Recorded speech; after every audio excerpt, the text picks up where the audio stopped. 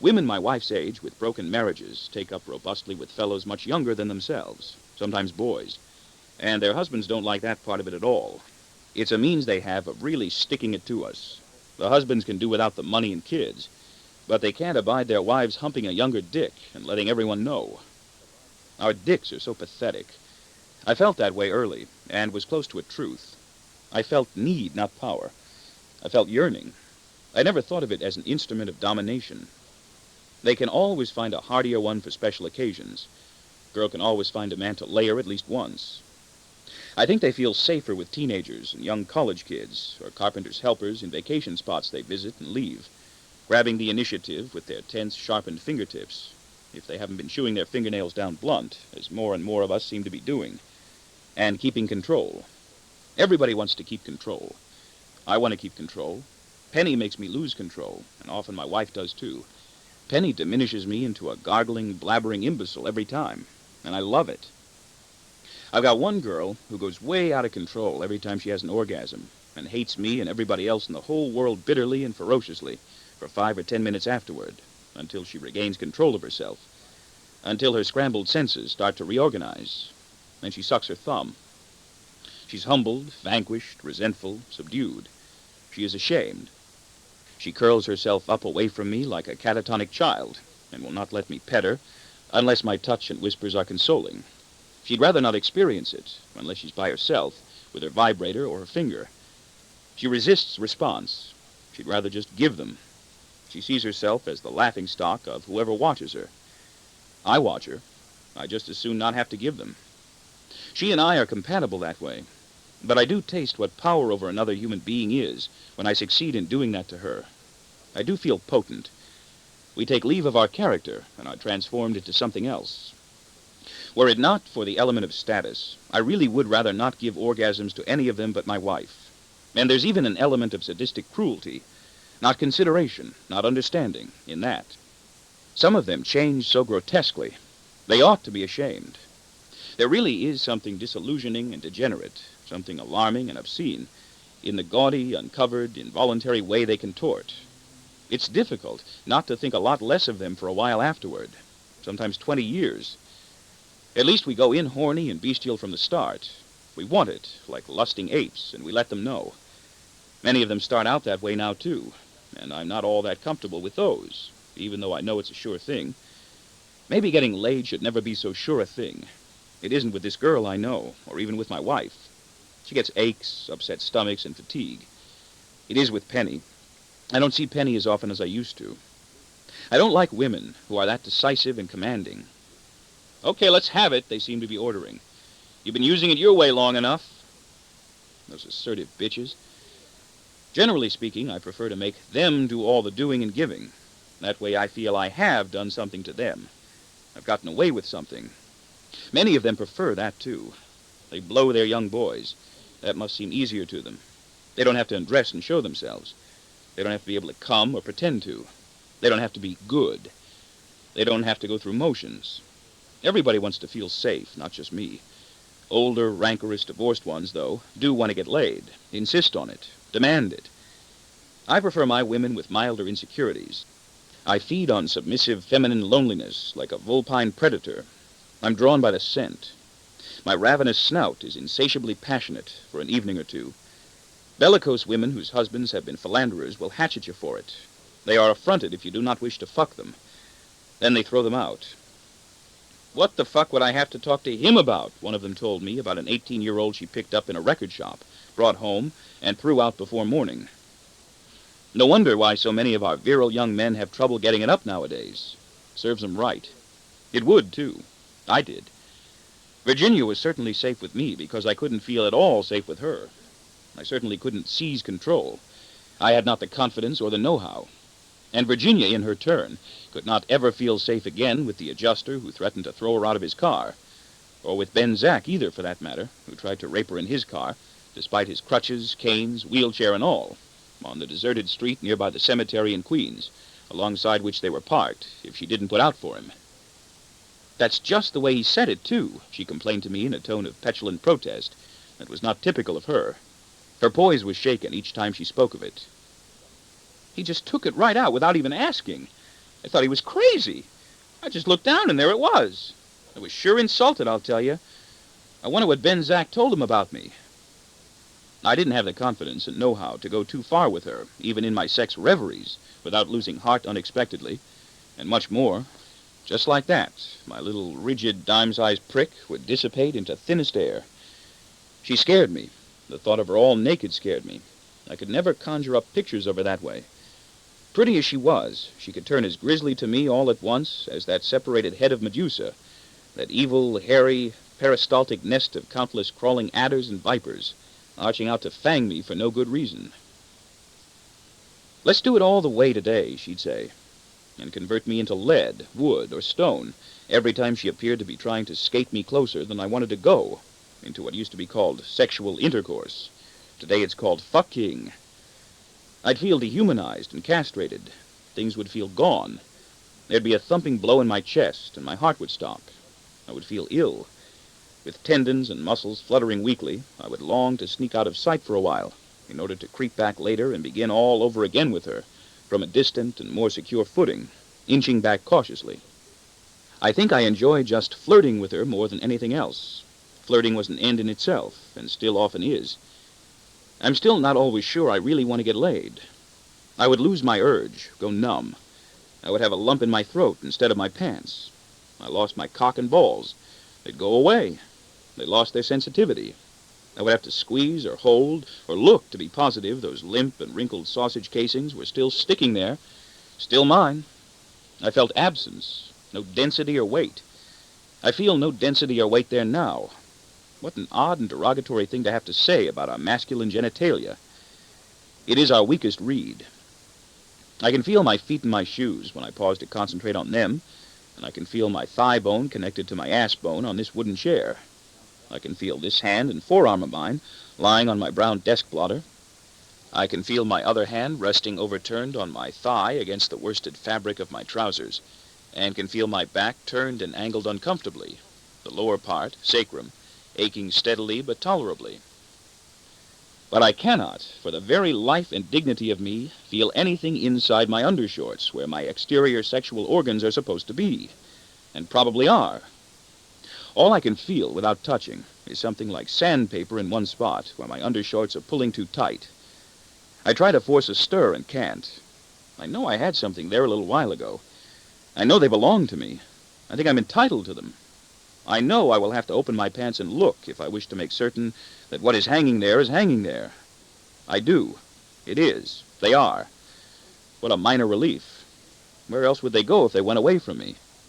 They feel lost now. I've been robbed, even as I watch, like sloughed-off skin from a blister or sunburn, or the cellophane wrapping from a crumpled, discarded cigarette pack, as though they already have gone away from me to work for somebody better, and left only these flaccid parings behind to jeer at me, until I scratch slowly, rub, tickle, and then, take a hearty grip.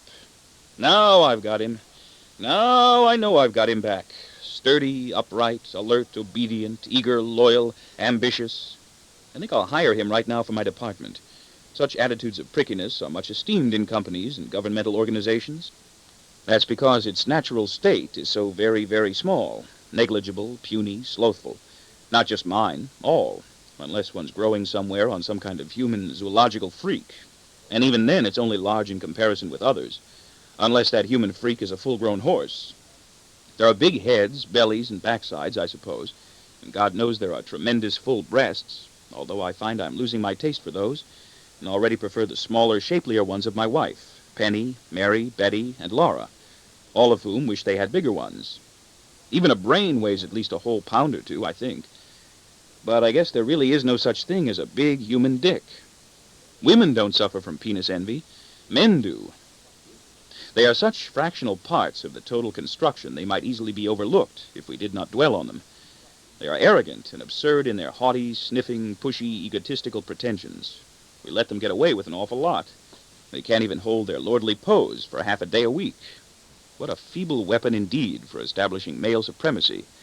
A flabby, collapsing channel for a universal power drive, ejaculated now and then in sporadic spoonfuls. No wonder we have to make fists and raise our voices at the kitchen table. Mine would pop right up dependably in the days of my youth, every time I stopped, or even thought of stopping, to resume joking salaciously with Virginia at her desk beneath the big circular office clock, whose slender, pointy minute hand, symbolizing a long phallic sword or lance for me in those days, and a lancet or proctoscope now, sliced ahead with a twitch every 60 seconds. It would project embarrassingly. I could not even dance with schoolgirl friends in those molten pubic days without launching haplessly into an instantaneous erection that had nothing at all to do with me or with them. I might just as well have shrugged my shoulders and claimed, "It's not mine, there's nothing I can do about it," and walked off the dance floor and left it floating there, in midair, disowned, and would have to draw back a bit at the waist in an attempt to conceal it. Now I shove it forward to let them see it's there. That is, I have found, an effective gambit with mature women who have let you know they want it. I kept myself covered with accident folders I made certain to bring with me whenever I went to Virginia's desk to pretend to search for others as we bantered lewdly. "Meet me outside." If she agreed, she always would if she could, she'd smile and dip her face almost imperceptibly. I would go out of the office into the hallway alone. My pulse would race, my hands were sweaty, and I would want to run past the bank of elevators down to the staircase landing between floors, even though I knew I would have to wait. Virginia was more discreet than I. She took her time. I was consumed with haste. I couldn't stand still as I waited. It never failed me then. It never let me or itself down when she joined me finally, hurrying also, and I began kissing her clumsily on the nose, cheekbone, and mouth, crashing teeth with hers so hard I thought my own must break, and squeezing and grabbing her in different places, pressing and rubbing it against her so savagely it hurt. She was panting too, but laughing as well. For the 4 or 5 seconds, or 1/8 of a minute she'd allow me before she'd lie, "Someone's coming."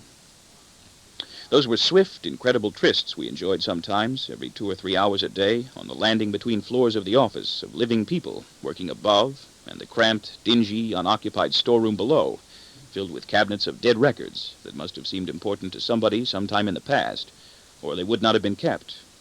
Hardly anybody ever looked at them anymore. They were accidents, old, forgotten casualties in blanched folders, with blue or purple data on the outside, and sheets of various types of legal and medical information inside. From folder to folder, the facts were similarly old and uninteresting. I soon stopped snooping into them. They were settled cases of people who were closed. "Somebody's coming," she would exclaim to me with a panic-stricken gasp when she decided my time was up, and be out of my hands and gone, even though nobody ever was. I always wanted much more of her then, right there on the staircase, when I knew I couldn't have it. I have gotten laid in bizarre and illogical places since. My wife goes for that kind of adventure too, but never, sad to say, on a staircase. We have a good staircase in our home in Connecticut now, but my wife's back condition might be aggravated, and I would chip my knees. I always felt satisfied afterward, though, and very pleased with myself. Those were my first good feels of grown-up woman. She was 21 after all, nearly 22 when I saw her for the last time. I would crowd myself upon her from head to toe and try to seize or shove against her everywhere. If I'd gone slower and been less gluttonous, I think now, she might have let me have more. In the storeroom once, she instructed me, "Slower, slower." Her voice was cooing, soothing. "That's better, darling. You scare me." I was flushed and perspiring like a feverish baby. I wanted to lie on my back, gurgle cherubically, and kick my feet. I had never been called darling by anyone before. Darling goes a long way still. I was usually hindered in these frenzied assaults by those damned accident folders I'd brought, for I'd invariably forget to put them down. I'd have to slide them behind her shoulders and brace her against a wall as I kissed and licked, snorted and groped. They would fall to the floor and spill open when she wrung herself away from me. I can still remember the cool, slick feel of her panties each time I touched them, my sense of miraculous astonishment that I was able to touch them at all. "Somebody's coming," she'd repeat in a growl. In another 2 seconds, it would have been me. I would have to let her go, for she herself would suddenly turn wild with fright. There was boiling lunacy around us. The glint in her eyes was penetrating and slightly insane as she tugged her skirt down and made ready to run off, endeavoring to smile. I think she was more greatly aroused by my touch beneath her skirt than she had expected. And I was too rough. She could have been wide open for me then if I knew how. She's closed now. Virginia's closed now, like those people in the storeroom whose cases had been settled in one way or another. So am I. And lying among them like flaked stains now in that dreary storeroom for dead records are my own used-up chances for attaining sexual maturity early, for getting laid young, or what we considered young. I could have had her there. I could have done it to her right on the desktop or floor of the storeroom. She all but asked me to, but I didn't know what to say. Or in one of her friend's apartments, or in a hotel room, while still a gawking, young, moronic, skinny teenage kid, bringing Mama's soggy sandwiches into the city to eat for lunch almost every working day of the week, while I pored over the sports section, comics, and sex stories in the New York Mirror, which is out of business now. Everything's going away. The old order changeth, there is no new. There is nothing new and good under the sun. Everything you buy has to be brought back for repairs or exchanged at least once. All of us tell lies. We call that initiative, although I remember it accurately, as though fearful to forget. If I forget thee, O New York Mirror, where will you be? And all those industrious hours of intent diversion I spent with that shitty tabloid. And the New York Daily News. I worked for 60 cents an hour. I earn more now. Ask the people who work for me. Ask my kids. One of them won't answer. I wolfed down 2 of those sandwiches every day on seeded rolls. Then 3. I could have eaten 4. I could have lost my cherry in her juicy box at age 17 right there on that same desktop between property damage 1929 and personal injury 1930. I could have done it to her lying down and sitting up, frontwards or backwards, sideways frontwards and sideways backwards too, the way I'm able to do now with girls who are slim and agile and don't get cramps, if I don't put on more weight. And I hope I don't lose more hair, or I soon might not be able to do it anyway with anyone but my wife. I used to be praised for my lush, wavy hair. Now curls are the thing, and I don't have any. Several times a day, most days of the week, and had my sandwiches and mirror on the desktop there, too, with my leather shoes propped firmly against the personal injury 1929 file cabinets for greater drive and mobility, and my folded elbows cushioning our heads against a smash into property damage 1930. That image of us fornicating on that old desk comes back to me often. We have all our clothes on. Her makeup smeared, her face is lax and lopsided. Her clothes are always in disarray, torn, pulled open, up, down, brushed aside. We are not nude. It's deformed, distorted, a desecrated sketch in colored chalk and wax. Some of those people in the personal injury files had been killed. It was hard to believe that cars had been colliding in property damage files as far back as 1929. It was hard to believe there were even cars. No, I couldn't. I could not have done anything different. I did what I could. It would be the same. I would be no different if I were that same hesitant, backward teenage file clerk, still bringing Mama's sandwiches with him to work for lunch. Then it did let me down. It went away, thawed, resolved itself into an unfeeling flap of a foreskin, and receded timorously whenever she rode me smack up to that immediate next step of registering at a hotel. I didn't even know how to register at a goddamn hotel. I was only 17 and a half. Or going to a friend's apartment with her after work, whenever I could not wisecrack and postpone any longer, but had to look straight at her and say yes to that bewildering and truly repelling situation in which I would have to be alone with her, get undressed beside her, take it out, and try to stick it in before it went soft. I knew it would go soft before I even got it out. I couldn't do it. I did not want it. I would get headaches. All I wanted to do was joke with her, listen to her tell stories of sex experiences with other people, and feel her up a few times a day, a few seconds at a time. I was too young. I would lose my bravado, personality, ambition, wit. I had no sense of humor. I would lose my will to say yes. I would lose all energy and soul, and be left with almost no substance I could feel. That lump would come to my throat. That's what I'd be left with, a lump in my throat instead of my pants. And I would lose my power to speak and be unable even to confess to her and plead, "I'm afraid, Virginia. I must go slowly, darling. Let me call you darling. You must help me see where I am." I felt nausea instead of desire, and immense mortal desolation. I think she knew it and pitied me, and I hated her and hoped she'd be crippled and die.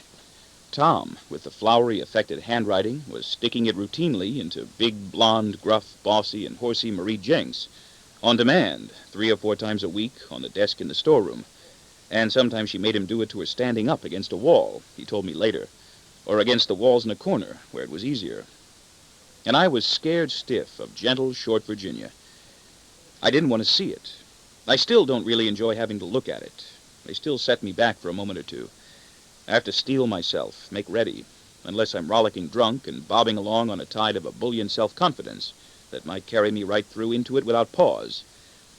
I wasn't scared stiff. I was scared soft. Ha ha. But Tom was older than I was, and when I was his age, I was doing it too, and they still astound me. The sight. They are distinct. No two are the same. No one is the same way twice.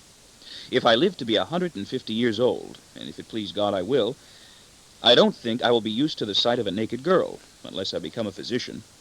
I still steal peeks at my wife. It's more likely I'll become a peeping Tom. Snatches vary. I'm always tense and somewhat disbelieving as they undress. No two are alike. Why are they doing this for me? There's always still at least 1 second of awe, of raw curiosity, in which I'm breathless at the possibilities of what is about to be disclosed and offered me. I have to accept it, whether I like it or not, while I counterfeit nonchalance all the while, and appear to be gazing elsewhere at something infinitely more engrossing, like my trousers folded over a chair, the grill of an air conditioner, or my woolen socks, with my garters still attached, lying in my shoes. I wonder if we are as interesting and peculiar a spectacle to them. I think we are. I get compliments for cleanliness and symmetry, and for the cute pliability of my foreskin, which more and more girls in recent years are finding as novel a decoration as my garters. They don't see many of either anymore. I'll be damned if I'll cut it off now. I'll give up garters. I may look a little bit Jewish to some people, and think Jewish a great deal of the time, but it's proof I'm not if I ever want to use it against someone like Green, who is. That same elusive imp dodging around so artfully inside me somewhere that urges me at times to kick Kegel in his leg or my daughter in her ankle also often gives me a throbbing, delectable wish in my upper palate, along with a tickling yen in one nostril to... The wish and that exhilarating tickle join forces virtually to exhort, "Go ahead, do it, sweetheart. See how good it feels." To, how shall I say it, Jew bait. Moles, birthmarks, pimples, crimped scars, and untended dark hair in filaments or clumps in unexpected places on women sicken me with disappointment and leave me morose and queasy unless I take a Spartan grip on myself at the start and go right at these things as though with an uncontrollable desire. I must make myself seem to adore with the passion of a fetish what I find so repugnant. Else I might quit entirely. I don't want to hurt their feelings, or mine. I hope for silken perfection every time, and am relentlessly unforgiving of blemishes. I feel swindled, injured. I must make myself look past them at the whole picture. Some have hair growing down the sides so long it curls out of their bathing suits. They don't seem to notice or mind. I do. I don't know where to look away from. They must know it's there.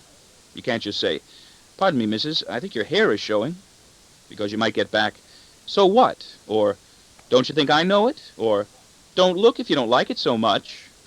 Slightly judicious and less risky would be, "Pardon me, madam, but do you know your hair is showing?" Unless you want to go after it, and then you can make whatever clever gutter gambit you want to. I don't usually like that kind, although I have had to welcome them with manufactured enthusiasm on many occasions, when it turned out to be the kind I'd been dating and sucking around after. I don't like excess black face or body hair on anyone, men or women, even when it's been shaved. It seems aberrant to me, infernal, revolting. It's there to revile me. My wife has black hair. By now, though, I know where it all is. No coiled, fuzzy surprises from her. I have stumbled over hairs in my time that I could dissertate about for hours if I were the type to dwell compulsively upon past failures. Mrs. Yerger had a wen. Betty Stewart had a cast in her eye, but I continued to copulate with her weekly anyway for several months, until she met a younger man she thought she might want to marry. My mother started sprouting bristly, dark gray hairs on her face when she was no longer able to tweeze them out herself. Her pores turned gaping and coarse. I looked past the hairs at her face, when I forced myself to look at her face at all. I could not say to her, "Mother, I think you have some hairs growing on your face." By then she might not have heard or understood, and I would have had to say, more loudly and crabbedly, "Hey, Ma, gee whiz, you got hair on your face." Not ever. How could you ever say that to your own sick mother? On the Rorschach test I took to get this job, it was observed that I was able to look at the whole picture, and did not digress to delve wastefully into unrelated details. The probability was that I'd succeed, and I have. In the early years of our marriage, my wife did not like me to see her naked unless she was in the bathtub, did not want to watch me stare at her while she undressed. She still does not want me to see her on the toilet, and I'm not keen any more about seeing her there either. Only once or twice a year is enough. But now she enjoys having me watch her, strips like a teaser and flops down in bed and lies there like Goya's Duchess. I enjoy it and laugh with her. I'd enjoy it more if she hadn't been tippling all day and was still not partially drunk. She could have been killed while driving, or killed someone else. She could be stripping with just as much giddy and inebriated anticipation for somebody else. My wife and I do enjoy ourselves together much more than I tend to remember. We often have fun. I'm not sure that things can get better for me. She had a technique for changing clothes that never exposed her bottom parts. Nightgown over panties or girdle pulled on under nightgown. One caught glimpses only. That heartless, unfeeling bitch. In bed, she'd take it off anyway as soon as I asked. She'd even dress and undress inside the closet. No wonder I won't wake her from her bad dreams. Let her die in them, or be mangled into 1,000 bloody pieces by the illusion she's going to be. If my wife dreams of a prowler approaching her bed, is it the same prowler I'm dreaming of? What were you dreaming about? It was awful, she answers in the morning, still shaken. Something terrible was happening to you. Horse shit. I swear. People don't dream about other people. They only dream about themselves. Something happened to you, and I couldn't stop it and was afraid. You were dreaming about yourself. She must have been taught to dress and disrobe that way at summer camp, where males could peek between the bunk boards, or by her mother or divorced, jealous-faced sister, who got knocked up as a college kid before that became fashionable, and grew up frigid and ill-natured. She lives by herself now, with her liver-hued freckles, in a small house nearby, and advertises she would not have it otherwise. I believe her. I also believe that nothing would please her more than for me or the husband of some other woman to fall in love with her. We would fail. She would spurn us. She would love that chance to. I also believe she will always want to live nearby. I think she hates me, is envious of my wife, and contaminates my wife's trusting, abject nature with doses of guileful animosity. She spouts bigotry and reactionary political comment. She is childless. Her first husband has married again and has children. She has a store. There is much in the world of which she disapproves. She wishes my wife would be more like her, and chides her because she is not. She criticizes our children, and volunteers advice to my wife on how to turn me into a more submissive husband. I wouldn't let him get away with it. That's why I threw Don out. She is glad that John Kennedy and Robert Kennedy were killed, and that the girls in the family have crooked teeth. She wants my wife to agree with her. She wants me to put in a swimming pool. I feel rivalry between us. I used to feel rivalry with her mother. I didn't let my wife know how much it pained me to see her undressed that way. How often I cursed her and swore to get even. I do get even. We Slocums have our family honor. It was a matter of high principle, as well as of low prurience. I cherished seeing her in ungraceful positions. Still do. She never guessed the effect it had on me. She is not mean. And I was too sensitive and proud to complain. I did not want to beg, while she did not even know what was going on. Don't you ever dream I'm dead? She likes to ask. Did you dream I was dead? I think so. I think that's what was happening. Thanks. I was sorry. I don't remember. My dreams are about me, and you're not me. I dream about you. You're in my dreams. Do you want me to return the favor? To promise? You couldn't keep it. Then why bring it up? I'm grateful she doesn't ask me if I ever dream about her and another man, because I do, and that dream is about me also. They're coming together in sexual union for the sole purpose of denigrating me, and I don't like it. I don't want my wife to commit adultery. I don't think she wants to either, ribald and vulgar as she sometimes gets at large parties now, although she may think she wants romance. I'd like some too. Where do you get it? More likely, she is reacting against being the kind of old-fashioned person who doesn't want to, while so many older women we hear of do want to and are. She would have to be drunk and more stupefied than she's ever been, that I know of, and fall into very bad, greedy hands. She would have to be led away without knowing it to some place remote and be overcome in silence by somebody wicked and unmerciful. Conversation would eliminate his chances. She'd recognize he wasn't me. I hate that man. All of them who've ever calculated their chances with her. And I want to kill him, especially with this foreknowledge I have, that she would probably enjoy it more with him than she ever has with me. "Oh, darling," she exclaims to him over and over again in sighing adoration. "I never knew it could be this way. I will do everything you ask." She would have no real need for me after that, except to pay certain bills. She does not like to write checks for things like insurance premiums and mortgage payments. I hang within earshot at parties, unless I'm off on my own, taking soundings of somebody else's drunken wife. I prefer them comelier and better tempered than my own, to lead her away before an insult or assignation becomes inevitable. "Come along, dear. Come on now. This way, dear. There's an elegant man here who wants to meet you." "Who?" "Me." In these dreams of mine, in which she abandons me for somebody else, I seem to dissolve while dreaming them, and am left with nothing but my eyes and a puddle of tears. Divorce, however, is a different matter. We like to try each other on that. "Do you want a divorce?" she will ask. "Do you?" I've thought about it. What happily married man of any mettle hasn't? "What would I do?" she speculates with a long face. "I couldn't find another man. Who would want me?" "Don't be too sure." "I'm too old." "Nah, I'm older." "It's different for you." "Yes, you could." "It's too late." "No, it isn't." "You're eager, aren't you?" "You're the one who brought it up." "You're the one who's always thinking about it. I can tell. You get so happy every time a marriage breaks up. Why don't you come right out and say so?" "Why don't you?" "You're the one who's unhappy." "Who says so?" "I know how you feel." "Aren't you? You do a lot of complaining. You're complaining right now." "Don't you want a divorce?" "You can tell me if you do." "No, I can't." "You can." "I can't even tell you if I don't." Almost from the first week of our marriage, we've been jostling each other this way over divorce. Almost from the first week of our marriage, I have found these squabbles sexually arousing, and am in haste to hump her and reconcile. She always gives in. "Say you're sorry." "I'm sorry." She would like me to say, "I love you." I won't. I can't. I shouldn't.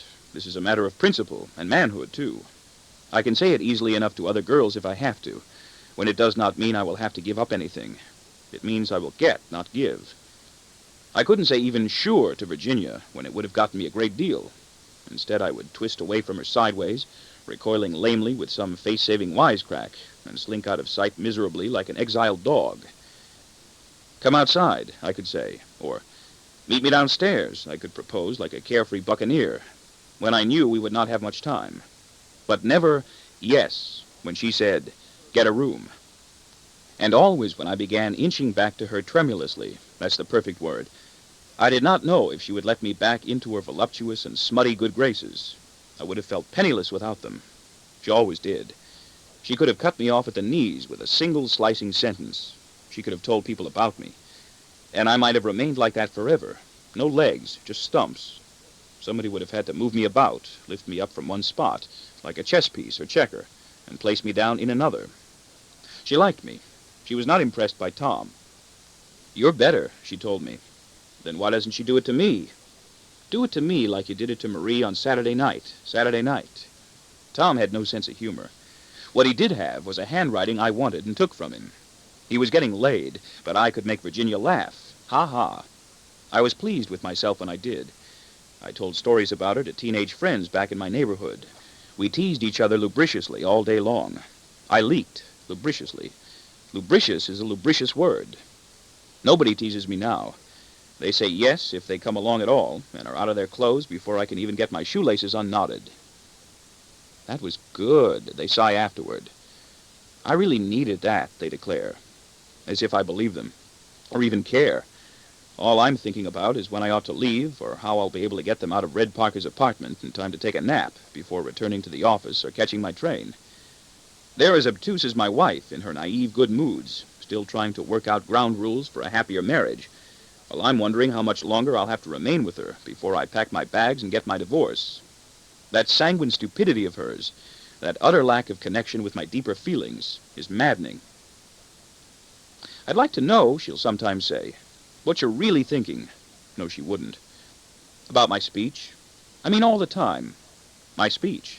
I may have to make a much different one if I get the promotion." "All of us think you're angry when you get so quiet. We try to guess what it is. Virginia would tilt her head backwards and to the side, eyeing me lewdly with a knowing, taunting look, a festive leer. Her powerful breasts, girls with big breasts sometimes wore very tight bras then too, elevated like artillery pieces on weapons carriers, and thrust out brashly just for me. She knew what I was thinking. These, she denounced proudly, are what Mr. Lewis likes about me. The tip of her tongue would glide for an instant between the edges of her shiny teeth as she watched me stare. You do too. Come outside. Come inside. You're a tease. You're a tease. You keep a girl all hot and bothered all day long, and then won't even take her to a hotel. I don't know how. I'll tell you. You do it. They'd lock me up. They'd lock me up as a prostitute. We'll do it together. Register as Mr. and Mrs. Bang. Today, 21 is too young for me. Childish, pesty. I wouldn't lay one like that on a bet now if she worked in the same office. The whole company would know. They talk about you now to their friends. They talk about you to their parents. I don't even like them working for me that young, or hearing their strident gibberish with defective pronunciations that give their neighborhoods and working-class backgrounds away. They lack refinement. Most of those that don't wear bras have pendulous breasts that look awful. I don't often envy youth. I detest it. Kids don't hear noise. They make so much. I wish they'd all keep their mouths shut in public and turn down their phonographs and transistor radios. My daughter will soon be the same age as Virginia. She looks older now, but she's taller when she stands up straight. I wish she'd realize that and wear more than just a nightgown when she comes out of her room. I wish my wife would tell her. It's hard for me to say anything about it to either one. I don't think I'll ever be able to sleep in a double bed again with a male. I would choose the floor or a chair, and that would be equally suspect. I'm not a fanny patter. There are times I don't even want to handle my wife. I just want to put it in and get it over with. Or I don't want sex at all. I make excuses. There is a barrier of repugnance. It's shelter. It dissolves when I want it to. They've got nothing there, but something missing. I think filthy. That shelter, too. Other times I want it, and my wife doesn't, and it's like receiving a blow across the forehead, eyes, and the bridge of my nose. Virginia was 21 and older than I was, and that's the way I will have to keep thinking about her if I want to be able to keep thinking about her with romantic nostalgia and devotion. She would have lapped me up, turned me topsy-turvy, as Penny can do, spilled me head over heels into a sea of whiny, rippling vibrations, whirled me backwards quivering into a hailstorm of palpitating infancy and insanity, sent me scrambling up the walls with sensation and rocketing through the ceiling like a surface-to-heaven missile, with the flaming tip of her crimson, naughty tongue. I would have begged for mercy as soon as I recollected who I was and found myself able to speak again. I do that with Penny now. I do it with my wife. And she would have looked lovingly at me with sated sweetness afterward, resting on her knees between my own, satisfied herself by how beautifully she had done, how prodigiously she had pleased me. I'd like that now. Isn't he jealous? I had to ask. Can he see us right now? He wants to leave his wife and marry me. We go to empty restaurants and have drinks and dinner. He likes the way I kiss. So do I. So do I. It took a lot of practice for me to get it just right. You should try me when I'm all naked and really feel in the mood. I don't know what you're waiting for. I lowered an accident folder over my groin, in case another one took place. Come outside. I see, said the blind man. Something's happening. Is this case yours? I inquired boldly. I'll bet I know the cure. Meet me. Did you ever go to bed with a stiff problem and wake up with the solution in your hands? You made it hard for me, but I can't hold it against you. Go first. I'll meet you. I'm coming, Virginia. Do it to me like he does it to Marie, she sang back softly, as I moved past her out into the hallway. I was Captain Blood the Pirate on that staircase, a dauntless freebooter. I bore the accident folders before me prudently like a gallant shield. I had something to hide. I was carrying hot pellets. I always yearned to take it out and ask her to hold it a little while. I didn't dare. Mrs. Yerger was in charge before I was able to, and I quit soon after. I practiced the words, but couldn't say them. The interchangeable first ones jammed in my larynx and pharynx. There was a multitude of syllables with which I might have begun. Will, take, would, how about, don't be, I, please. I could not speak any of them. I did not know what pose to adopt. I had no choice. Now I know it would not have mattered. She either would or wouldn't. The thing to have done was to whip it right out, mumbling anything. Please would have done fine. How I wanted her to. It would have been laden with need, almost beyond endurance, swollen to bursting with tenderness, gone lunging off rabidly like an epileptic relative I would soon attempt unsuccessfully to repudiate, self-centered, an embarrassment, a connection of some distance I might have to mutter an apology for. I don't get that hot anymore. Apathy, boredom, restlessness, free-floating, amorphous frustration, leisure, discontent at home or at my job, these are my aphrodisiacs now. I never got that far. It ended before I learned how. All that's required is 1 or 2 years of specialized training, say the military recruiting posters. I got that specialized training in the armed forces. I came out of the Army a handsome captain, and Virginia was dead. I was glad.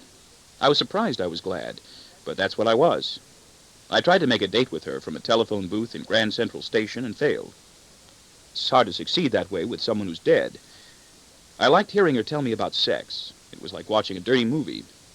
It was hard picturing someone as gentle, moderate, and considerate as Len Lewis being incited by her in a restaurant, movie, or automobile. I make him, she boasted. I lead him on slowly. I know how. How? Her father had killed himself, too. We never knew why. We had lots of money. He was a quiet man, like Mr. Lewis. What does he do to you? Whatever I ask him to, or show him. He isn't sure how far he can go with me yet. He can't believe it, she praised herself with a grin. He's very sweet. I like to make him happy. He's easy. You're easy, too. I'm hard. Easy. See? I see, said the blind man. You're making things very hard for me. Should I meet you? Hurry up. I can only stay a second. Hurry up. Her face wreathed in pink, blissful smiles of contentment whenever she saw me get an erection.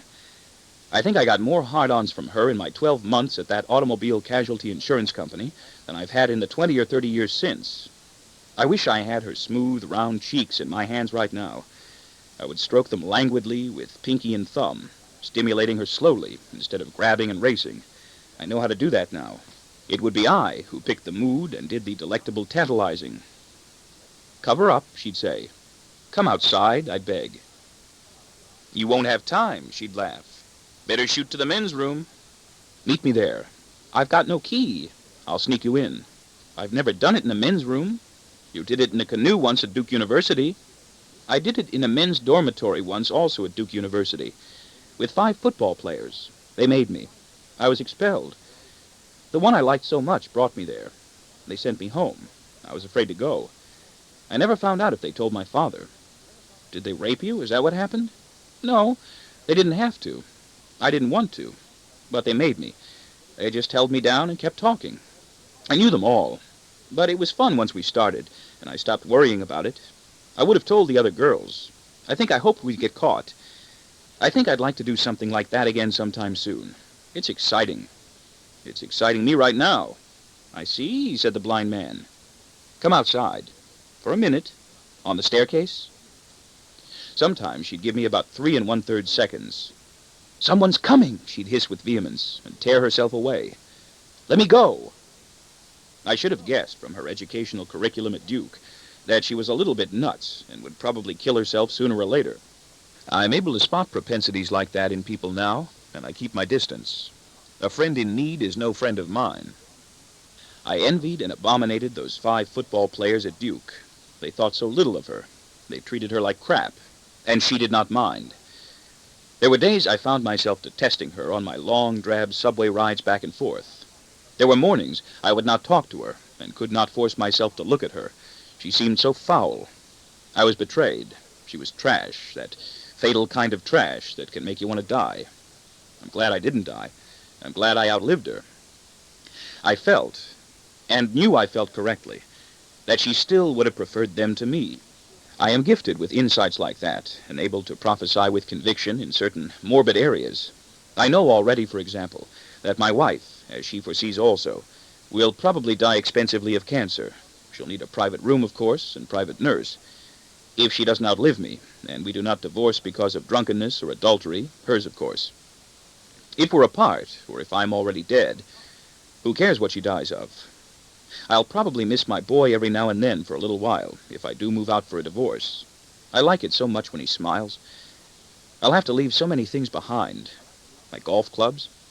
How can I rationally make time and room for my golf clubs and my new golf shoes when I'm breaking away from home and family in an irrational rage? Will I be happy when my wife is dying of cancer? No. Will I be sorry for her? Probably. Will I be sorry for myself? Definitely. Will I still be sorry for her after she's gone? Probably not. I'm especially good on suicides and breakdowns. I can see them coming years in advance. Kegel is close to his breakdown now. His God won't save him, but maybe his boozing and whores will, supplemented by fortifying compounds of vitamin B12 and self-pity, mixed with self-righteous claims of mistreatment. If nothing else, everybody will agree he has been a nice guy. Kegel won't kill himself.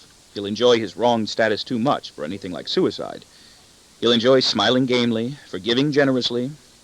I'll have to get rid of him. I'll try to help him now. He grins incorrigibly, and I want to kick him in his leg. I know something he doesn't know, while Green, Brown, Black, and others watch mistrustfully and theorize. I know I don't feel honest with them. I want Arthur Barron to note my efforts to aid Kegel. Kegel's job will be given to me. It's all but inevitable now. Kegel welcomes my criticism and ignores it. It's the attention he welcomes. If I threw spitballs at him, he'd be just as grateful. I want Arthur Barron to note my efforts to aid Kegel. Kegel's job will be given to me. It's all but inevitable now. Kegel welcomes my criticism and ignores it. It's the attention he welcomes. If I threw spitballs at him, he'd be just as grateful. He thinks I'm a doting parent, fussing over an appealing child. I'd like to spit in his face. Won't he be surprised? Martha, the typist in our department, will go crazy eventually, probably in my presence. I'll get rid of her deftly and be the talk of the floor for a few days. And I won't lay Jane, although I'll continue to flirt with her, fluctuate and vacillate, hesitate and saturate, and ferry the prurient interest she stimulates in me home, like melting ice cream or cooling Chinese food, to my wife in Connecticut, or uptown to old girlfriend Penelope, my weathering, reliable Penny, who still studies music, singing, and dance diligently, while working as a cocktail waitress in one place or another, and still likes me better than any of the younger men she successfully falls in love with for a few months, 3 or 4 times a year. She should like me better. I am better. They're jerks. My wife loves doing it with me in Red Parker's apartment in the city, and I like doing it there with her, too. It's different than at home. We go at each other full force. I have grim premonitions now for Penny, who traveled through her 30th birthday still unmarried, with much deeper emotional changes than she seems to recognize, and is not as jolly as she used to be. I've known and liked her now for nearly 10 years. I don't know what will become of my daughter. I make no firm predictions for teenage girls today. The boys I know will all fail. They failed already. I don't think they were given a fair chance. She'll want to take driving lessons even before she reaches 16. Then she'll want a car. She'll have duplicate keys made and steal one of ours. I wish she were grown up and married already, and living in Arizona, Cape Kennedy, or Seattle, Washington. Someone older will advise her to steal our car keys and have an extra set made. She steals money now from my wife and me to chip in with her friends for beer, wine, and drugs on weekends. I don't think she uses the drugs. I think she's afraid, and I'm glad. I'm glad they seem to be going out of fashion in our community, along with spade boyfriends. I'm glad she's afraid of blacks, too.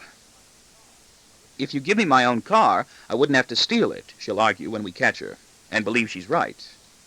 I'm in the dark. My lucid visions bleed together.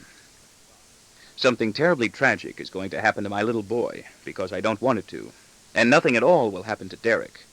Police and ambulances will never come for him. I see no future for my boy. The veil won't lift. I don't get a glimmer. I see no future for him at all. And this is always a heart-stopping omen. When I look ahead, he isn't there. I can picture him easily the way he is today, perhaps tomorrow, but not much further. He is never older, never at work or study as a doctor, writer, or businessman, never married. The poor kid never even goes with a girl, never in college or even in high school. He is never even an adolescent, with a changing voice, erupting skin, and sprouts of sweating hair discoloring his upper lip and jaws. I mourn for him. My spirit weeps. Where does he go? He doesn't pass 9. He stops here. This is where he must get off. Every day may be his last. Either he has no future, or my ability to imagine him present in mine is blunted. I view the empty space ahead without him dolorously. Silence hangs heavily. I miss him. I smell flowers. There are family dinners, and he is not present. What will I have to look forward to if I can't look forward to him? Golf, my wife's cancer, a hole-in-one, and after that, another hole-in-one. I made a hole-in-one, I can repeat endlessly to people for years to come. When obscurity and old age descend upon me like thickest night and shrivel me further into something small and unnoticeable, I can always remember I made a hole-in-one. On my deathbed in my nursing home, when visitors I don't recognize arrive to pay their respects with gifts of very sweet candy and aromatic slices of smoked oily fish, I may still have it in my power to recall I made a hole-in-one when I was in my prime. I'm in my prime now, and I haven't made one yet. It's something new to start working toward. And it may cause me to smile. A hole-in-one is a very good thing to have. Will you believe it, I can say. I once made a hole-in-one. Have another piece of smoked fish. A hole-in-one. I don't know what else one can do with a hole-in-one except talk about it. I made a hole-in-one. Eat your fish. Hello, girls. Did you ever hear the one about the amputee without arms and legs outside the whorehouse door? I rang the bell, didn't I? I can picture such scenes of myself in a nursing home easily enough. I can picture Derek out front easily, too, slobbering, a thick-set, clumsy, balding, dark-haired, retarded adult male, with an incriminating resemblance to a secret me I know I have inside me, and want nobody else ever to discover. An inner visage. I think I sometimes see him in my dreams. I bet Arthur Barron doesn't suspect he's there, that I have the potential for turning myself inside out into a barbarous idiot, or that I am stricken chronically with a horror so acute it's almost an exquisite appetite, of stuttering or experiencing a homosexual want. Perhaps I have already. Or having my tongue swell and stick to the roof of my mouth, and be unable to talk at all. No wonder I am terrified of being condemned behind closed doors, without my even knowing sentence has been passed. Perhaps it's already happened. But not one day more of life can this fertile imagination of mine provide for my poor little boy. What work will he do? What clothes will he wear? Oh, God, I don't want to have to live without him. Andy Kegel's job will be proffered to me, and I will accept it. By now I want it. By now I no longer misrepresent to myself that I don't. Kegel is an enemy. He is blocking my path, and I want him out of my way. I hate him. The need to kick him grows stronger every day, to yap with contempt right in his howling, astounded face. It would turn to a human skull. It would steam the flesh away in a second. I'll never be able to do that. Civilization won't allow me to. But I might kick him in the leg if the temptation persists and my self-control flags. I will kick him before I can stop myself. I will be at an utter loss afterward to explain. I might want to die of embarrassment, and I'll feel like a caught little boy. Why did you do it? People will demand. I'll have to shrug and hang my head. I'll weigh 84 pounds. He kicked me in the leg, Kegel will protest to everybody. He kicked Kegel's leg. Did you see that? He kicked Kegel in the leg. There's nobody else whose leg I want to kick, except my daughter's ankle at the dinner table, at times when it would be easier for me to do that than reach out to smack her in the face. She flinches as though I already have as soon as I feel I want to, and raise my voice. My wife makes me want to hurl her back a foot or two, to give me room to cock my arm and punch her in the jaw, at least twice with my fist. I shake my finger at my boy. Derek I smother with a huge hand over his mouth to stifle his inarticulate noises and hide his driveling eyes, nose, and mouth. It is not to put him out of his misery that I do it. It is to put me out of mine. He's a poor, pathetic, handicapped little human being, but I must not think about him as much as I could if I let myself. And I hate his nurse, whom I propel over the threshold, throw her out of my house, bracing her below with one arm to prevent her from falling to the ground and suing me. She falls anyway and sues me. The repulsive woman exudes an unpleasant odor of rancid grease, mixed with dust and perfumed bath powder. She bathes morning and evenings. Her hair is ghastly white. Her cleanliness is reproachful. I can't bear her intrusive familiarity. She treats me with no more solicitude than I get from my family, and she's a salaried employee. I know what hostility is. It gives me headaches and tortured sleep. My id suppurates into my ego and makes me aggressive and disagreeable. Seepage is destroying my loved ones. If only one could vent one's hatreds fully, exhaust them, discharge them the way a lobster deposits his sperm with the female and ambles away into opaque darkness alone and unburdened. I've tried. They come back. It's all Kegel's fault, I feel by now. I blame him. Minute imperfections of his have become insufferable. Irritability sizzles inside me like electric shock waves, saws against the bones of my head like a serrated blade. I can quiver out of my skin, gag, get instant knifing headaches from the way he sucks on a tooth, drums his fingers, mispronounces certain words, says beauty fool instead of beautiful, and between you and I instead of between you and me, and laughs when I correct him. I have this impulse to correct him every single time and have to stifle it. The words spear through my consciousness and slam to a stop against bone, the inside of my skull. I can restrain myself from saying them, but I cannot suppress the need to want to. I am incensed with him for provoking it. He bubbles saliva in the corner of his mouth and still wears the white smudge on his chapped lips of whatever antacid pill or solution he has been taking for his stomach distress. He has fallen into the habit of saying with lowered escaping eyes. I want to mock back. I loathe Andy Kegel now because he has failed. I'd like to hit him across the face with the heavy brass lamp on his desk. I tell him. Andy, I tell him, I'd like to hit you across the face with that lamp. He says. I reply. I chuckle kindly when I see him, joke with him snidely about Green's vocabulary and well-tailored, showy clothes, help him beautifully in ways he can observe. I weighed 198 pounds this morning, down 4.5 since Monday, when I decided to begin losing weight, and am nearly a whole foot taller than he'll ever be. He wants to know, how are you getting along with that kid in the art department? Fine. The one with those small titties? She's young enough to be my daughter. What's wrong with that? I've got those call reports for you from Johnny Brown. Didn't think I noticed, did you? Gonna cut me in? How would you like a kick in the leg? My good one or my bad one? Andy, this time I think you ought to look at them and make some comments before you pass them on. Clamming up? What good are they? Salesmen lie. Catch 'em. You'll make a good impression on Arthur Barron and Horace White. He pays no attention. Ever go 2-on-1? 2-on-1 what? I do that now in Las Vegas. I know the manager of a hotel. 2 girls at the same time. I did it again last week. You ought to try it. I don't want to. 2 coons? How about these call reports?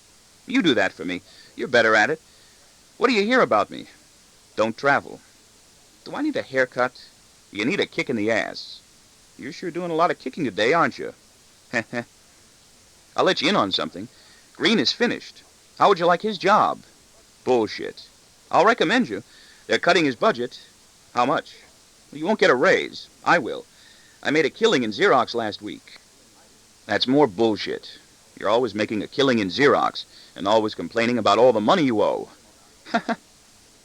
All he's got is his home in Long Island and a house in the mountains, to which he sends his wife and 2 children every summer. He goes there some weekends. I inquire after Kegel's family as periodically as Arthur Barron inquires about mine. All fine, Art, I always reply. Yours? Green never asks. He isn't interested in my family and won't deign to pretend. I've dwelt wistfully more than once on the chances of his being killed in an automobile accident, driving back or forth to work one lucky day. Kegel is careless in a car, and usually sluggish or drunk when he leaves the city at night. Kegel is one of the very few upper-middle echelon executives left in the company who still make their homes in Long Island, and this gaucherie, too, has scored against him, along with the white-tipped hairs growing out of his nostrils and the tufts in his ears. Nobody has hair growing out of nostrils or ears anymore. You ought to see a barber now just for that. This is something I've not been able to bring myself to mention to him. I fear it would hurt him. It has become difficult for me to look at him.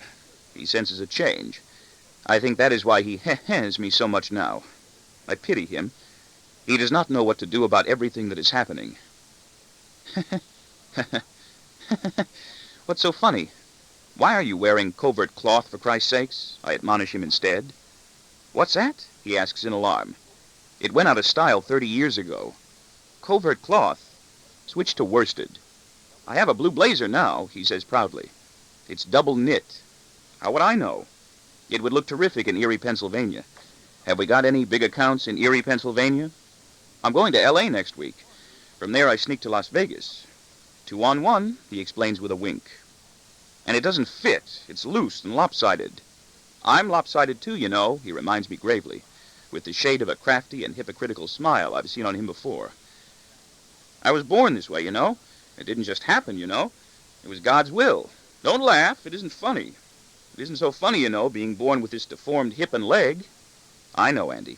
It's nothing to laugh about. I wasn't laughing. This is the way he wanted me. Hallelujah, I think of replying cynically. I wish he'd given as much thought to me as you feel he gave to you. When Kegel draws upon his leg or God for deference and sympathy, he becomes those odious strands and bushy tufts of hair in his nose and ears, intimate, obscene, and revolting. And I have wished the poor man dead many times lately, just for filling me with ire, shame, and disgust. Worsteds won't help him. Everything is going wrong. I have wished other unsuspecting human beings I know and like dead also, for most trivial slights and inconveniences. Let them all die. I'm liberal. I really don't care how. I visit fatal curses on slow salesgirls and on strangers who get in my way and delay me when I'm walking hurriedly. Die, I think. Pass away. Let me step over you. I can find many men. There are always men. In public life, I'd like to see assassinated. I can't stand bums anymore. I don't feel sorry for them. Although I'd never think, I haven't yet, of doing that kind of work myself. I feel I understand why other people beat, kick, and set fire to bums and panhandlers. We have too many of them. I do not grieve at the death of presidents. Usually I'm glad. They're finally getting what they deserve. Not since FDR, I think, which was the last time in my life, if memory is correct, I was able to raise a tear. I have to choke back sobs now and then, usually at bad movies. But my tears are bottled away somewhere deep inside me. Nobody can tap them. That was a man, that Franklin Delano Roosevelt. The last time I had a president I could look up to. The rest have not been mine. Or maybe I only thought so because I was gullible. No, the whole country wept when he died. My mother wept. 1/3 of the nation, said he, is ill-housed, ill-clothed, and ill-fed. By now, with our improved technology and humane social and political reforms, it must be more than half.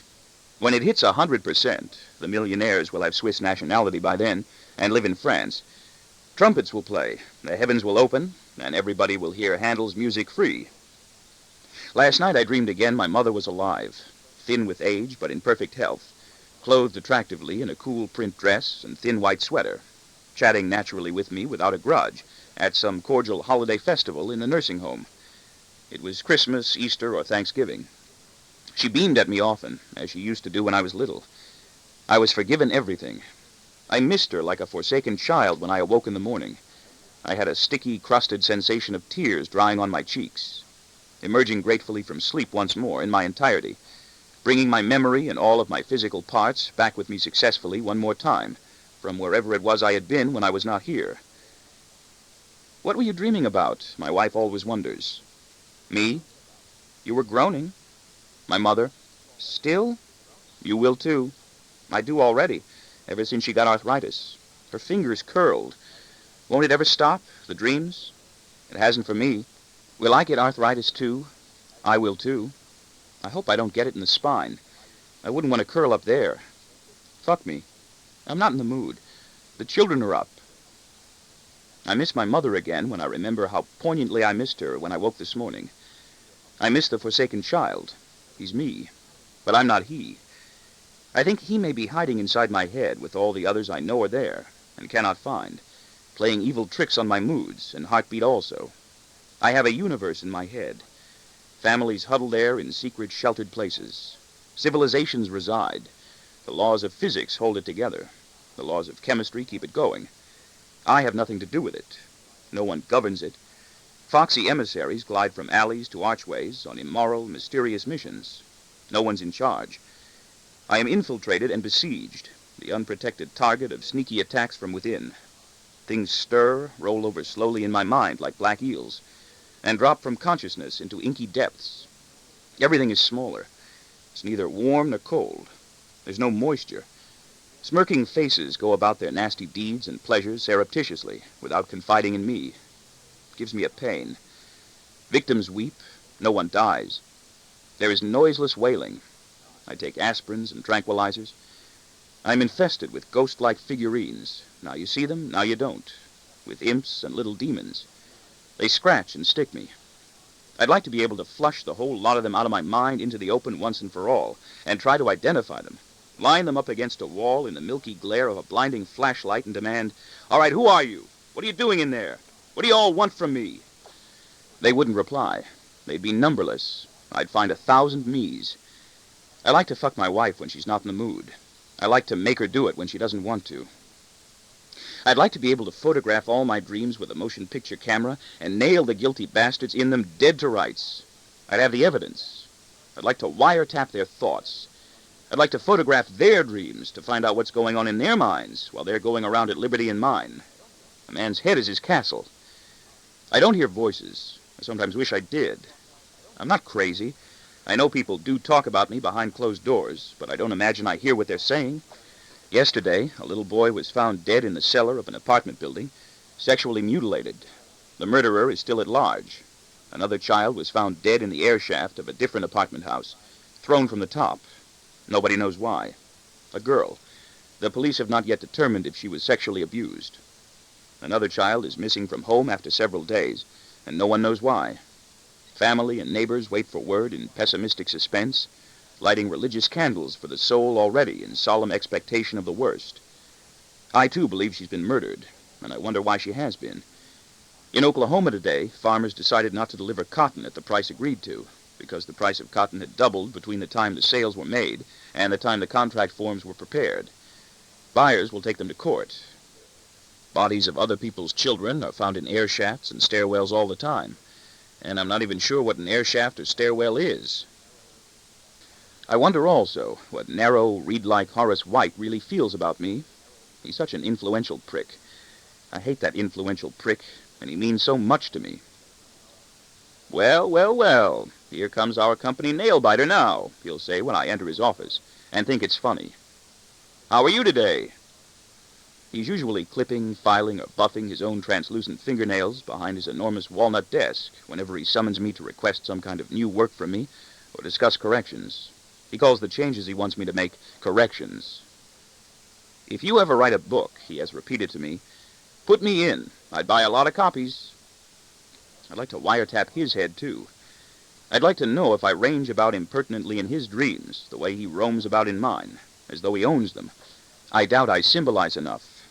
Horace White strolls into my dreams often with his nearly featureless face, hangs around a while, and turns into florid, fleshier green, who fumes and glares scathingly at me as he starts to make a cutting remark, and then clears out as rapidly as I'd like to, as soon as the menacing, dark stranger enters and draws near with his knife I never see, either waking me up moaning in primordial fright, or quitting the scene graciously to make way for someone like my wife's mother or sister, Borgione, or Mrs. Yerger, or my daughter, boy, and or Derek, or someone else I haven't invited. What a pleasant interval it is when I can hump my wife or Penny in my dreams. I come a lot with Penny, and wake up just in time. I come a lot with my wife. I'll fondle my wife sometimes after I awake, until she turns over amorously, and do it to her for real. It was usually better in the dream. Dreams of Virginia never move toward climax. I fiddle with her blouse and fumble with her thumb-smeared garter snaps. I have so many people to cope with at night. Many are made of varnished glass wax. There's no such thing. Ghouls are there, and midgets, carcasses. I have my wife, mother, children, sister, dead brother, and even my dead father to worry about in my dreams, even though I don't know what he looks like. The photographs he left behind don't convince. All of them, but my dead father, petitioning me for some kind of relief that I cannot give them, because I am in such helpless need myself. No wonder my dreams all seem to unreel in the same stuffy, choking atmosphere of a chapel in a funeral home. Only Arthur Barron provides some solace, but he is busy and never stays for long, and I'm not even sure it is my father, or able to understand why he is so displeased. I haven't done anything. My staring, waiting 9-year-old boy becomes staring, speechless Derek. Both are motionless. I was speechless once. I did not know what would become of me. Now I've derived some idea. I have only to sit down to holiday dinner with the full family and have something arise that recalls my dead father or older brother and my dying wordless mother, and I can see myself all mapped out inanimately in stages around that dining room table, from mute beginning, Derek, to mute, fatal, bovine end, mother, passive and submissive as a cow, and even beyond, through my missing father, Dad. I am an illustrated flowchart. I have my wife, my daughter, and my son for reference. I am all their ages. They are me, but I'm not them. They'll run through sequences obligingly for me as many times as I want to view them. The tableau is a dream. The scene is a freeze. Freeze! None of them moves. All of them sit like stuffed dolls, and I can perceive, this is how I am when I was then, and that was how I will feel when. Now they can move. I think I know how it must feel for my wife to be married to a philandering executive like me, to whom she can no longer make such difference unless she gets cancer or commits adultery. Suicide won't do it. It must feel cold. Shifting my eyes left to right, I can transfer myself into my mother's, brother's, father's, sister's past to see my present and my future. I shift my glance into the future of my children and can see my past. I am what I have been. I incorporate already what I am going to become. They inform me like highway markers. And here is another dream I imagine as I see myself hunched over the smoking, roasted turkey with my bone-handled carving knife poised for severing after separating the second joints, that first dramatic slice of white meat from the breast, while they all watch and wait silently in high-backed chairs, like skeptical shadows, unbreathing. They're mine. I own them. They belong to me. I'm in command, and hope the white meat will be toothsome and the dark meat juicy. Now we are frozen again and do not move. Get the picture? We cannot move. I stand over my turkey. They sit rigid. And I feel weirdly in that arrested dumb show in which we are all momentarily statues, that even if I'd never had them, had never married, sired children, had parents, I would have had them with me anyway. Given this circle, no part could be different. Given these parts, the circle was inevitable. Only Derek deviated, and that was an accident, somebody else's. We played our parts. Now he is fixed in place with the rest of us. They have been in my head for as long as I have had one. The stork didn't bring them, and I cannot remember myself without them. So much of me would be missing. They bump against brain and give me headaches. Occasionally they make me laugh. They're in my psalm. Now we can move. They don't. They wait like stumps. They sit like ruins in a coffin in their high-backed chairs. The turkey's carved. White meat, dark meat, second joints, wings, and legs lie laid out neatly, like tools on a dentist's tray, or surgical instruments of an ear, nose, and throat man about to remove tonsils. But the platter's not been passed. There are spiced apples, chilled cranberry molds, and imported currant jams. It's a gelid feast, a scene of domesticity chiseled on cold and rotting stone. I'm in control, but there's not much I can do. I can pass the platter of meat to my wife. My mother's there with hair that's white as soap. My father's elsewhere. She'll die. I know she will because she already has. I was so offended by my father when he died that I did not want to go to his funeral. I wanted to teach him a lesson. I taught him a lesson. My wife is the only wife I could have had till now. I had no choice. Till death, divorce, or adultery do us part. My children were the only ones permissible. Other people's belonged to them. No dimpled, freckle-faced smiles, no cheerleaders, glad-handers, backslappers, or star-like overachievers were ever in the cards, for them or for me. They became what they were. If I had to imagine them better, they would be no different. It was not within my scrotum to father a child who would ever be invited to the White House to pose for a picture with the president, exemplifying all that's shimmering and wholesome in national life. Soon they will have to invite a porcelain bowl of strawberries and cream. The people have started to look accursed. The strawberries will be tinted redder with synthetic coloring. The cream will be adulterated with something whiter. The porcelain bowl will be made of painted rubber. All but Derek, who sits with us. We give his nurses family holidays off and hope to God they take them. I can imagine him otherwise. I could not conceive of him this way. Now we can move. I can pass the platter of turkey meat to my wife and offer the others some sweet potato pie, which is made of yams. There are no sweet potatoes anymore. They're gone, too. I don't know what became of them. I don't know why my father comes into these dreams of mine in which I cannot speak or move, but only stay and hear, since I hardly know the man, except to turn into someone fearsome as a nigger or Horace White, who in my dreams uncovers a scarlet underside of erotic cruelty to the insipid outer face I know. Horace White owns stock. I wonder if I miss the memory of having been spanked at least once on the bottom by a father. I don't own one. There is a closeness in that, a stable understanding, a promise for the past, an assurance for the future. Perhaps I ought to start spanking both my sons every fortnight for their own good. My daughter is too old. My wife isn't, and I do. She likes to scratch with her fingers and toes or bite mildly. We let each other. It's more fun for both of us now if we sting at least a little. I wonder if I'm the only middle-aged man in the whole world who still contains within himself his distant childhood fear of homosexual rape. Is that why that man invades my dreams? Get out, I order clearly. But what comes out are croaking grunts of pain that alarm my wife. What's the matter? It's okay. You were screaming. What? I don't know, sounds. I was only groaning. I'm all right now. My wife and children are never in danger then. They aren't even home. There's only me. He's coming after me.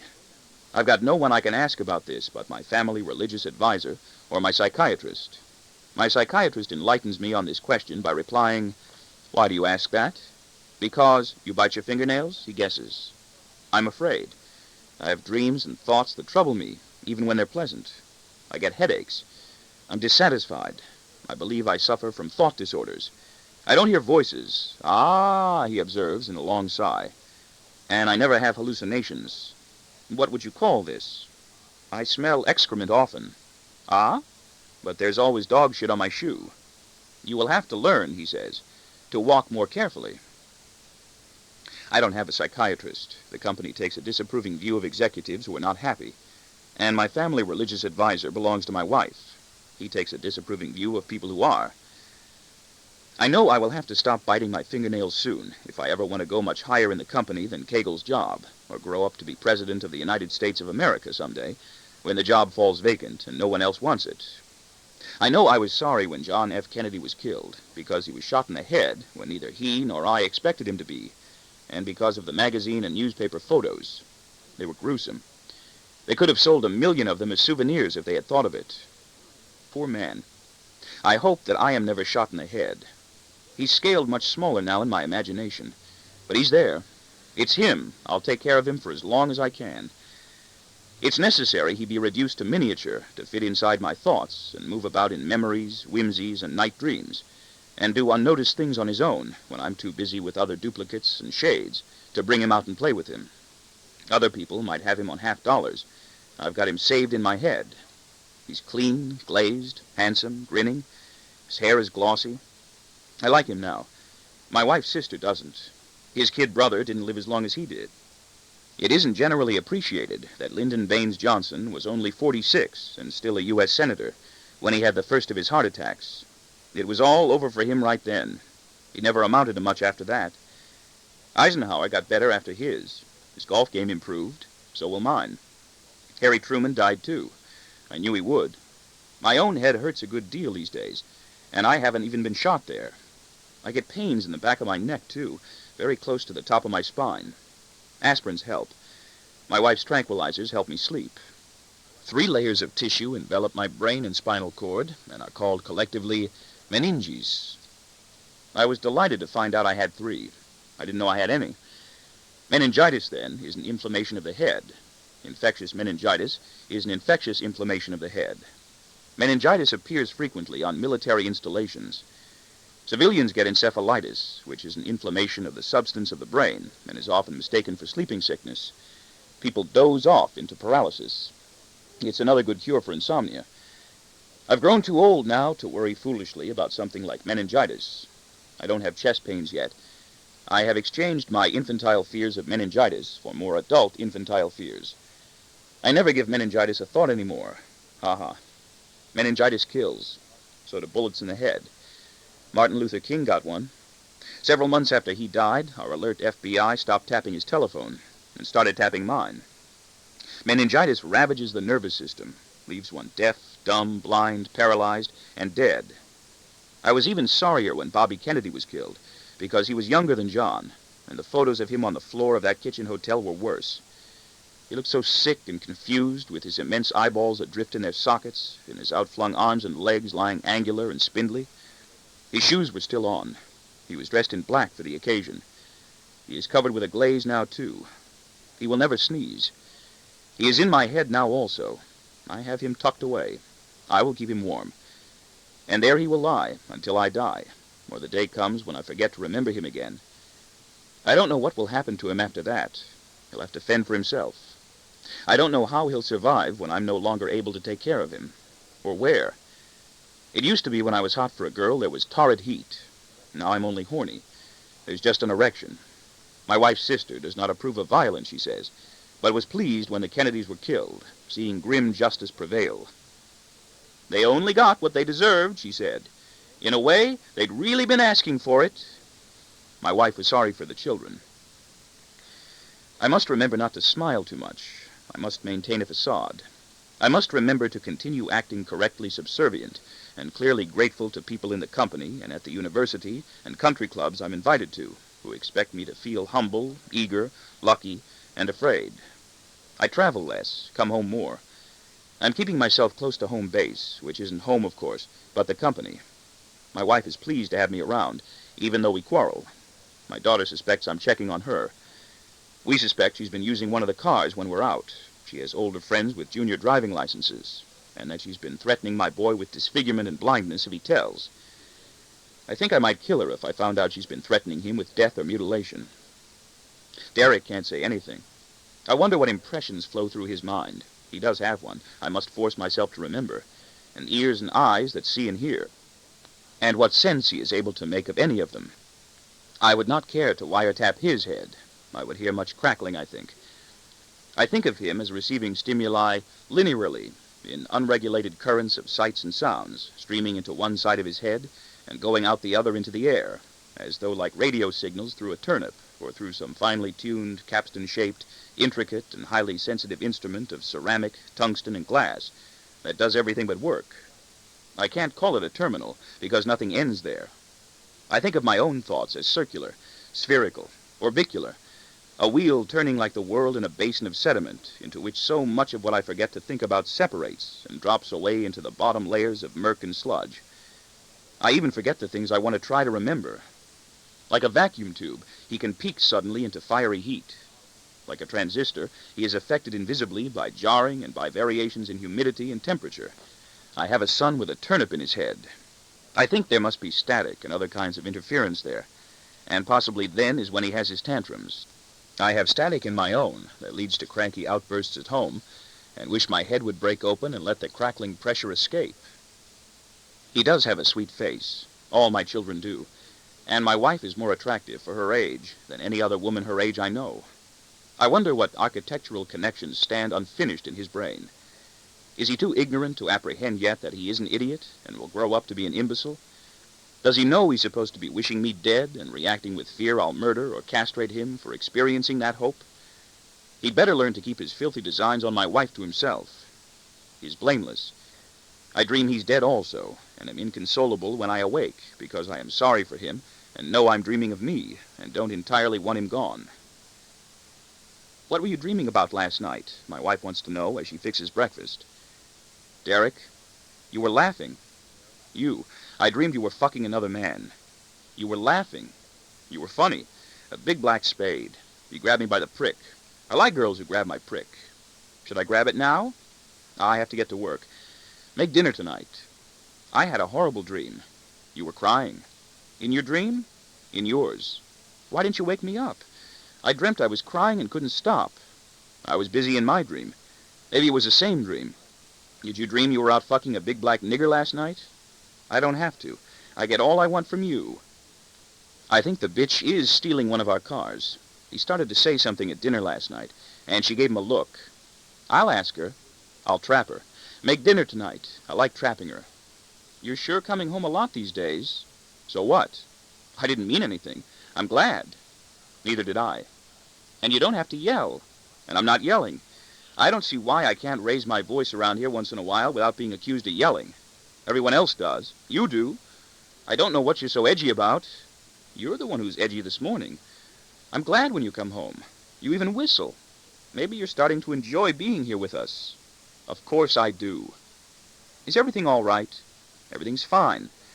And would be better if you stopped asking me if everything's all right. I knew it wouldn't last until you got out of the kitchen. No wonder I can't wait to get to work. If anything's wrong at the office, I wish you'd tell me. Everything is fine. What's wrong? Green demands of me bluntly as soon as I get to work. Wrong? I said it loudly enough. Oh, Christ. He's in a mood also, and he's taken me unawares. Nothing. Don't lie to me. His exophthalmic eyes are glaring at me with moist and sadistic petulance, and his sensual face is hot and beady around the brows and mouth. Green will normally not allow himself to perspire where other people can see him. I wonder if he is bothered more this morning by his thyroid deficiency or his enlarged prostate. He is wearing a large, soft, box-plaid camel suit with notched wide lapels and a gray vertical weave and fine violet lines, and can get away with it. The rest of us have to wait for festivals and expositions, although box-plaid slacks are okay on weekends at barbecues, marinas, and country clubs. Green is a flamboyant presence with an overwhelming vocabulary that keeps most of his superiors in the company aloof and ill at ease. Horace White shuns him like the plague. Green courts Horace White. White flees from him toward Black, who despises Green and vilifies him openly. Green retreats, nursing his wounds.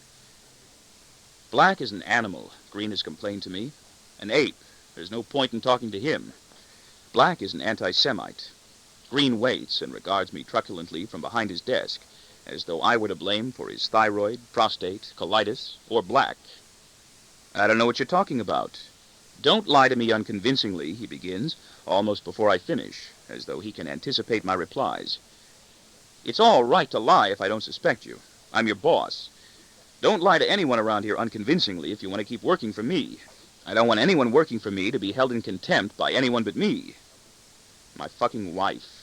Don't use that word with me. You asked me, didn't you? I'm not Andy Cagle. I wouldn't tell that to Andy Cagle. I like your wife. No, you don't, Jack.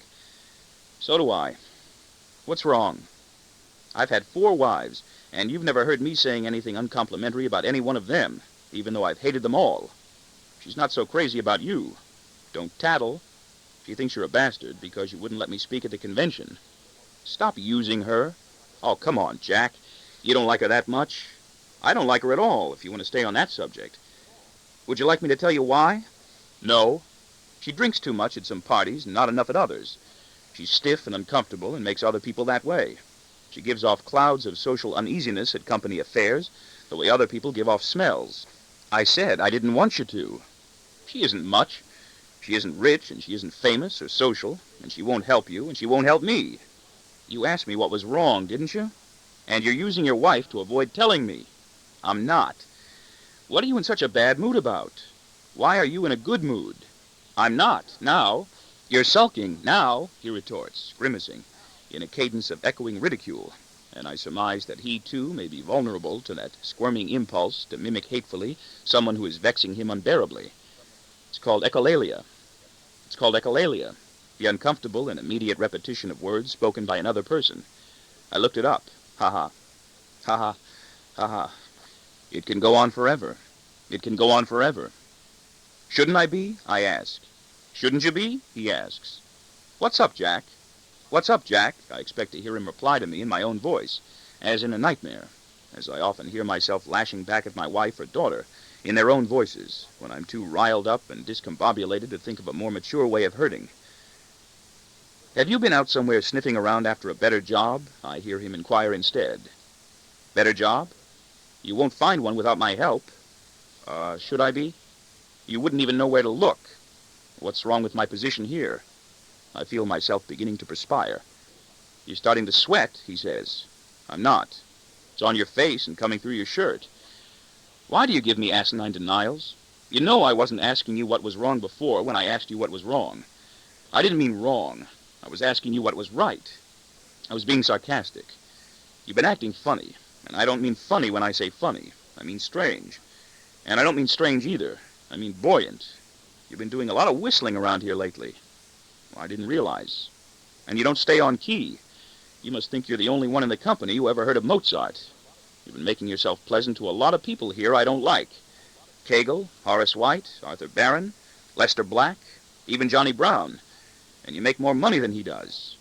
It's my job. I do work for them. Fawning? Let me handle all the fawning for the department. I'm better at it than you. They enjoy watching me fawn. Nobody cares about you. Kegel? Kegel's through, he snaps impatiently with a glow of satisfaction. He spits when he talks and walks with a limp. I could have his job. I probably could. I wouldn't take it. I don't want to sell. Peddling is demeaning. Peddling yourself is most demeaning. I know. I've been trying to peddle myself into a vice presidency and haven't been able to. And that's most demeaning of all, when you peddle yourself and fail. If you tell anyone I said that, I'll deny it and fire you. The company won't fire you, but I will. I will, you know. Red Parker. What about him? Steer clear of him. He's been going downhill ever since his wife was killed in that automobile crash. I feel sorry for him. I don't. He wasn't that fond of her when she was alive. He drinks too much and does no work. Steer clear of people going downhill. The company values that. The company values rats that know when to desert a sinking ship. You've been using his apartment. I wash up. I bring my wife there, too. You've been acting like a simpering college fool with that young girl in the art department. No, I haven't, I replied defensively. Now my pride is stung. Jack, that's only kidding. I can feel my eyes welling with tears. They must be moist as his own. She isn't pretty enough. Her salary's small. You flirt. I have a reputation for arrogance and eccentricity to protect me. You haven't. You're only doing what you're doing. I have rose fever. If I look like crying, it's allergenic. What's so funny? I wish I could use a word like that. You can't. Not while I'm around to use a better one. You can't think as quickly as I can either. You don't have style enough to be eloquent and glib as I am, so don't even try. That girl won't help you. Go for wealthy divorcees, other men's wives, and attractive widows. Widows aren't that plentiful to come by. Read the obituary pages. You're smiling again. You're funny. But you aren't supposed to be laughing now. Slocum, you're in trouble, and you don't seem to know it. And I don't like that. But why am I in trouble? Because you work for me, and you've been too fucking cheerful for my taste. I thought you didn't want that word. You don't seem as much afraid of me as you used to be. I am right now. I don't mean right now. Why should I be afraid? And I don't like that. It makes me afraid. The last thing this Jack Green wants is someone secure enough in his job with me to walk around whistling Mozart's Great Mass in C minor. I looked it up. Don't grin. You're as easy to impress as the rest of them. What baffles me is how you know it.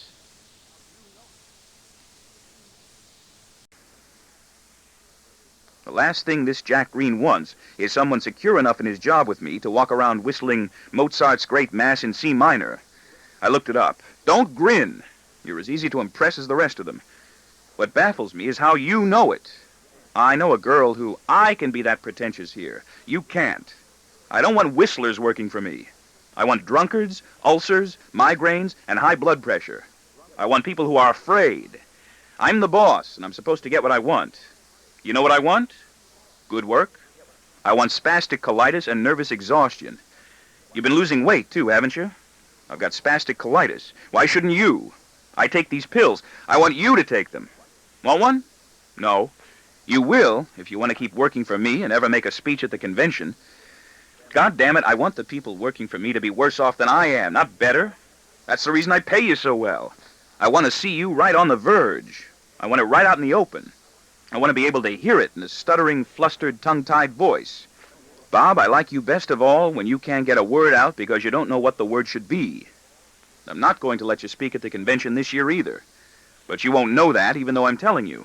You won't be sure because I'm going to change my mind and let you prepare and rehearse another 3-minute speech on the chance I might not change my mind again. But I will. Don't trust me. I don't trust flattery, loyalty, and sociability. I don't trust deference, respect, and cooperation. I trust fear. Now that's a fluent demonstration of articulation and eloquence, isn't it? You could never do something like that, could you? What's wrong, Jack? I repeat lamely, almost whining, with a weakness that makes me abject. Why are you doing this? I have the best paid department in the company. You're stuck here. I know that. I get criticism for the high salaries I pay. I know that. Unless I decide to fire you. I'm stuck here, too. Do you know that also? I want inferior people with superior minds who feel in their bones their lives would be over if they lost their jobs with me. And I want that to be true. Now it's visible. Now it's coming right out in the open where I want it. Now you're afraid. Yes. Go ahead, Bob, relax. Hide your hands in your pockets. They're trembling. I would kill him if I dared. Why do you want me to be afraid? You work for me. I can fire you, you damned idiot. And so can 200 other people neither one of us even knows about. Do you doubt it? Christ, no. Isn't that reason enough? I can bully and degrade you any time I want. Oh, Christ, yes. He's got the whammy on me still. He can't fire me, but every cell inside me is convinced he can, and bursts open in panic. My mind has a brain. My glands don't. And I do not trust myself to reply without stuttering disgracefully, effeminately, a sissy. I do not feel I can unblock my mouth, unlock my tongue, and unlimber all my cheek and lip muscles to try a single word until I have sorted through all possible sounds and selected what that first word should be, and at least the one behind it, which might guide me safely to the next. If I keep my sentence short, I might get out a complete one. I must begin with a one-syllable word.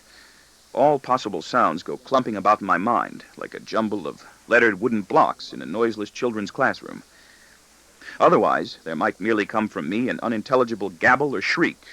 I feel like a slice of scorching toast ablaze in a toaster, and then my pores gush open in a massive flow of sweltering perspiration before I even have time to recollect that they don't have to. I don't need to be afraid of Jack Green anymore. I merely have to pretend. But I am, and I fear I always will be. I hate him so and wish him dead as Kegel. I wish he had cancer of the thyroid, prostate, and colon. He hasn't. Him I probably would visit in the hospital just to hear him speechless and see him wasting away. I'll probably be in a hospital before he will, and he will not stop to visit me. Perhaps he will, just because he'll know I think he won't. I wish I could be like him. I envy and idealize him, even now as he gazes away from me with a look of studied indifference that approaches boredom. He will not even give me the satisfaction of gloating victoriously. I'm not that important to him. How marvelous. I wish I could do that. Maybe someday, if I practice regularly, when he is not around to observe with excoriating contempt that it is he I am training myself to emulate, I'll be able to carry off similar things with other people with the same disdainful composure. Green is not going to fire me now. He merely wants to abuse. He is having one of his tantrums. He has static in his head. But my fear blows hot, and my fear blows cold, and I sometimes think I'm losing my mind. The fear and the mind I'm losing does not even seem to be mine. They seem to be his, broiling on my insides one moment like a blast furnace, chilling my whole skin like foggy winter wind the next, alternating out of control against me from within and without, inside the sagging pavilion of my tapered, made-to-measure Swiss voile, powder blue shirt, the very finest shirt fabric there is, Green has told me. It's almost funny. I could have worn a dark broadcloth or heavier Oxford weave to work today that would have contained without blotches the flows of telltale sweat spreading beneath my arms and trickling down my chest and belly from my breastbone. Try wearing a sweater next time, I can almost hear Green saying, reading my mind. Cashmere, a cardigan, like mine. That's why I wear one, I can hear him add, reading his. It's almost uncanny the way he's still got the whammy on me. I wish he would die. But this one I feel, with some basis, I might eventually be able to lick. I have age, Arthur Barron, and spastic colitis on my side. But not as easily as I'd hoped. I'd like to shoot him in the head. I wish I could make a face at him and stick my tongue out. I wish I could have a hot sweet potato again, or a good ear of corn. Do you want to fire me? I awkwardly ask instead. I can humiliate you. You are. I can be a son of a bitch. Why should you want to fire me? Without even giving you a reason. You'd have to replace me with somebody else. To make you remember I can. You're not a free citizen as long as you're working for me. You sometimes seem to forget. Not anymore. Neither am I. To let you feel what true subjugation is. You wouldn't be able to get a better job without my help, and you wouldn't be able to take it if you did.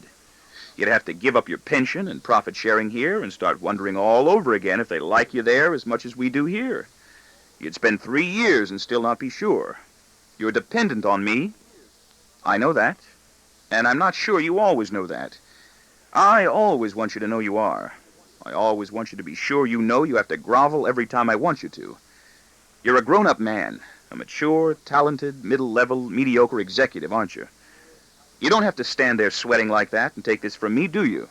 You have to stand there and take it, don't you? Well, I'm not going to answer that. Or I can give you another big raise and humiliate you that way. I'll take the raise. I can make you wear solid suits and shirts and striped ties. I do. I've noticed, he answers tartly. You're also playing golf. Well, I've always played golf. You haven't been. I play in the tournament at the convention every year, with a big handicap. You're in there as a joke, along with those other drunken charlatans from the sales office. And that's another thing I don't like. You don't belong to the sales department. I have to work for them. Would you rather belong to Kegel? You. Why? You're better. At what? What do you want from me? Who do you work for? Me or Kegel? You. Who's nicer? He is. Who's a better person? He is. Who do you like better? You. Now we're talking intelligently. You shouldn't be thinking of a better job now, Bob. His pace slows. His voice softens. He is almost friendly, contrite. I really don't think you could find one outside the company. I'm not, Jack. Why should I want to? Me? You're not so bad. Even now? His eyes lift to look at me again, and he smiles faintly. You do things well. Everything? Not everything. Some things, Jack, you do terribly. I even like the way you've been talking to me now. I wish I could be rude like that. It's easy, with someone like you. You see how easy it is, with someone like you? He sighs, a bit ruefully, sardonically. I'm not going to fire you. I don't know why I even started. I get scared sometimes when I think about what would become of me if I ever had to leave the company. You know what's happening to the price of meat? It's high, isn't it? I don't either. But I worry what would happen to me if I did have to know. They've cut my budget. How much? That's not your business yet. Kegel said they were going to. You're thick with Kegel. It might help. Thicker than with me? He needs me more. I don't need you at all. You'd have to replace me, wouldn't you? No. As far as the company is concerned, no one needs anyone. It goes on by itself. It doesn't need us. We need it. Should I talk to Kegel? Kegel's a damned fool. Doesn't help him to downgrade us. You'll get your raise if I get mine. I'll talk to him. I'm not begging you to. I'll cut the leg out from under him. That isn't funny, Green retorts. I know. My smirk feels alien and bizarre, as though someone else had smirked for me and stuck it on. You're supposed to be his friend. It just came out. I apologize in confusion. I didn't even know I was saying it. I'll go talk to him. I haven't asked you to. I don't know why I even care. None of us are going anywhere far. Kegel limps. I'm Jewish. Nobody's sure what you are. I'm nothing. My wife's a devoted Congregationalist. Devotion isn't good enough. She'd have to be a celebrity or very rich. You've got a crippled child of some kind you don't talk about much, haven't you? Brain damaged. Serious? Hopeless. Don't be too sure. I've heard, so have I. I know a doctor. I've seen him. Why, cut it out, Jack. I mean it. I've been wondering if you had limits, Green replies. I just found out. He looks sorry, reflective. Green has problems with his children, but none like Derek, which gives me an effective advantage over him I might want to use again. The kid comes in handy after all, doesn't he? You'll get your raise, Green tells me finally, and I'll probably get mine. I might even let you make your speech this year. I don't believe it. You shouldn't. I won't believe it until I do it. It's part of my strategy. You wouldn't be able to handle his job if they decide to give me Kegel's. I could do it. Better than him. I might be able to make vice president that way. Kegel's not. Kegel limps and has hair in his nose and ears. Nobody with a limp or a retarded child is ever going to be president. Roosevelt limped. I mean of the company. The company is more particular than the country. If they cut my budget, that's what I'm sore about. And I don't trust you. I'll get it back, but I'll have to fight for it. I'll have to grovel. That's the way I have to fight. And that's the part I hate. That's the reason I wouldn't recommend you to replace me. You're not qualified. You can't grovel. I grovel. You grovel, but not gracefully. It's like you're fawning. I could learn how. I know how. See Green, Green says. See Green grovel, Green jokes. That's the reason they cut my budget. They like the way I grovel. They cut it every year, just to see me grovel. I will cut it even more, for I know how much of the expensive and truly urgent work we produce is not needed or used. I must remember to seem humble and unexcited and trustworthy. Green is right. Nothing any of us does affects matters much. We can only affect each other. It's a honeycomb. We drone. Directors die, they're replaced. I'll retire Ed Phelps. I must look innocent and act reserved. If I feel like kicking my heels, I must kick them in my study at home or in Red Parker's apartment in the city. I must stop using Red Parker's apartment. It shows. What will I do with Red Parker? He's younger than Ed Phelps. I must be nice to everybody. I must act dumb.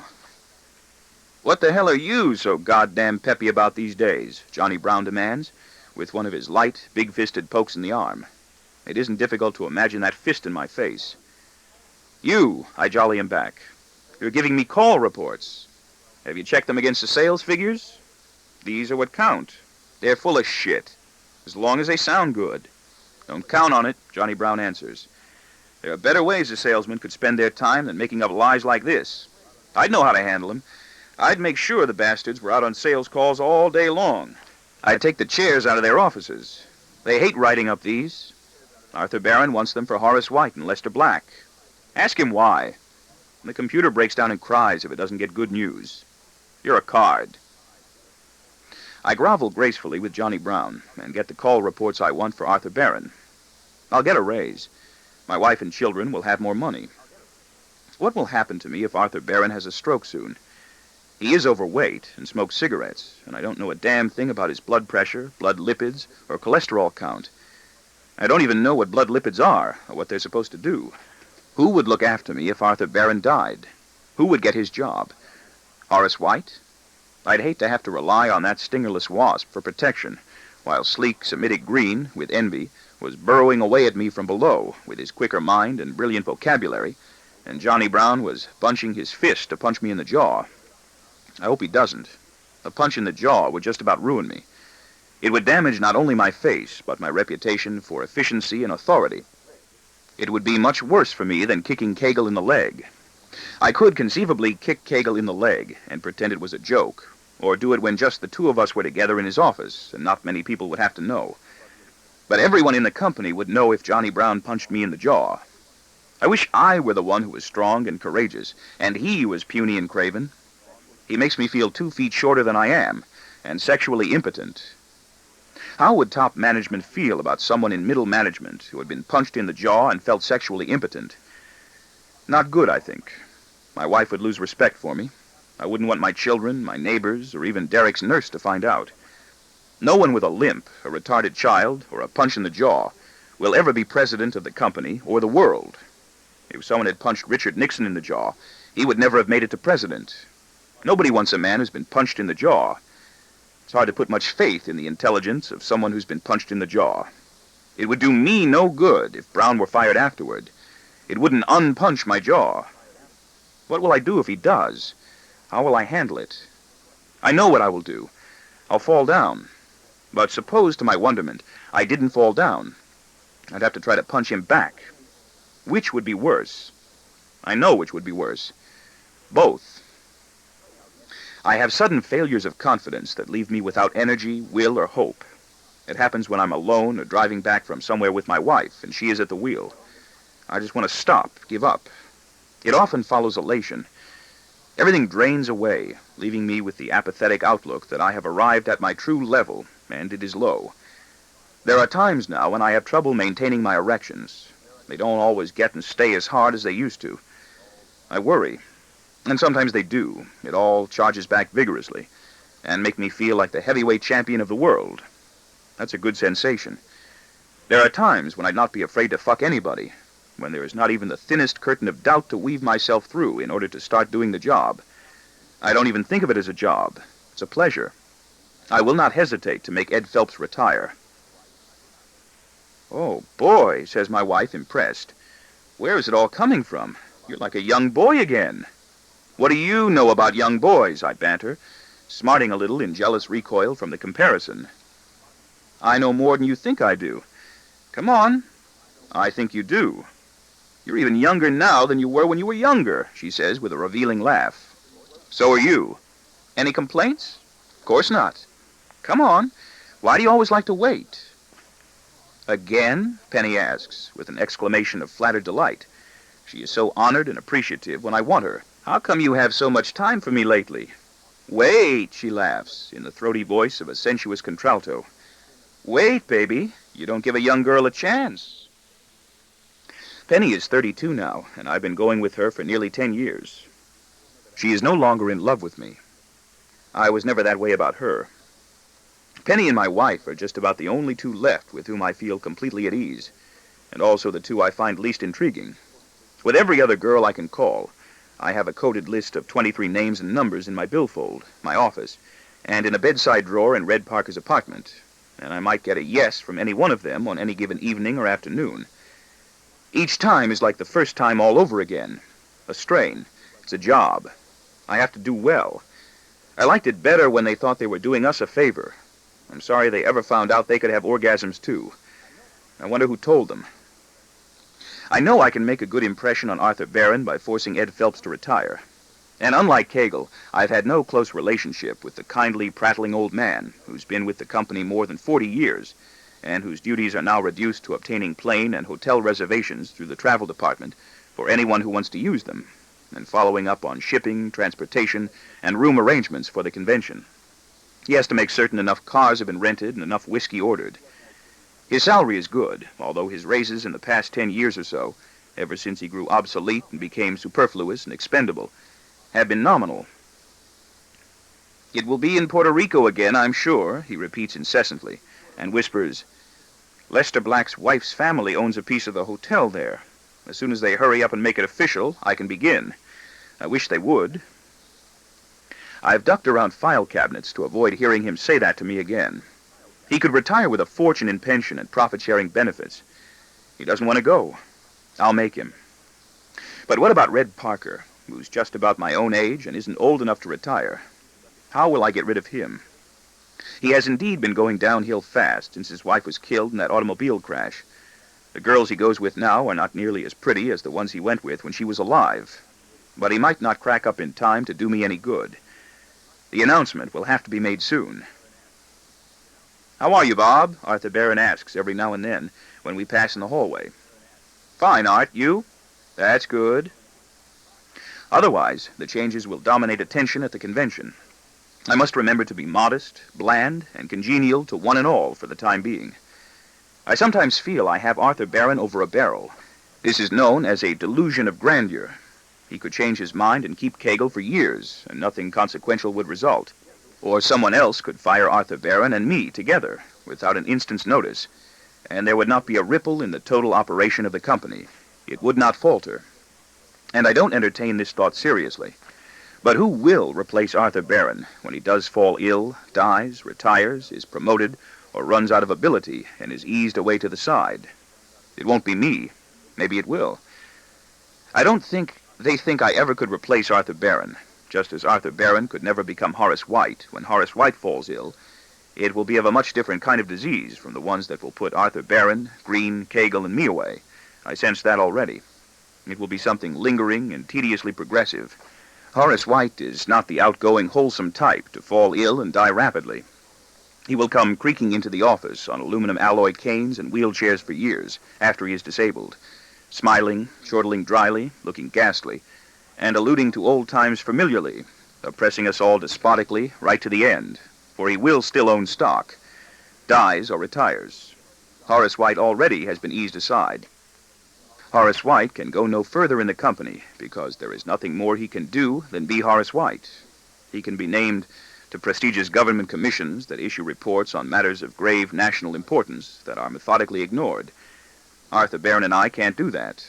His name looks good in the newspapers and on certain letterheads, for he is not merely Horace White, but Horace White III. And his wife, she is his third. One died of cancer of the lymph, and the second was crippled in a sporting accident. And his mother, she is now in the very high 80s, like the company's common stock again, after the most recent 2-for-1 split. Come out looking good enough in photographs of people who raise dogs or sponsor charity balls and prominent benefit performances of musical comedies, operas, and ballets. Arthur Barron can move up past Horace White, and so in theory might I, for the company does, in its own biologically deterministic and unpitying way, elevate ability over ownership, but he can never become Horace White, and neither in practice can I. Only another Horace White, a brother, cousin, son, nephew, or husband of an undistinguished sister, could move right into the corporate structure and meet all the requirements of being another Horace White. Every company needs one. He is such a small-minded, oblivious prick, a self-satisfied simpleton. I wonder why I do have such haunting dreams about him, in which his thin features turn despotic and carnal, and he seems so viciously out of character. He buys puzzles, perpetual motion gimmicks, and other novelties in Brentano's bookstore, and has a secretary send for me and other employees of the company to show them off, as though we could not afford to buy them ourselves if we wanted them. He wore a red blazer of nappy wool at the convention one night last year, and took us all by surprise. It looked good. This year there will be other red blazers. "Look at this," he will command, beaming, as though he had just chanced upon something of vast benefit to all mankind. "Isn't it something? Just stand still there and look at it. It will never stop as long as you keep doing this. Each one is always different." "That's really something," I have to respond, and have to remain standing still until he grows tired of having me in his office and sends me back. I hate to have to stand still. I have had to stand still for the longest time now, it seems, for nearly all my life. Nearly every time I search back, I come upon myself standing still inside some memory, sculpted there, or lying flattened as though by strokes from the brush of an illustrator, or in transparent blue or purple chemical stains on the glass slide of a microscope, or on the single frame of a strip of colored motion picture film. Even when the film moves, I am able to view the action only in arrested moments on single frames. And yet I must have moved from where I was to where I've come, even while standing still. Was I brought here? I have this full country acre in Connecticut. I think I was. Who did it? Only in the Army do I think I had more freedom of choice, more room in which to move about. At least I felt I did. I did. I was outside my family, had no wife, job, parent, children, met no one I cared for. I had no ties. I had no one anywhere I cared for. I got laid a lot. Overseas I went with prostitutes and enjoyed that too. I had fun. I enjoyed being away. At least it was something to do. If you sat home alone Saturday night, at least you were sitting home in a barracks, which was better than sitting alone in your own home on a Saturday night. One New Year's Eve in the Army, I had nothing to do and didn't care. We take weekend drives now to people I don't want to be with and can't wait to leave. A long weekend will break up my family one day. I stroked my dick. I stroked it often then, too. I was often lonely and wished I had someone I could care for. I would have liked a pen pal, a pin-up girl in a cashmere sweater and chaste pleated skirt, a sweetheart I adored, who photographed beautifully and mailed me snapshots. I still would. I felt cheated, underprivileged. I wanted to be the nice boy in the Hollywood movie the nice girl was crazy about, that fellow in the love songs the girls were all singing to on the radio. I wasn't. And I know already that I'll be standing still again after I've been moved up one giant step forward into Andy Kegel's position and have nailed down the job. I'll make my speech. I'll have important new work to do, nailing down the job, but I'll do it standing still. And after I've done it, and know I'm not in danger of being kicked out for a while, my interest will abate and my work will grow monotonous again. I will not want what I have, and will be in fear of losing it. I will not ever be convinced my illegal thoughts and dreams are not apparent to the authorities in the company, and I will still slither numbly into dismay at sight of a closed office door of a higher executive, from behind which something small as a mouse might emerge, that will bear my secrets out into the open, and leave me worse off than dead, for everyone to see.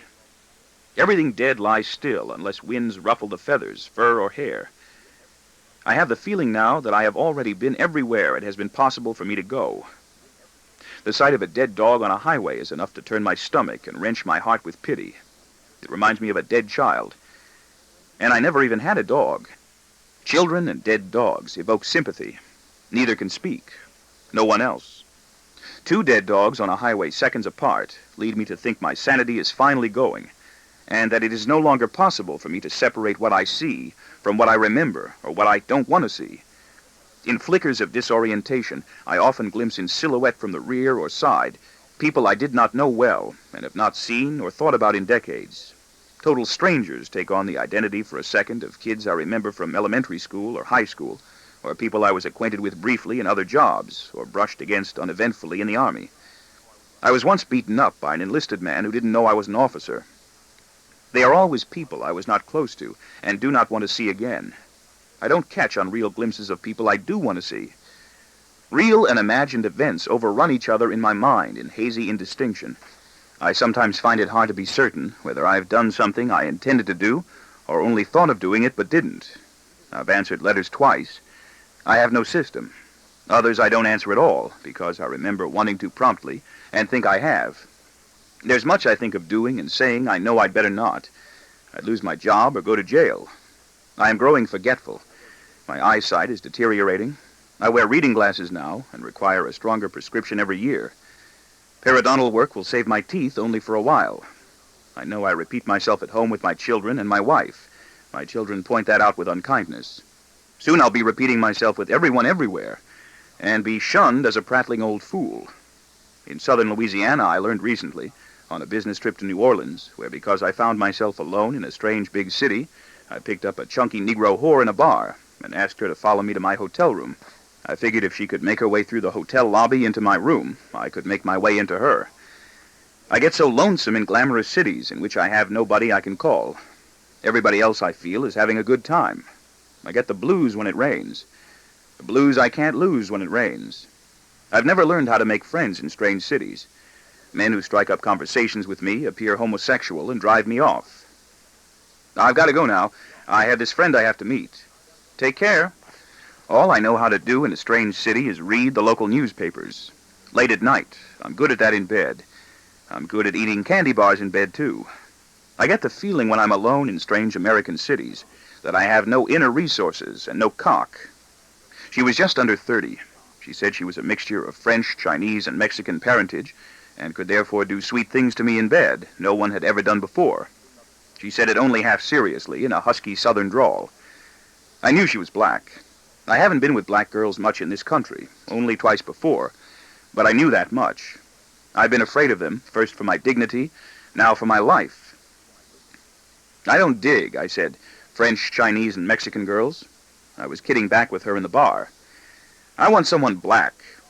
I'm a little of that, too, she chuckled heartily. She was simple, good-natured, guileless, and I felt myself in charge. She asked for $50, grinning. I got her to agree to $20. Then I threw in $10 more to inspire her by my generosity and make her like me and really do sweet things to me no one had ever done before. I can show you a good time, she vowed. By the time I returned to my hotel room, I no longer wanted her and hoped she wouldn't follow. I had all the evening newspapers for New Orleans and Baton Rouge, and was raring to take my clothes off and get to work on them. I have this clinging fear of catching a venereal disease somewhere and bringing it home to my wife. How would I get out of that one when she found out she was infected? Easily. Lie and deny. She did. She paid off the desk clerk, she said. She rapped softly on the door and came in smiling, and I had to stare at her as she undressed in order to get interested again. She wasn't pretty. Do it slowly, I requested. Take them off slow, and shimmy a little. Sure. I don't like girls who get out of their clothes too quickly. I get the feeling they've been getting out of those same few clothes all day long for other men before they came to me. Okay. Sure. Some men, not now. Huh? Come here. Shh. Sure. She was still grinning. She had nothing different to offer. In San Francisco, not long ago, a stunning willowy blonde who looked like royalty whispered the same alluring promise and turned out to be lying also.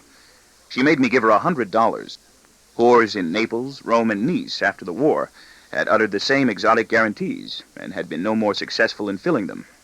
I guess there's really not that much variety around for normal degenerates like me. It was flat and over quickly. Where's all those sweet new tricks of yours? I taunted. and was pleased I was justified in doing so. She was hurt and looked a little frightened, and that was gratifying to me also. "I did what you asked, hon," she apologized hesitantly. "Didn't I? You're supposed to do things I don't ask. It's okay. Didn't I? You were fine. Did I show you a good time? Really? Now, you can go if you want. I thought you wanted me the whole night." "So did I." I forced a laugh. "But I can't go that distance anymore. I must be getting old. I thought I could when I was looking you over in that bar. Those are some knockers you have. And some big ass. You like it? And how? I like 'em big on a short girl. I'm short, all right." She was pleased as punch with my compliments. "You want some more?" "But I can't. I guess my eyes are bigger than my dick." She was relieved I wasn't angry. "You're all right down there, too," she complimented me. "I know. You can keep the money. I enjoyed it. Did I show you a good time? Was I really good? As good as the best. And I've been to Paris." "Really?" "I've even been to Bologna." "I don't even know about that." "That's where they really know how to slice it." "You sure you don't want me to stay till morning, mister? You're nice. I got no place I have to go. I've got an early plane. I could stay in that other bed until you want me. I don't even snore. I'll bet you'll want some in the morning." She giggled. "I'll do what you want. I do everything. You should put your legs up higher. It hurts. I get cramps here. And you really don't do anything new. I did what you wanted.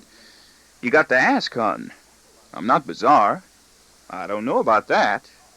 I'm not sure what I want." I felt positively regal using the word bizarre with her. "You're supposed to help me find out what I want. I'm not saying that because I'm unhappy. It'll help you with other men. Some men beat me up. And I have no compelling fetishes, although certain silken undergarments get me hot, and are more attractive to me than the parts they cover. Big tits in bras and jersey can get me hot. Small ones make me romantic. Small asses on slim girls are starting to draw appreciating gazes from me.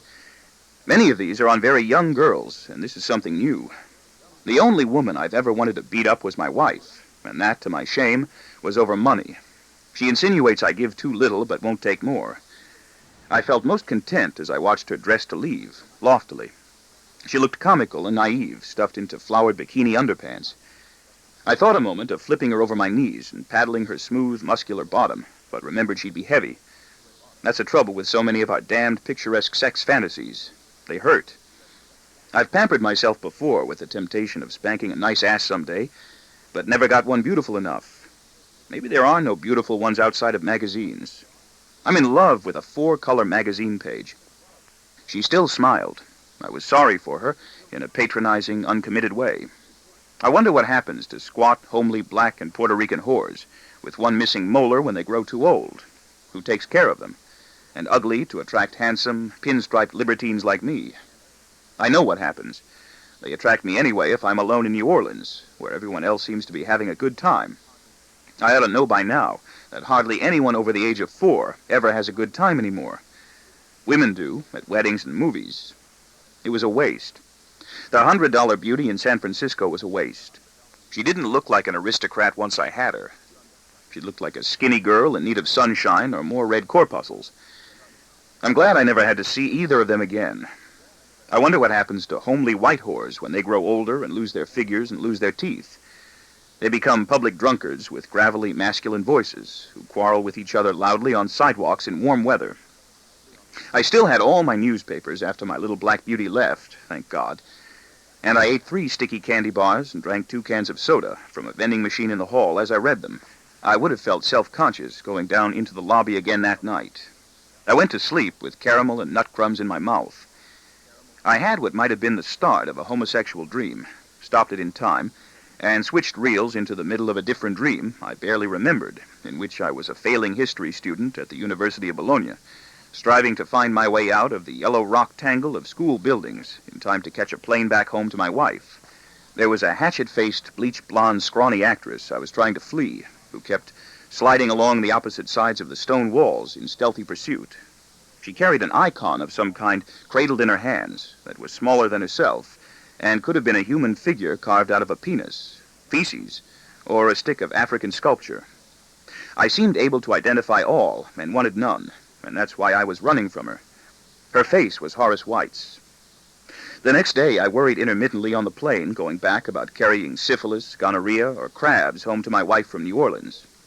In the dream, I was failing in Bologna because I had been unable to find my way into any of the classrooms all year, although I had tried repeatedly. I itched. I scratched.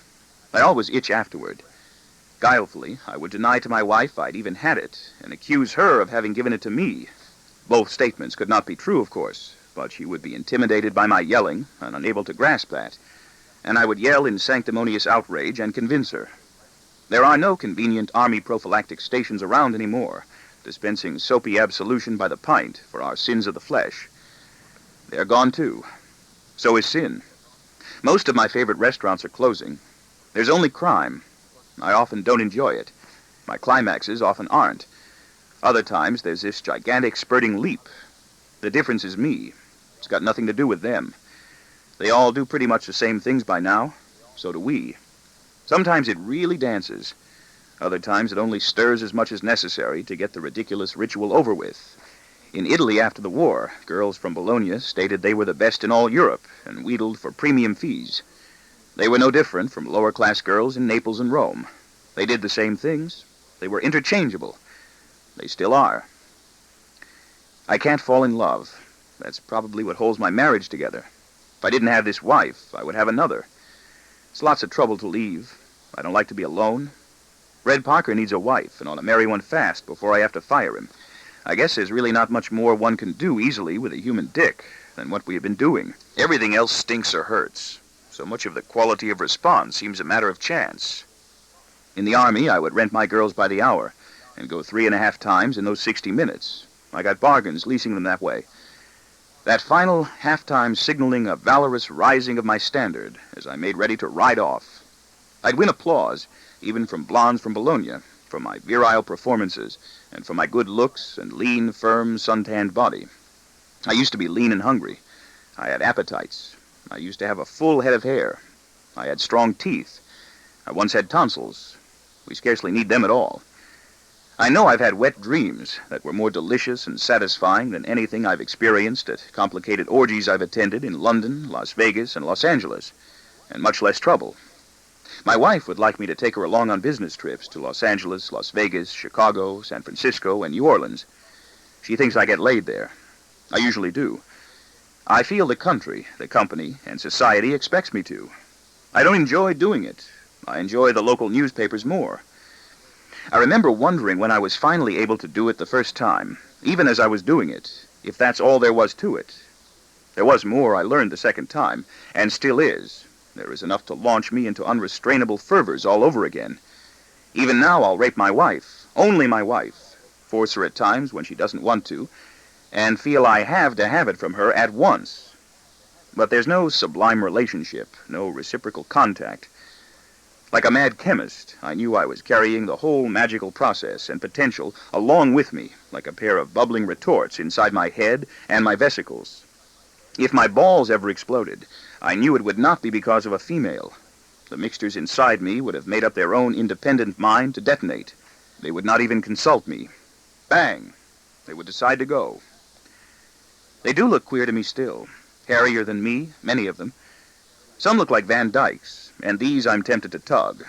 Others have sideburns and shock me a moment, like card number 8 on the Rorschach test again. I was struck speechless when that damned color shock card appeared. I was stupefied. Others vegetate profusely with more rotund and corpulent growths of wiry foliage and look like Karl Marx, Sigmund Freud, or Joseph Conrad. They affect me, too. I sometimes want to quail. Will my wife turn white? She'll have to. So will I. We have adenoids and vesicles, and never get to see them while they're alive. I think a good ear, nose, and throat man today doesn't dirty his fingers much with them either. His skill lies in popping his head into the hospital room afterward to tell us everything went well. That's all he does, and leaves the whole gory, grisly, repelling procedure to his oriental anesthetist and ambitious apprentices. Why should he be disgusted? By now I'm used to the way my wife looks. How was New Orleans? Dull. You should have brought me along. There was nothing to do. I'd have given you things to do. You know how hot I get in a place like that. What'd you bring me back? Clap. Good. My wife is usually much better for me than most. Only Penny does it with a consistent, keen, unbearable beauty every single time, and has me begging her helplessly to stop, my eyes blind and my mouth glutting incoherently with babbles, giggles, gasps, and spasms. Penny knows where to hit and strikes like an eagle. She knows exactly how much longer it's safe to go on after I feel positively I will die in pieces if she continues at all. And I'm glad she goes on. Penny makes it dance like an angel and sprint like a whippet every single time. I comprehend then why owners and whole cultures have worshipped it. It's an ironic master-servant association. I am the master. She serves me by reducing me to a writhing, pleading blob of chaotic, giggling blackness, and a single burning nerve that cuts like a blade. I think I whimper with hilarity. I'm not sure what noises I make as I wait for my vision to recover and my power to speak to reassemble. I would not want anybody else in the world to see me that way, in the collapsed state of what is called ecstasy. I would not want to be photographed. She gives me scotch or makes me hot coffee afterward.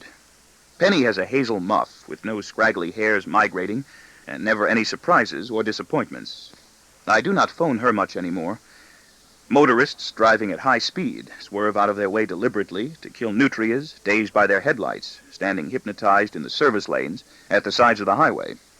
In the morning, there are too many furry dead bodies to count, lying along the road from Hammond into New Orleans.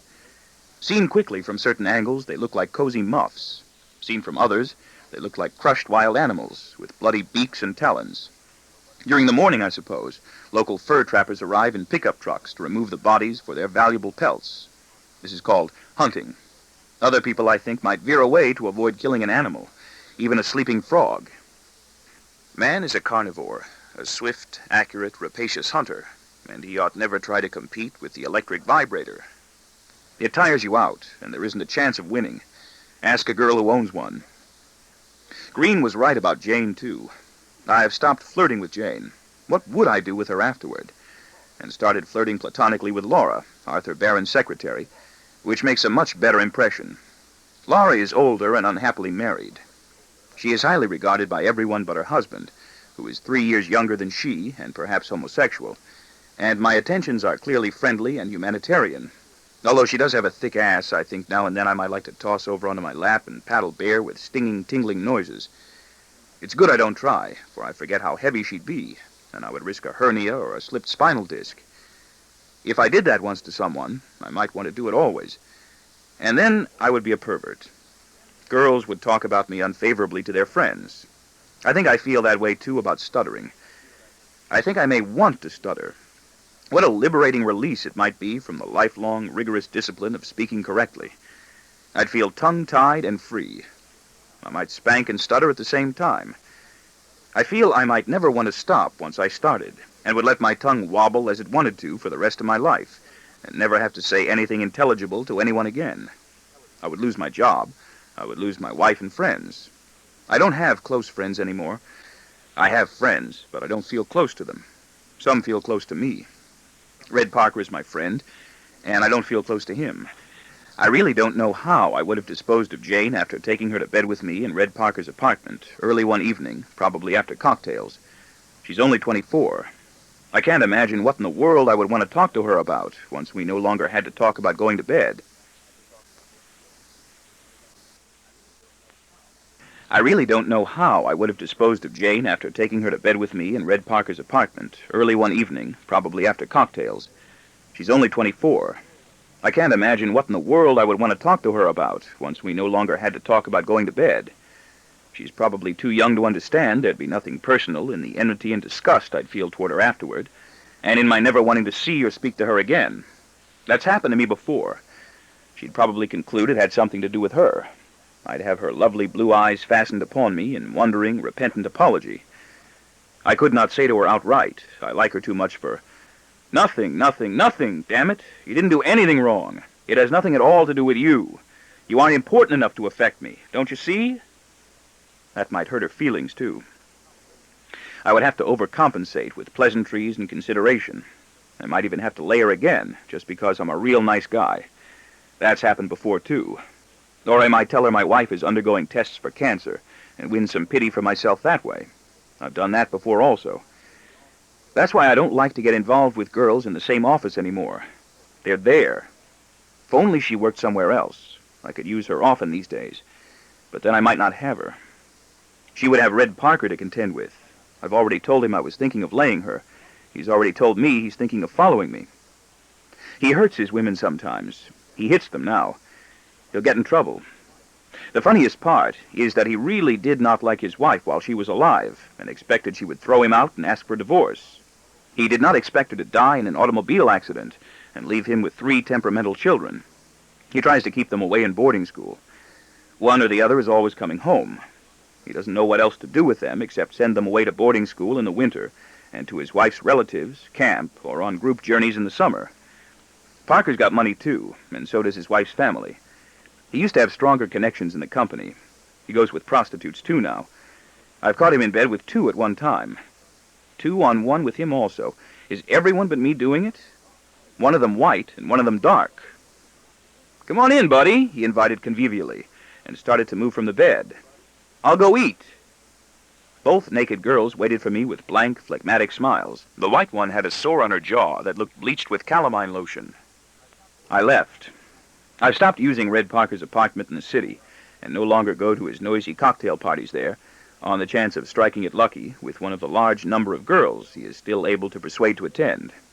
I've made out well more times than I can remember with girls I've met through Red. I met Penny through Red, and still have her. Then soon I will have to fire him, or design some gentler means of getting rid of him. Like an antiquated building with white X's on the front, he must be demolished shortly. He has a naturally disrespectful way with women I've always envied. It's effective. They mean nothing to him. They mean dramatic things to me. It's really hard to be indifferent laying somebody new the first time. His girls have gotten older, though, blousy, thicker about the waist and chin. But so, for that matter, have he and I. His wizened cheeks are Venus jowls now, and his lips are blistered. He chortles as much as ever, as though his wife were not dead and his job not in jeopardy. He it's a lot now, too. He's been warned by Kegel. The apartment is garish and sleazy. Furniture is stained and needs cleaning and upholstering. Will it be with someone like him that my wife decides to cheat on me? I hope not. I would like it at least to be with someone I can look up to, a man to whom she'll mean a little more than just another married piece of ass. I'd hate her to do it with that arrogant, obstreperous, bad-mannered, flamboyant type. I am that type. I would not like them to think I am married to just another piece of ass. The last time in town, I took my wife to a big room in an expensive hotel. My wife loves it in expensive hotels. So do I. There's something about my own wife in a luxurious hotel that beats everything else in the world. I'll fuck like a racehorse in a room like this, she glories. A vibrant strumpet lying eager for more as soon as I'm ready to supply it. Don't I? Ride, racehorse. You jockey me, or I'll whip you some more. Do what you want, darling. Stop talking so much. Put me in a bed in a hotel like this, and I feel I can fuck the whole world. Put your knees up. Oh, good God. Good gracious dearie me. My damned wife still can't remember to put her knees up after all these years, and she feels she is ready to fuck the whole world. I wonder what I would feel like if my wife ever did come home smelling of another man's semen. I think I would die a sudden shriveling death inside. Would it excite me? I would wither and curl up inside my skin and spend the rest of my dull, spiritless life hiding my dead small self inside a head and torso, now many sizes too large. I would pray my wife and children would let me keep it secret. I'm not sure what other men's semen smells like, unless it smells like my own. I guess it smells of sweat and hair. I've caught the scent of sweat and hair on my wife 100 times, when she's not had time to wash and change before I plant my perfunctory kiss on her cheek. But it's only sweat and hair, I think. She does not guess what I'm thinking as my eyes examine her critically these days. It would not excite me. It would fill me with saddest resignation and lifelong self-disgust. Judgment will have been rendered against me by her and someone else behind another closed door I did not know was even there, and the judgment will be irreversible. I hope it will not be with someone crass and repellent like Andy Kegel or Red Parker. I would not want their hands or fluids on her. Someone like Green might be better for me. Sometimes on my train rides home from work, I even have trouble sleeping when commuting. I have the clairvoyant certainty I'm going to catch her that very day within the next 45 minutes, and just that way, by a stain. She'll run into the house after I do. Dinner will be late reaching the table, and there it will be, that smudge, that stain on her slip, her belly, her skirt. The details of sequence are disorderly, but they won't matter. I will not be able to say anything in the dining room because of the children. Later, I will not be able to say anything anyway. I will not want her to know I know, and hope she doesn't make a point of telling me. I would have to do something if she knows I found out, and there'd be nothing I'd really want to. I would even have to fake the anger and unhappiness I was experiencing. I could not let it emerge so vulnerably. It would be easier for me to rot and decompose in hidden torment for the rest of my life than to let her see how cruelly she hurt me, and how easily she could do it again every time she chose. I do not want her to. I must never let her see I care. I love my wife, but oh, you kid. I am not as big a shot as she and the children think I am, but must not let them find that out. I have horrendous visions of her being felt up greedily on packed subway trains, and enjoying it, and my wife doesn't even have to ride the subway trains. Penny does. A man came on her dress in the rush hour during the summer. She didn't even know it until she was off the train, and the fingers holding her pocketbook brushed against the sticky substance on the back of her hip. I began in a random glob shot like that, and will end, if I'm lucky, decaying like Red Parker with whitewashed X's splashed across my eyes, and a sign on my chest or forehead reading, "Coming down soon, Forgione Demolition Company," while Negro junkies, winos, and dealers in stolen wallets, cameras, and wristwatches hang out in my squalid, dimly lit hallways. I knew it was either that or phlegm, Penny told me with a snorting laugh she has, I often find grating. And no one was doing any coughing. Was I ever embarrassed? Imagine the nerve! I can't. I miss my mother, sister, and brother more and more often lately, and regret we did not remain closer as a family when we were still all together. On balmy evenings in spring and summer, my mother would send down to the drugstore for a container of bulk ice cream, and we would eat it together. She let me get it when I was big enough to go. We liked strawberry best of all, and it was good. Sometimes we had strawberry mixed with vanilla. I don't think I have ever had a homosexual experience that counted. I was molested twice as a child, once by an older boy, but I don't think that counted. The other time was by an older girl in the same apartment house, who pretended to wrestle with me, but was really intent on giving me an erection and feeling it bounce against her. That does count because it felt so nice. I was lucky. I was eager to have her do it to me again, and lurked around her optimistically. She didn't. Poor me. It's hard to believe one can experience such acute sensitivity and still be unable to come. How does it end? We can't remember. It peters out. Penny never has to be reminded to put her legs up, and keeps them up for the longest time without complaining of aches or strains. She's good. She takes dancing lessons still, which might help, along with her singing lessons and exercise classes. At age 32, she still wants to be Shirley Temple. For a little while last spring, I had a nice-looking, slightly nutty 26-year-old, tall, ex-college kid from Ann Arbor, Michigan, I met in an office Christmas party, who would start to come as soon as we began, and raise her legs from feet to hips straight up toward the ceiling for as long as it took. I liked that. I liked her quick response and that feel of ass against my knees. It let me think I was getting away with something extra. She made shrill noises, and I would have to muffle her mouth. It was soon very tiresome listening to her. I do not think of it as doing something together, and don't believe anybody else really does either. She got to be a nuisance and a bore. She had spare time. She's the one that made fun of my garters. I could not brook such churlish insolence to the Slocum name from such a woozy upstart. She did take drugs, which made her even more vapid still, and I began to snub and neglect her. I played on her ignorance and provincialism. She really knew almost nothing. She thought it was beautiful. "Isn't it beautiful?" she would say.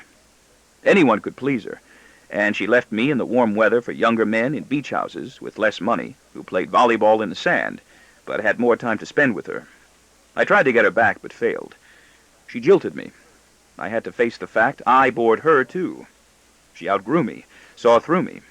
There was degradation. Oh, boy. Turned down by her. She had never seen men's garters before, or noticed them in fashion ads, and she had never heard of Camus, Copernicus, Søren Kierkegaard, the three big Ks, either. She found my garters quaint and curious.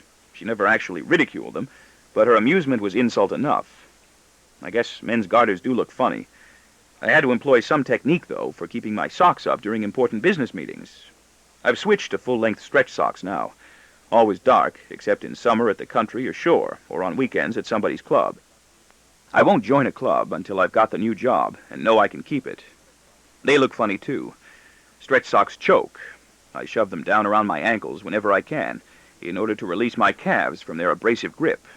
With my dark socks down, my ankles remind me of shifty, slimy men I used to see in dirty movies, the kind of unshaven, evil sneak who'd sidle close and feel my wife or daughter up on crowded trains, or come on Penny's pretty skirt, and make a mental note, perhaps even jot it down industriously on a small record pad, that his day as a molester was off to a shooting start. I bet these people organize their work week around their sly, depraved perversions. I've got them ghosting around inside the narrow passageways of my brain also, with this difference. They aren't ghosts. I feel it when they walk about. They try to take what doesn't belong to them. What do they do on vacations? I wonder how the poor creatures got along before there were buses and subways.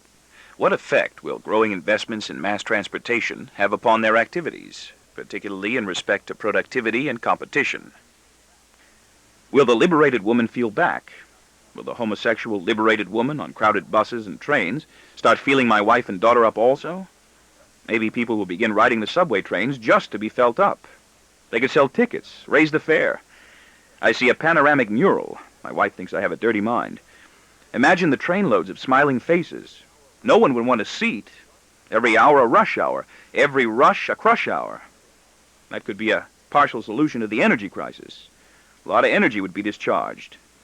After all, the opportunities for being felt up in one's own automobile aren't that promising, unless you're my daughter or one of her teenage friends, or a college kid, although I've done some hardy automobile groping myself from time to time, most recently while being driven home from a party by the heavy-set wife of one of our millionaire corporation executives.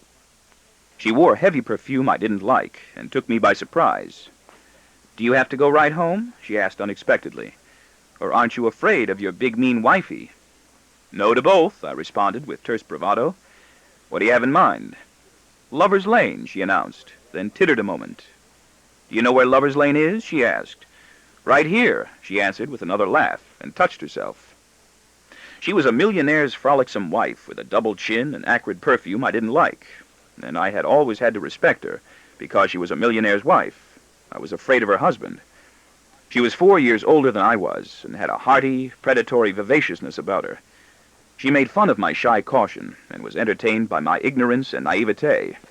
"I've got a reputation as big as this whole country, baby." "Oh, have you got a lot to learn. Didn't you know that?"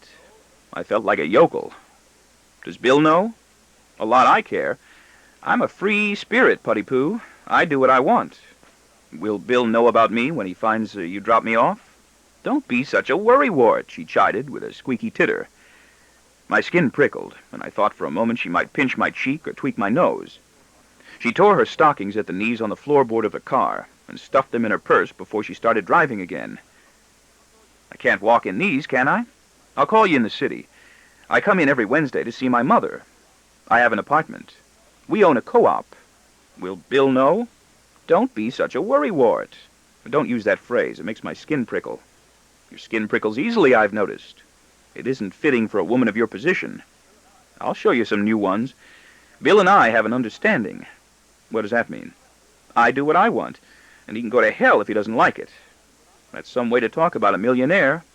Putty-Poo. When she called on Wednesday, I didn't want to see her again, and I told her I had a meeting. I was afraid of Bill, and I didn't think I ever wanted to see again someone who had called me Putty-Poo. "I'm at the hairdresser," she said on Thursday, the week after. "I was expecting you yesterday." I lied again. "You'll have to take me when you can get me. Let's have lunch." "It can't be done." "I'll pay." "Oh, it's not that." "You think I'm homely?" "No, I think you're sexy as hell." "So does he, Putty-Poo." "Who?" "The guy I'll meet instead. You're not the only fish in the sea, baby. We'll talk about you." "Does he know me?" "We'll have a big laugh." "Who is it?" "That's for me to know and you to find out." I began to feel she had the whammy on me. I began to believe she would come up to the office unannounced at any time, just to make a fool of me in front of the others there. "You're afraid of me, Putty Poo, aren't you?" she taunted prankishly the next time we met at a party. And she did indeed, while my wife and her husband, observed from different parts of the house, tweaked my nose. "Isn't he, Mrs. Slocum?" "I wish you were afraid of me," my wife yelled back. "Call me Wednesday," I ordered her curtly, "and I'll show you how afraid I am." "I'm at the plaza," she said when she called. "I think I've got the flu," I apologized with a snuffle. "I thought you might, baby," she chirruped pleasantly. "So I brought along a list, and I do mean baby. You come on much better at parties. You're not the only fish in the sea." I wish I had her on her knees again, right here and now, alongside Virginia. I've done it with my wife here in my study many times. My wife and I go on honeymoon sprees still, lashing all about the house and grounds in frothing spasms. We need liquor. We've done it in all the rooms by now, except the children's and Derek's nurses. We've done it in our attached garage at night, when we did not want to risk waking up anybody inside. And we've done it outside in the darkness on soaking wet grass. If we had a swimming pool, I'm sure we'd try it there at least once. We've done it on our redwood patio furniture. I whiff her dense perfume again, and turn around to look. Of course, her husband knew. I wonder how he stood it.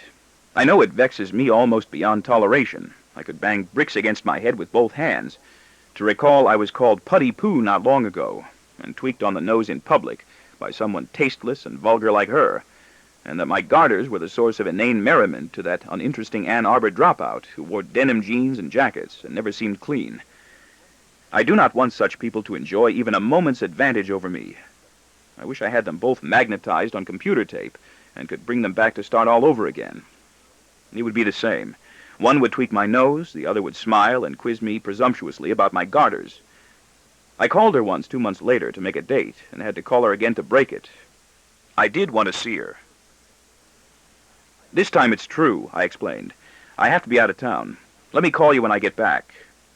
She sounded unexcited both times, as though all the tittering had run out of her. She didn't seem to care. "It's all right," she said. "You're okay. My looks are gone. I lost them overnight." She and her husband split up, and both have moved away. The children were still at college. The house stands empty, and no one knows if it's for sale. I suppose my wife and I will have to split up finally, too, when the children are away at college. I hope it doesn't have to happen sooner while I'm changing jobs at the company, or while my daughter is still mired indecisively in adolescence and high school, and my boy stands rooted numbly in terror of Forgione and rope climbing, and gives no sure indication yet of whether he will make his way up or down. She has nothing to do. I have nothing to do.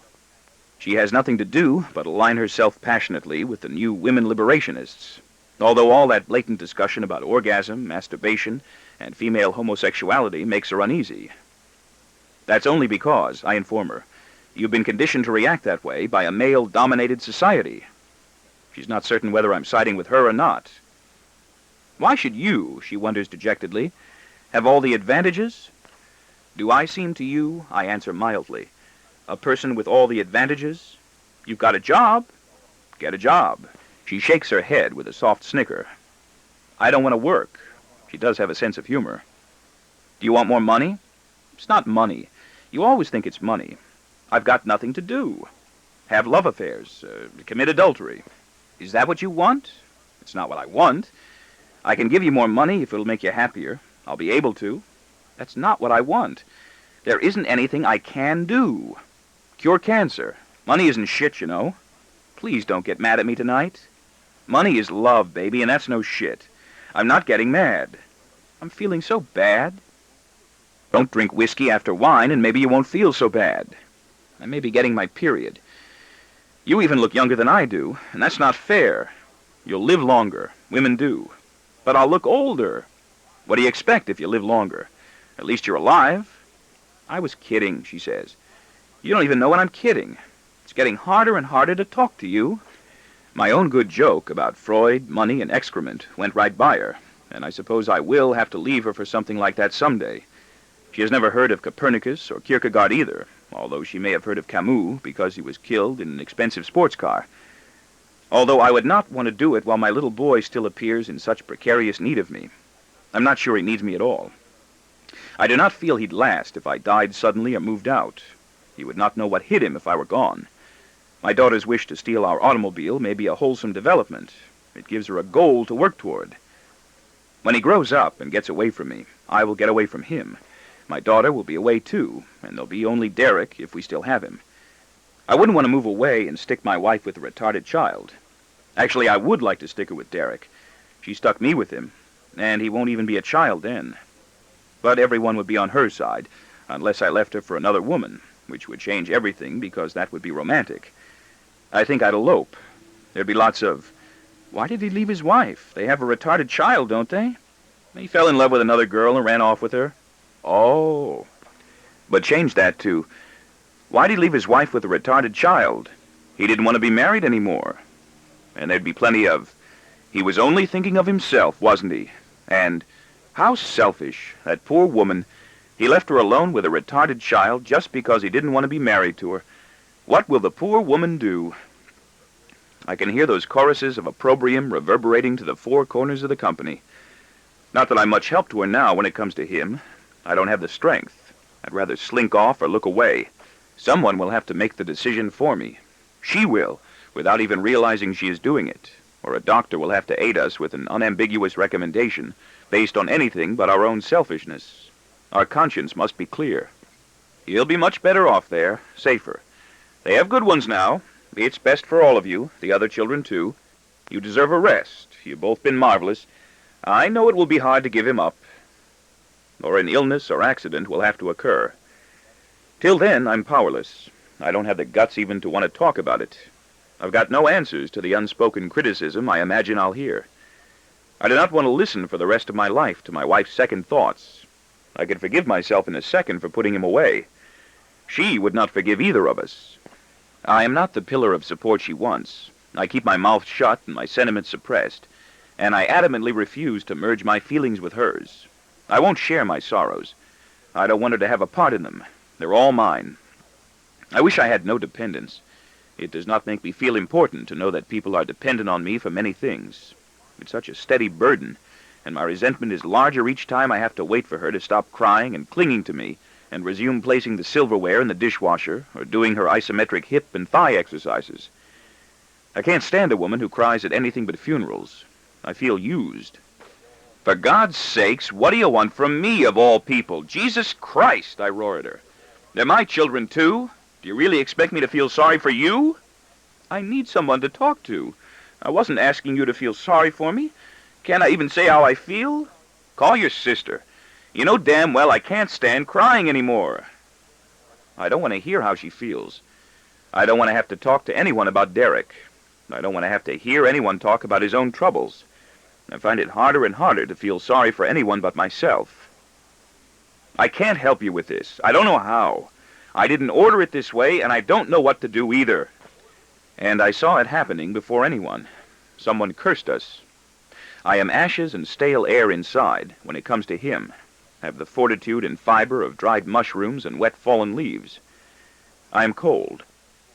I could have prophesied. When pediatrician said he was slow, I saw he was clumsy. His knees and feet and fingers seemed angled slightly out of kilter. I discerned he could not seem to hold his head up straight for long. I had a feeling of disaster about him even before he was born, but I had that anxious feeling about the others too. I expected a mongoloid. I would have settled readily beforehand for a hare lip or cleft palate and trusted to surgery with all three, although I can't visualize either my boy or my daughter wading through life even this far with any kind of serious birth defect. They've had trouble enough without it. I can't see how my wife really expects me to feel sorry for her when I have so many good reasons for feeling sorry for myself. Among them, her. I want to get free of her before her health fails. I see an ailing wife in my future. There are eloquent forerunners now of chronic invalidism.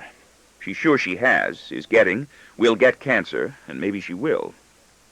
I know her health will degenerate before mine does. She's better at it. I don't want to be tied to her by sickness. Hers, that is. I'll get battered by continuing hurricane warnings of bursitis, arthritis, rheumatism, diabetes, varicose veins, dizziness, nausea, tumors, cysts, angina, polyps, the whole fucking shebang of physical dissolution. I can do without everyone else's but my own. I'll be caught on that barb, and my grown-up children will keep me there.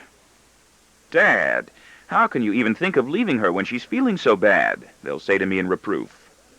But how can I ever leave her when she feels better? They'll get away from it all quickly enough, the self-centered fuckers. I don't feel well, my wife wakes up whimpering some mornings in a little girl's voice, when she feels someone wants something from her. As if I care. I was watching you sleep, a girl will tell you while she's still in love with you. You were snoring. When she's not in love with you, it's revolting, and she will not want to see you again unless she's lonely or needs your money.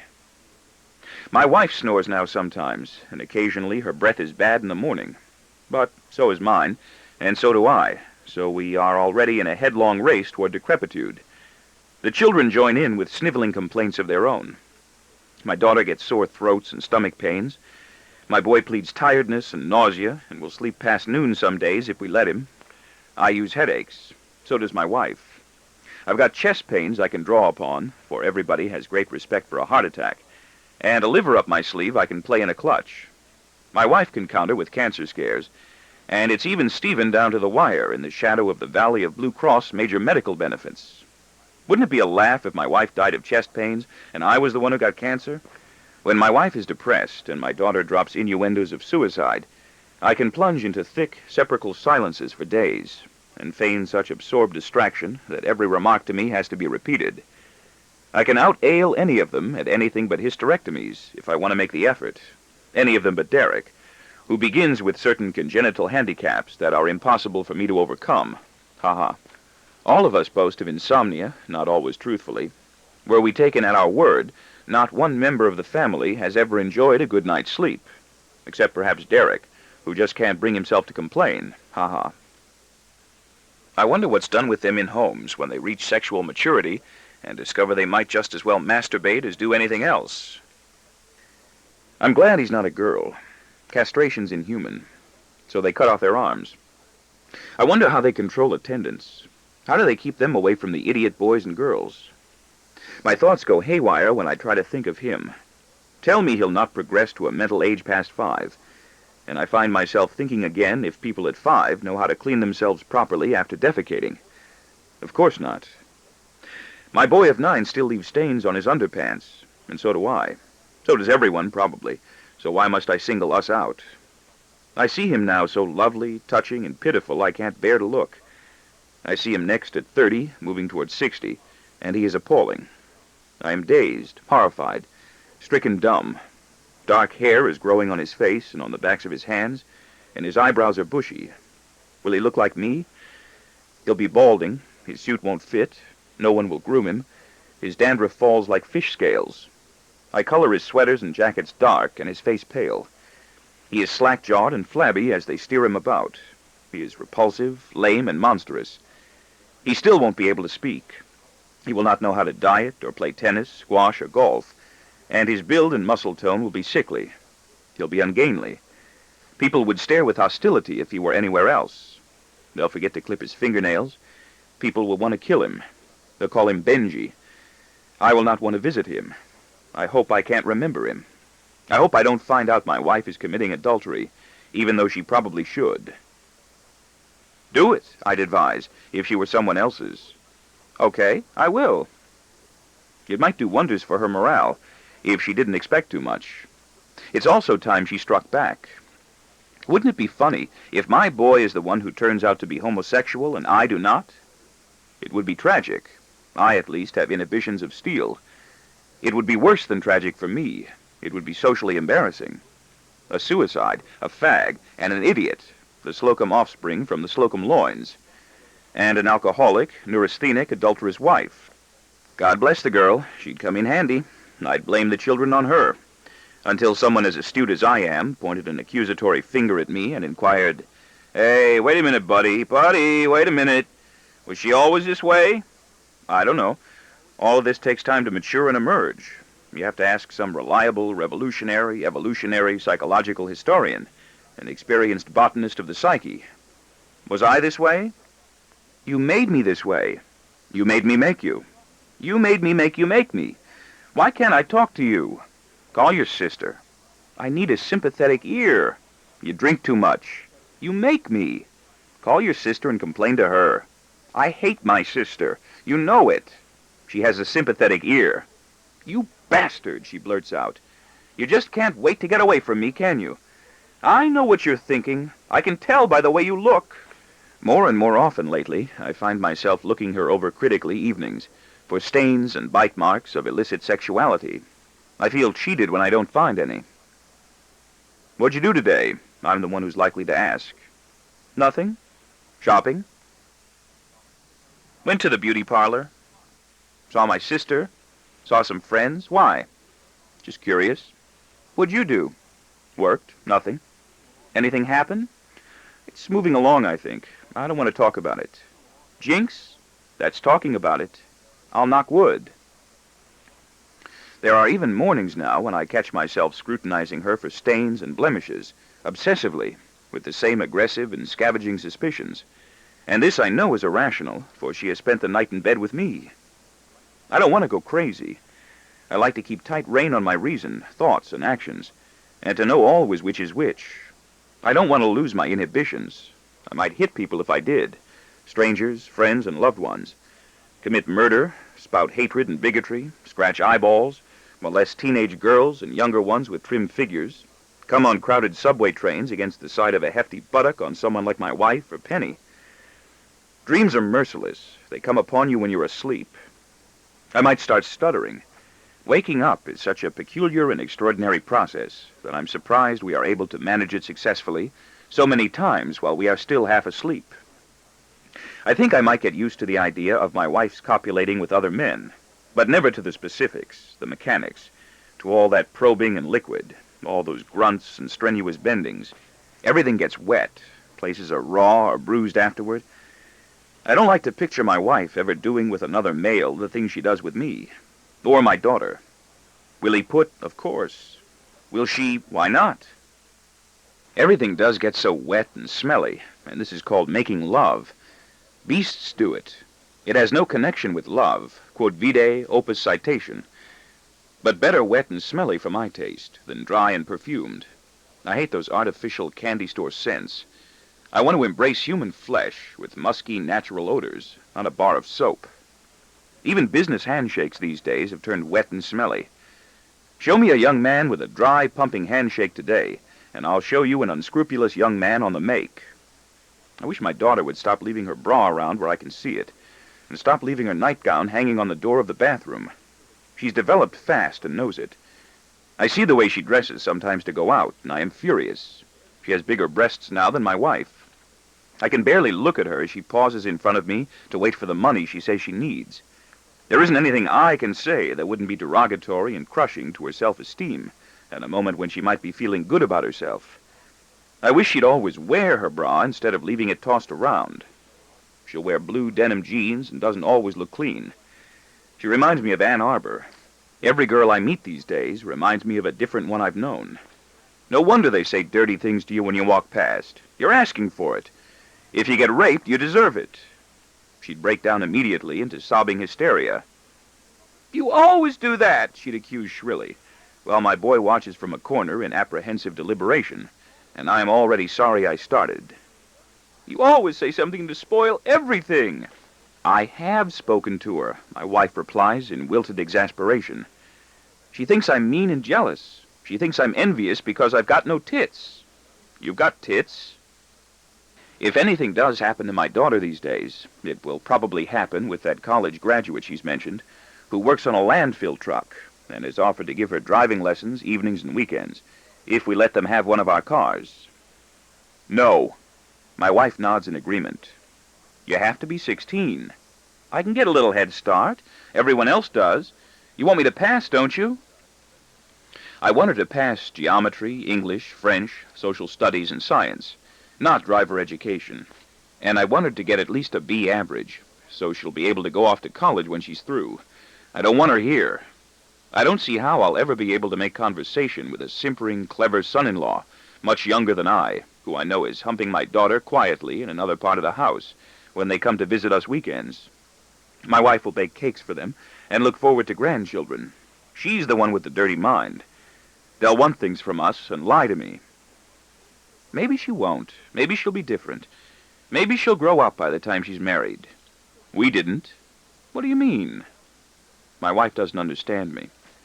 I don't think she ever thinks I'm thinking she might be out screwing another man, or that I am inspecting her belly, hair, thighs, neck, chest, panties, slips, and blouses, systematically and belligerently, for semen stains that aren't mine.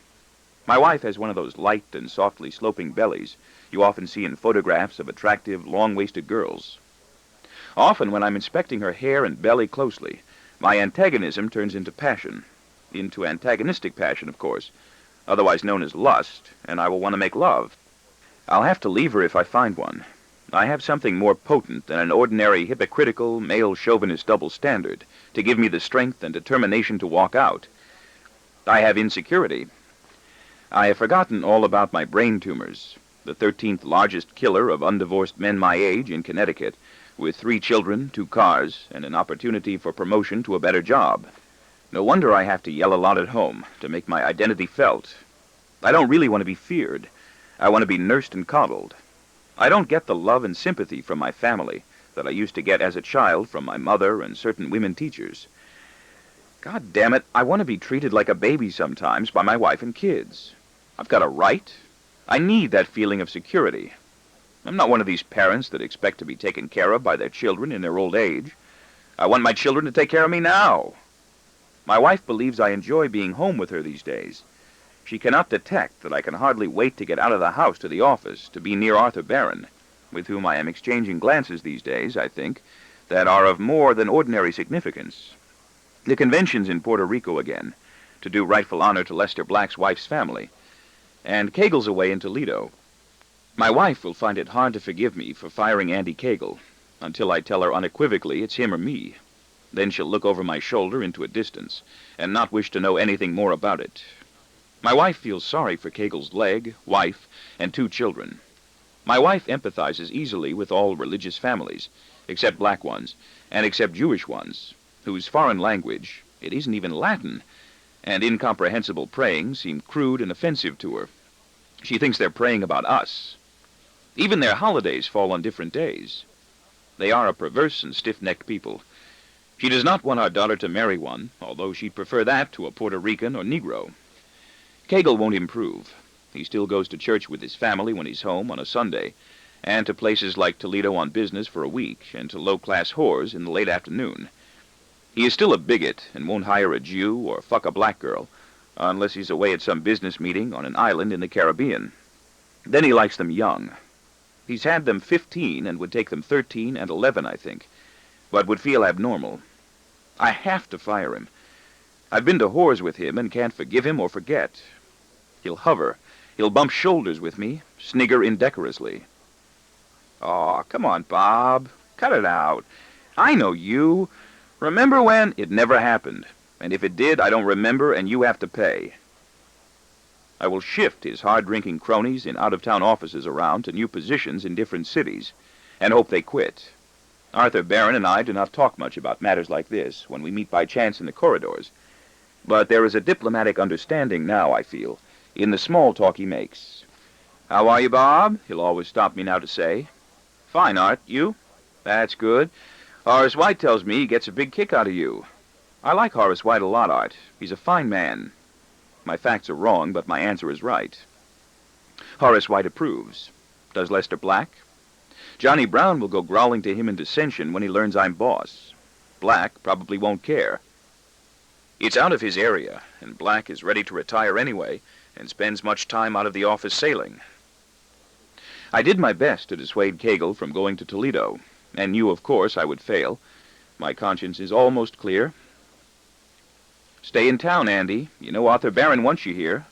I'll tie it in with a supermarket promotion, he responds, with one of his conspiratorial winks. You'll see. Cagle in Chicago, Bob? Toledo. There. He told Laura Chicago. What's there? He might come back with a supermarket promotion. He shouldn't be the one to do that. He phones in every day. I know where I can reach him. He asked me to cover the office. Good, Bob. We'll have to start making our preparations for the convention. I'd like it to go very smoothly this year. I think it will, Art. So do I. Horace White gets back to town next week, and he and I'll start setting up our meetings upstairs. Are you ready to make some enemies? If I have to. You'll have some friends. I'll have some speeches, too. I'll need Kegel for the convention.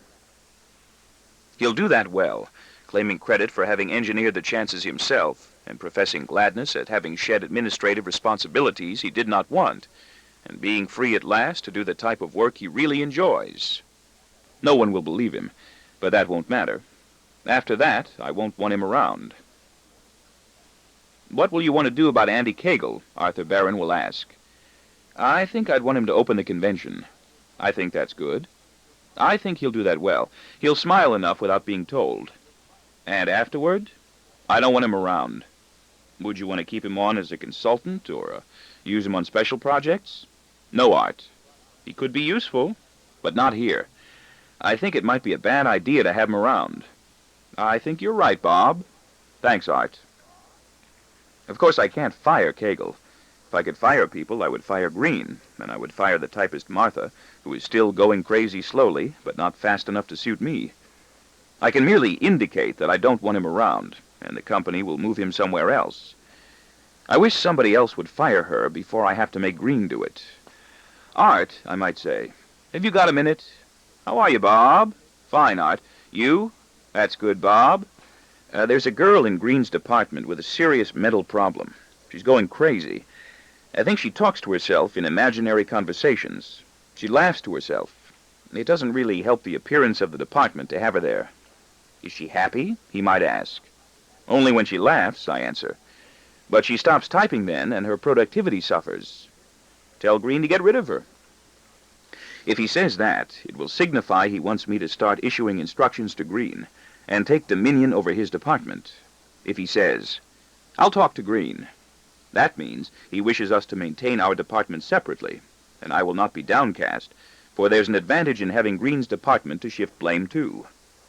If, with an expression of sobriety, he asks, what would you do? She probably has a fair amount of sick leave coming to her, I'll answer. And after that, her major medical hospitalization insurance can take over, if she wants to use it. People who go on voluntary sick leaves for mental disorders almost never try to come back. That's good, Bob. Sounds like the kindest way for her. The jobs aren't held open. We can tell her that if she reapplies. One of the nurses can tell her she needs a rest. But I'm happy here. I smile and laugh all day. It's just for a little while, dear. They have to cut down. Sick leave is what I'm holding in reserve for Red Parker. He'll think I'm slipping him a favor. Wait till he tries to come back. I'm so smart I ought to be president. I might even start using Red Parker's apartment again when he's no longer with the company. It will not dawn on him for a while that he's not with the company, but outside it. And there will be major medical benefits for me in his major medical insurance policy.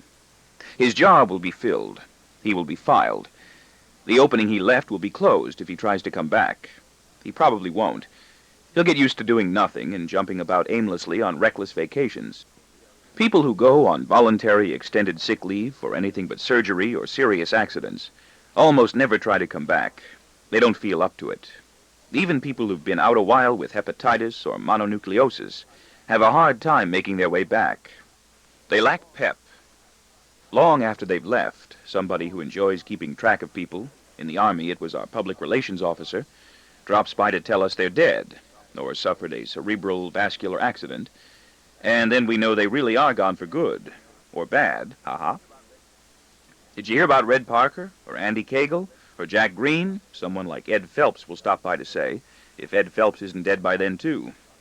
Ed Phelps will be dropping in often after he's retired, like Horace White with his wheelchair and metal canes after he falls ill, or pushed into the office on a stretcher on wheels, waving hello limply as he rolls past, by an inscrutable black chauffeur in meticulous gray livery.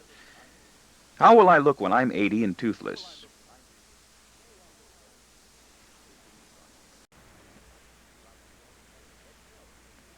Ed Phelps will be dropping in often after he's retired, like Horace White with his wheelchair and metal canes after he falls ill, or pushed into the office on a stretcher on wheels, waving hello limply as he rolls past, by an inscrutable black chauffeur in meticulous gray livery. How will I look when I'm 80 and toothless? I'll have no teeth. Periodontal work will not preserve my deteriorating jawbone forever, and my ankles and arches grow worse. My nose will be closed, and I'll breathe through an open mouth. My fingers will roll pills. I've met me already in hospitals and photographs. How will I smell? I know how I will smell. I smell that smell now and don't like it, because he will have no place else to go. It would not surprise me if Ed Phelps began showing up at my Army reunions in place of me. I've never gone. As another surplus survivor. We really have no need for that many survivors anymore. I'm not sure what it was, he'll keep repeating about Red Parker. I wonder who'll take care of the children. How many did he have? No one will know or care. With everyone else at the company these days, I try to maintain an artless and iridescent neutrality. Jane knows I've stopped flirting with her. What's the matter, big boy? I hear her on the verge of baiting me. Get cold feet? Afraid your mean little wifey might find out? Or maybe you're just afraid you can't get it up often enough for a young girl. Jane is not a person to say anything like that, or even think it. But I witness the scene anyway, and wonder how can I get out of it. Outside the office, I have begun training myself assiduously and realistically for the higher responsibilities that lie ahead. I am organizing speeches, and I am playing golf. I'm outlining the speeches I will need for the convention, mine and Kegel's, and for the corridors at the company. Gee whiz, goes one. You're surprised. How do you think I felt? You could have knocked me over with a feather. I wrote that one in a minute. And I've got myself new clubs and clothes. My daughter thinks I look good in my whites and pastels and in my peaked caps. My daughter is most pleased with me when I look handsome. My wife is perplexed. She thinks I've gone back to golf because I want to flirt with college girls at the different clubs I'm invited to. I don't know how to flirt with college girls anymore, and wouldn't want to if I did. They're kids. And none seem to be sending out signals to me or any other golfer my age. They send them out to good tennis players. I've decided not to flirt at parties or anywhere else if my wife is with me and might be embarrassed. And I wish she would stop flirting when drunk and stop embarrassing me. I'll give her more money. I take private lessons secretly on public courses, weekends, and accept invitations I get to private clubs. My wife won't take up golf again because she knows she won't excel at it, and she hates going to a club for lunch or dinner because of the people she finds there. All of them are divorcing. Everyone everywhere seems to be coming to an end. I'll buy another house. My wife wants that. It will please my daughter, who is keenly sensitive to friends and families with more money, and not mindful at all of those with less, like the college graduate on the landfill truck who says he wants to get her into a car at night in order to give her driving lessons. I know the kind of lessons he wants to give her. I'd like to kick him in his stomach and jaw with my knee. How dare he deal in dirty thoughts about my buxom 16-year-old? How could she know so many people and still be lonely? We'll have to buy a bigger house because the kitchen table in this one is too small. Golf? Says my boy in squinting confusion. It's a game. He's playing it again, my wife says. My boy looks hurt. My wife is crabby. He isn't used to seeing me all dolled up and raring to get away from home so early on a Sunday morning. If I wasn't going, I say to him, is there anything you would want me to do with you? He shakes his head pensively. You can go. Swimming, maybe. It won't be hot enough. Mommy can drive you to the beach club. I don't like it there. Do you have anything else to do? Watch television. I saw some golf on television. You hit a ball in a hole. Like pool? He ventures hopefully. Pocket pool, I joke. Don't start, warns my wife. What's pocket pool? Not on Sunday. Not at breakfast. The Lord's Day, my daughter intones in mocking solemnity. I'll tell you Monday. I know, my daughter brags. I'll bet you do. Are you getting angry? She asks me with surprise. Of course not, I answer, dissembling a bit. It doesn't please me that she knows. And I remember again that I saw her the night before, riding around town in the back of a car with boys. I'm just not able to talk to her long these days without wanting to say something stinging. There is latent animosity between us always. I don't know why. I'll leave the table if you are. Don't be silly. I am, my wife declares. I've made my date. I can't help you today. I'll go to church with you next week. We're away next week. Do you like it? My boy says. Church? Golf? No. He hates it, my daughter tells him. You got it, I praise her. I hate the people I play with. Why do you go? His face furrows with puzzlement. It's good for me. For your health? For his business, my daughter guesses correctly, mimicking me with comical accuracy. You got it again, daughter, I praise her again. It gets me better jobs. It helps me make money for all of you honeys. Will you buy me my own car since you're making so much money? When I lower my handicap. This table's too small. I don't see why we can't eat in the dining room. I didn't know we'd all be here at the same time. Usually I have to eat breakfast alone, along with everything else. You sound bitchy. I don't see why you have to play on Sunday morning. It's when I'm invited. You go for lessons. It's when I can. Go alone, can't you? I don't want to go alone. I have a family, haven't I? You're going with God, remember? Don't make jokes about it. Go with them. They won't go either unless you do. You influence them. You'll go with her, won't you? Don't make them. Don't be a hypocrite, Dad. We'll all go on Mother's Day, and that will make it Father's Day. We hate the people we have to pray with, my daughter wisecracks brightly, and my boy giggles. That's good, I compliment her, laughing also. I'm proud of you for that. I love it, my wife says, when the three of you find me so funny. They get that from you. They think they can be funny about everything. They can. She is starting to ruin my whole day. It's been close to a very delightful family meal for everyone but my wife, and I wish I were through with it and out of there. You know, I don't get any of this at the office. I don't get it at the beauty parlor. Good. You aren't married to people at the office. I got it the first time. Why must you repeat everything? You really do stink. We're only kidding, kids. You do this every week. Have some eggs, she answers in a low voice. You're ruining my whole day. You're ruining mine.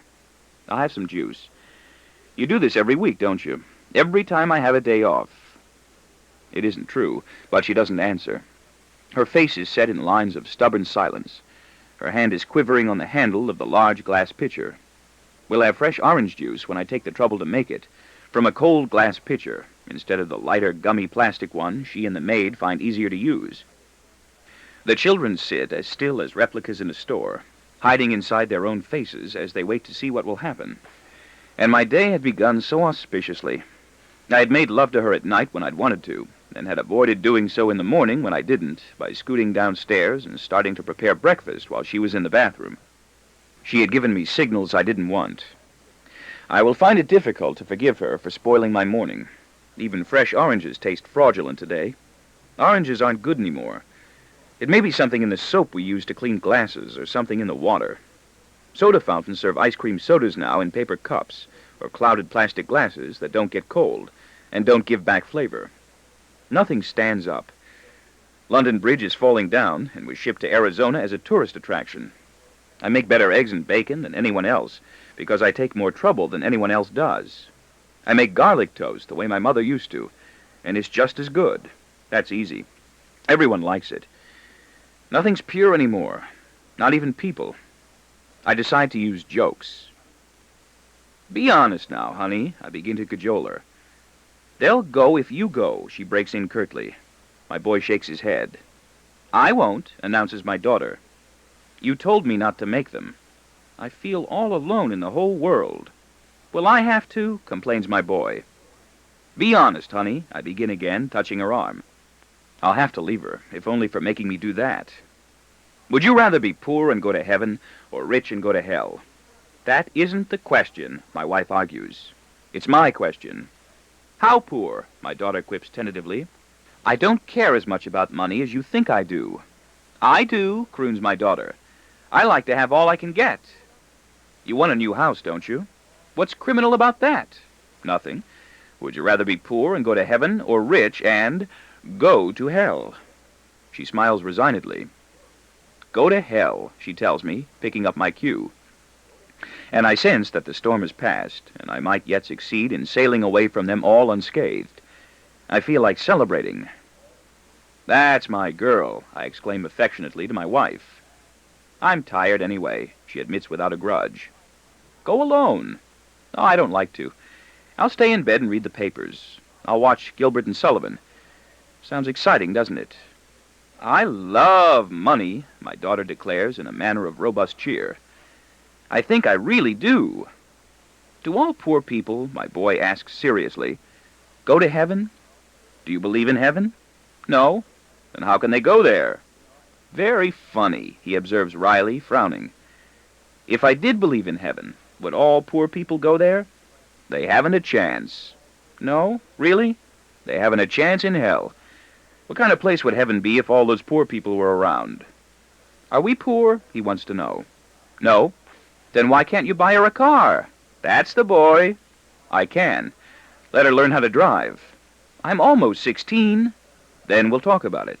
I've got the money, so don't worry about being poor. And I'll soon have more. I think I love money, my daughter brags, daringly. More than anything else in the world. I love it more than ice cream. Someone, my daughter, might think that ungracious. I don't care. I love it like the last spoon of ice cream on a plate. Money really talks, young lady, doesn't it? It sure does. How come? Because money, young man, is everything. What about health, says my wife. It won't buy you money, and that's why you shouldn't give your dimes and nickels away. I don't anymore. I would never give it away, my daughter asserts self-righteously. I don't think, daughter dear, that you ever have. Money makes the world go round, young man, and money makes history, too. How come? You take history, don't you? It's called social studies. Money makes social studies. Without money, there would be no social studies. How come? What Dad means, explains my daughter, is that the love of money and the quest for gold and riches in the past is what caused most of the events we read about today in all our history books. Right, Dad? Right indeed, my darling daughter. You got it again. I'm glad to see you're learning something more in school than pocket pool and rolling drugs and how to walk around the house without any clothes on. I am more startled than she is when I see her gasp and turn white. I don't know why I said that then. I swear to Christ, I don't know where those words came from. I know they didn't come from me. Her voice is a whispered plea. Did you have to say that? I murmur no. I didn't. Yes, you did, she charges. You always do, don't you? I'm sorry. You always spoil things. You ruin things for everybody, doesn't he? My wife looks like she's going to cry. You knew I was kidding. Should I go? No, we both were. But I've told you before not to walk around the house without a robe on. May I please leave the table? No, stay. I'll go. I feel inept, clumsy. Can't we make up? I have to go anyway.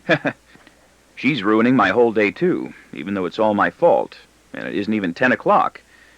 That octopus of aversion had been there in bed with me and my wife again this morning, when she awoke me with languorous mumbles, and by snuggling close, that meaty, viscous, muscular, vascular barrier of sexual repugnance that rises at times when she takes the initiative. It may be that I prefer to do the wanting. I eluded it spryly. Before my wife knew what was happening, I was downstairs in the kitchen having oranges, making coffee, and breaking eggs. I don't know where it comes from or why it does, and I don't ever want to find out. It seems to come from the brain, the heart, and the small intestines in a coordinated assault. Men with heart attacks, I know, use them to avoid having sexual relations with their wives, though not with their girlfriends, unless they're tired of them. I make coffee and break eggs. I get a feeling of tremendous personal satisfaction whenever I hear that someone I know has left his wife. Serves the bitches right. Yesterday in a gourmet store, I overheard one man tell another that some man I didn't even know had left his wife, and my mood soared. I felt despondent afterward, sorry for myself, left out of things again. What are you looking so pleased about? I could hear my wife saying as I returned to the car. The price of artichokes, I offer in reply. Or better still, a man left his wife. The wall of aversion was there again in my head and my breast, even as I came awake, and would not go away. And I did not want her to touch me or have to touch her. It has nothing to do with her. I felt I might crumble into something dry and moldy where she pressed. I was soft dough or clay and would be deformed by indentations where her hands and knees pushed. I would stay that way. It is invisible and unyielding. It is heavy. It is living, and it is dead. I am living, and I am dead. There is grainy paralysis. It is hollow and dense. It is airless, making breath seem doubtful, arousing head pains, nausea, and sickening reminiscences of disagreeable, musty smells. It isn't fun. I have no will to overcome it. I can't confess it to her. I don't feel well. I'll whine. I think it's my stomach. Is your chest all right? I think so. You work too much. We never take a real vacation. You go away every summer. I don't call that a vacation. Why can't the two of us just go to Mexico? I've never been. I would rather surrender to it and lie docile and enslaved. I would rather succumb. I would rather bide my time and wait for it to relent and recede, like some risen demon returning to an underground lair somewhere inside my glands, then engage it in battle, or try to squeeze my way through an opening with Batrachian strivings of my feet. I am a tailless amphibian again. I have warts, but they are small because I am small. I see myself struggling to squeeze my way through head first, like a miniature white swimmer or frogman in black rubber. And the free-floating aches in my temples filter into throbbing pains in the occipital regions behind.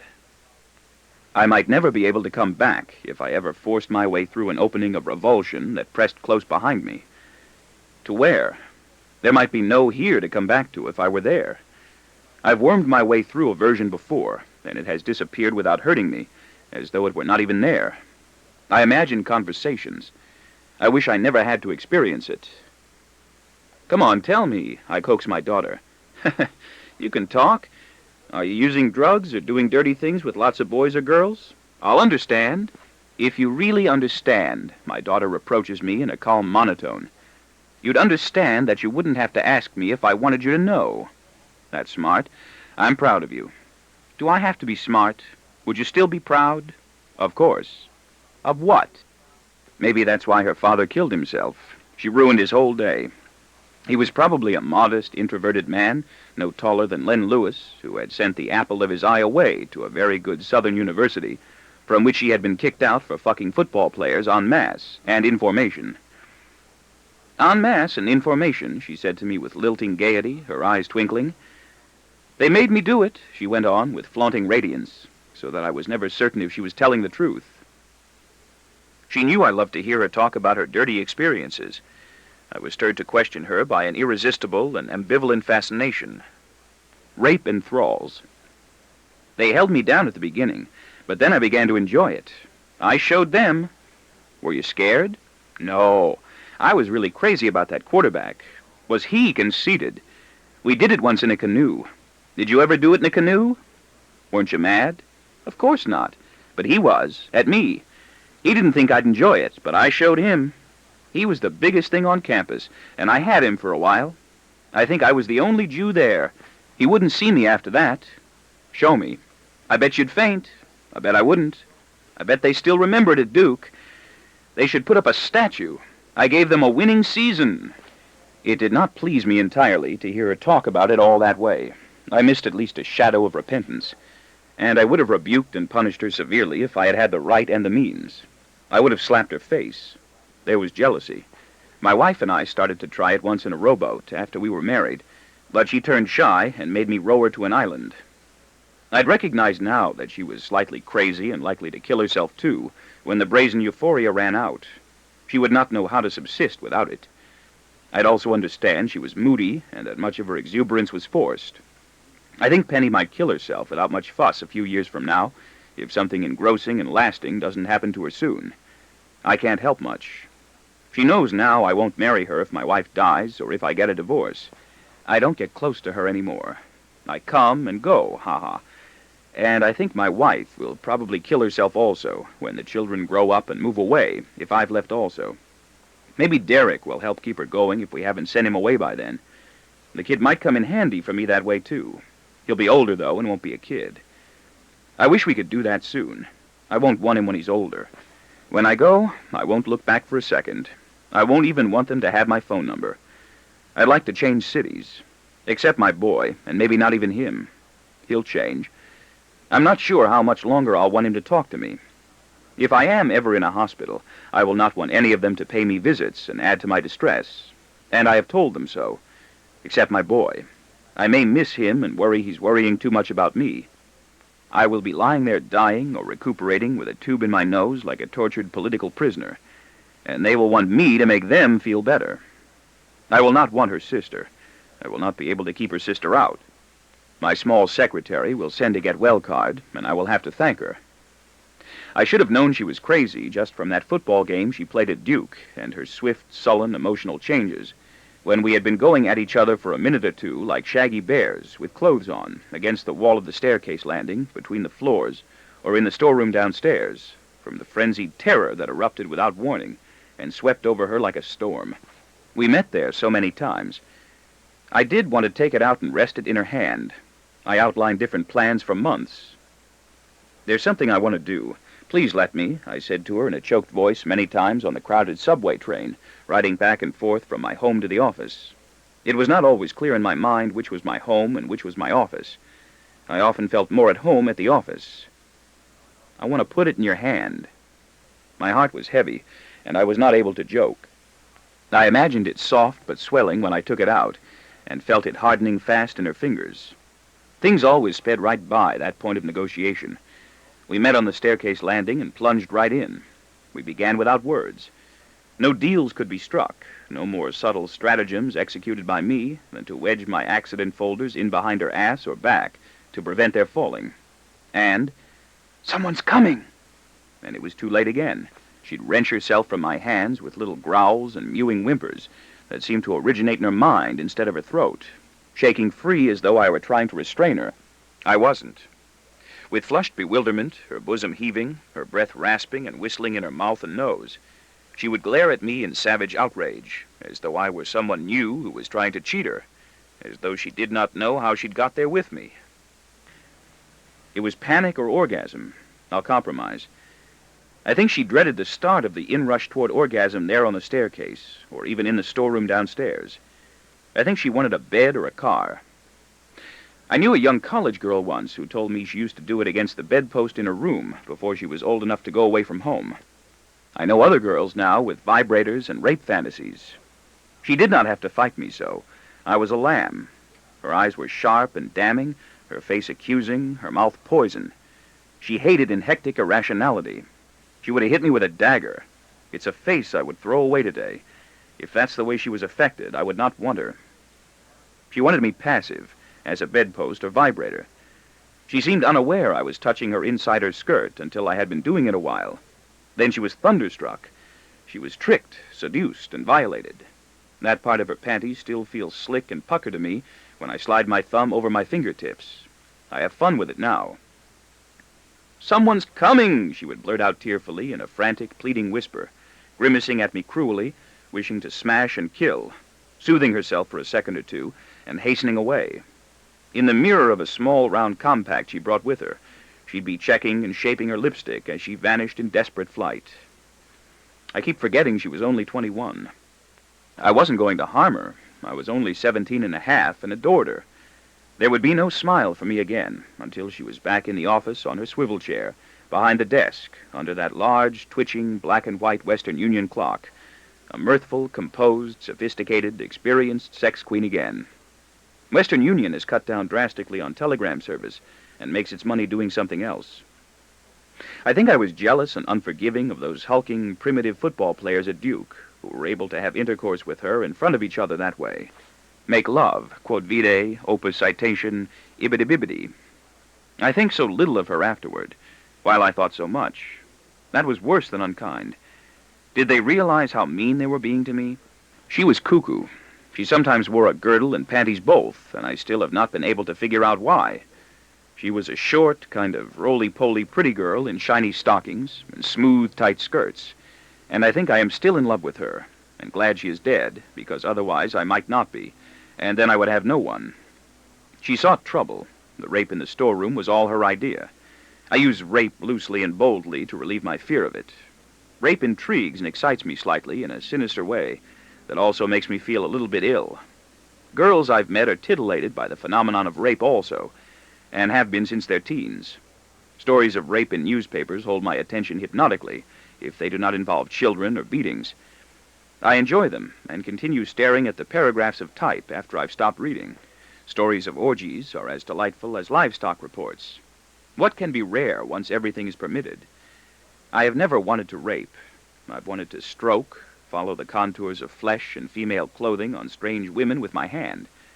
The girls I find myself eyeing grow younger and younger, and someday I'm afraid I might want to do what I'm afraid I might want to do. She brought it up and led all three of us on. She did not even like one of the other two. She told me he was homely, dumb, and coarse. I could handle you all. I could show you a good time. I could show you what it's really all about, she taunted pertly with a speculative smile. If you weren't all so afraid. It was lunchtime. The other two weren't afraid, and when she came to her feet with gripping, rigid, insensible arms to begin by kissing me, for them, I remember elbows like angle irons, showing off, for them, I knew it was as far as she wanted to go. It was an awful, corrupt, inane performance on her part. I was being used like a bedpost or stage prop while she showed off for them. Unworthy of her, an unemotional, almost malign procedure speeded up for the occasion like an old movie film into a grotesque and sterile parody of muddled, bumping, fumbling motions. A marble, non-human tongue was knocking about my teeth, and the fingers scratching wildly at my head and neck were brittle and cold. She ground her face against mine. Perhaps that looked good to them. I grabbed her breast because I did not know what else I was expected to do. They went at her from the rear and sides, and were under her skirt with their dozens of hands, an infinity of mechanized fingernails, before she knew it was happening. They were at her buttons, snaps, and elastic waistbands. They were forcing her knees in from behind, trying to press her to the floor. They had her down for a moment, nearly into a squatting position. She struggled back up. "You tore my stocking!" Her face looked frantic. They kept kidding ruthlessly with hard smiles, muttering inaudible remarks incessantly to sustain the pretense it was all only a pleasant bit of horseplay that ought not to be misunderstood. I learned for the future how to execute variations on the same masquerade from them. I saw flashes of pale flesh and eggshell lingerie. I saw no twat or bush. I looked and was disappointed, although I did not want to. I imagined it huge, thick, and snarled. I imagine it now. The tough, gruff one she didn't like left off for a moment, with one hand to go for his zipper. I flinched and tried to shut my eyes and turn away. I did not want to see his oily tube flop out. My feeling now is that it would have been soft. I knew it would be long. I'd urinated with him in the men's room. I didn't want her to have to see it, not in front of me. Where was passion? Why were all of us doing it? There was not even a genuine sex drive at work, but grabbed her again when she nearly squirmed free. "No!" Feet were scuffling on the floor, and heels were kicking against the legs of chairs and the bottoms of file cabinets.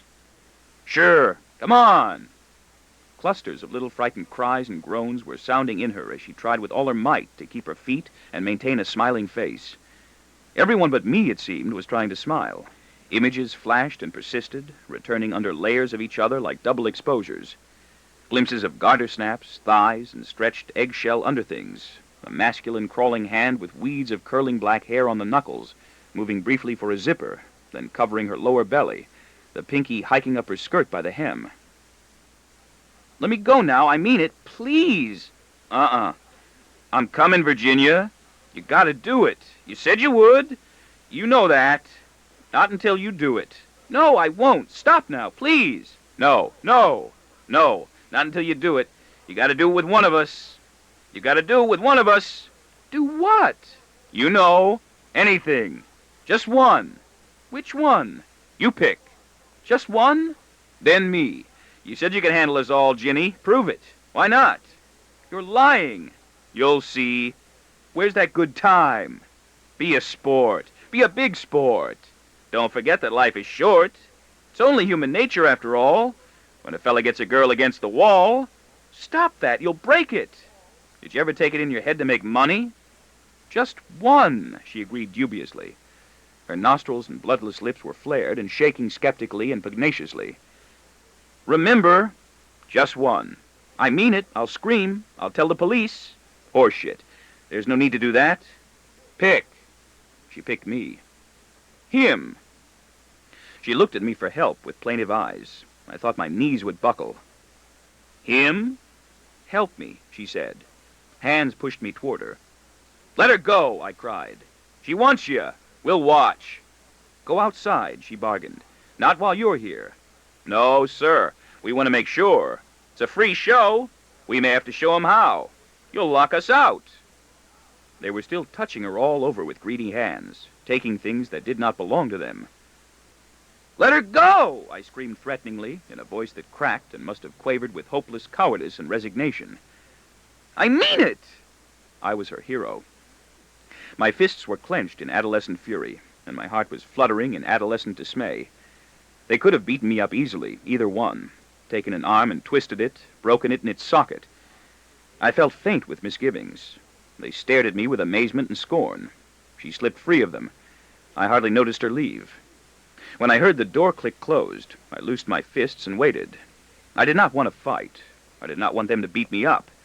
I don't think I would have fought to defend myself. I would have preferred to succumb. I was like my boy in the playgroup. I don't think I've ever wanted to fight with anyone except my wife, my daughter, my boy, and Derek, and with Derek's nurses. I waited to see if they would beat me up. "You prick," they said, and I was relieved when I saw they were not going to beat me up. I was being set free. "We could have had her. We'll get her without him." That thought struck pathos into my soul. I was not allowed to feel like her hero for long. By the time I returned upstairs, she was at her desk, chatting with both of them over what had happened, flirting brashly with them again, especially the tough, coarse, sinewy one she hadn't liked, mending her torn silk stocking with colorless nail polish, lifting her breasts for him as she always had done for me, tilting her head and tempting him with her ruby, saucy smile. He was a tough, swarthy Italian, like Forgione, and I felt he had just shoved me out of the way again, as he had downstairs. I hated her. My feelings were hurt. I felt she would have fucked for him from that time on, sooner than she would ever for me, if he was smart enough to pose and wait. "I'm on my back, he's in my crack," was part of another bawdy song she liked to sing to me, even though she still liked me better. And I felt pangs of jealousy. What good did it amount to, being liked, if she wanted to fuck for people she didn't like? "You were jealous," she said. "Weren't you?" I must have been gazing at her moon-eyed with all the pain of my broken heart flooding into my expression. I have never been able to cope with jealousy. I wish someone would teach me how. It leaves me weak and at a loss for honest words. I can't make jokes. My eyes water and I want to cry. Marie Jenks would accuse me of staring at her like a mooncalf. Perhaps I did, especially after I found out about her and Tom in the storeroom. I wanted to be absorbed into her embraces also. I didn't like feeling left outside. I still do stare at girls who are attractive, and look away quickly if they stare back. Today, I chuck brassy, overpowering women of 28 like Marie Jenks under the chin nimbly, and pass them by with a half-hearted falsehood. Today, girls of 28 don't try to boss me around.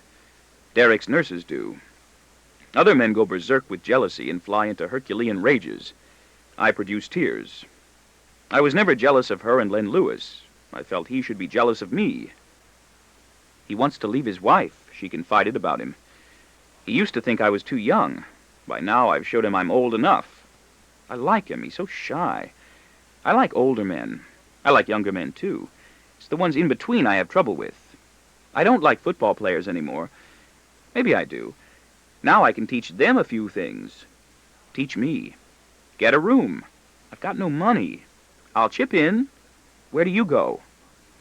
They went to empty restaurants for dinner one evening a week, sometimes two, and then sat in his car a while and talked and petted. He lived far out in Queens and had to start back early. He didn't drink. She was teaching him how. He enjoys it. I make him feel young. How? I kiss him very softly and slowly like this, all over his face for a long time. Then I do it harder and faster. I breathe hard. He thinks I can't control myself. I like doing that to him. He says nobody ever kissed him the way I do. I'll bet he's right. I'll bet nobody ever kissed you the way I can. Do it now. His wife wouldn't know how. He's never had a modern girlfriend. I slip my hands inside his shirt and rub my fingers against his chest. His hair is soft and curly, like a kitten. Nobody ever did that to him before. He's 55 years old. I tickle him with my tongue. Soon I'll let him touch these. Come outside. He doesn't know I'll let him if he wants to. I talk a little dirty to him. He likes it. So do you. Don't you like my nipples? If you'd go slow once in a while, you'd see how pointy and hard they get. I like to talk dirty, too. I love to say words like nipples, pointy, and hard. And tongue. I had my heart on again. Come outside. Well, hello, dear, she greeted, winking at it. Good to see you again. I reached for an accident folder with one hand and slid the other into the side pocket of my trousers. I blushed with pleasure. She grinned, pleased with her prowess, widening her eyes with mock astonishment and pursing her lips into an open pink circle of admiration and surprise. I know now what that open circle was intended to suggest. I've seen it since on gorgeous faces of photographers' models in the best fashion magazines.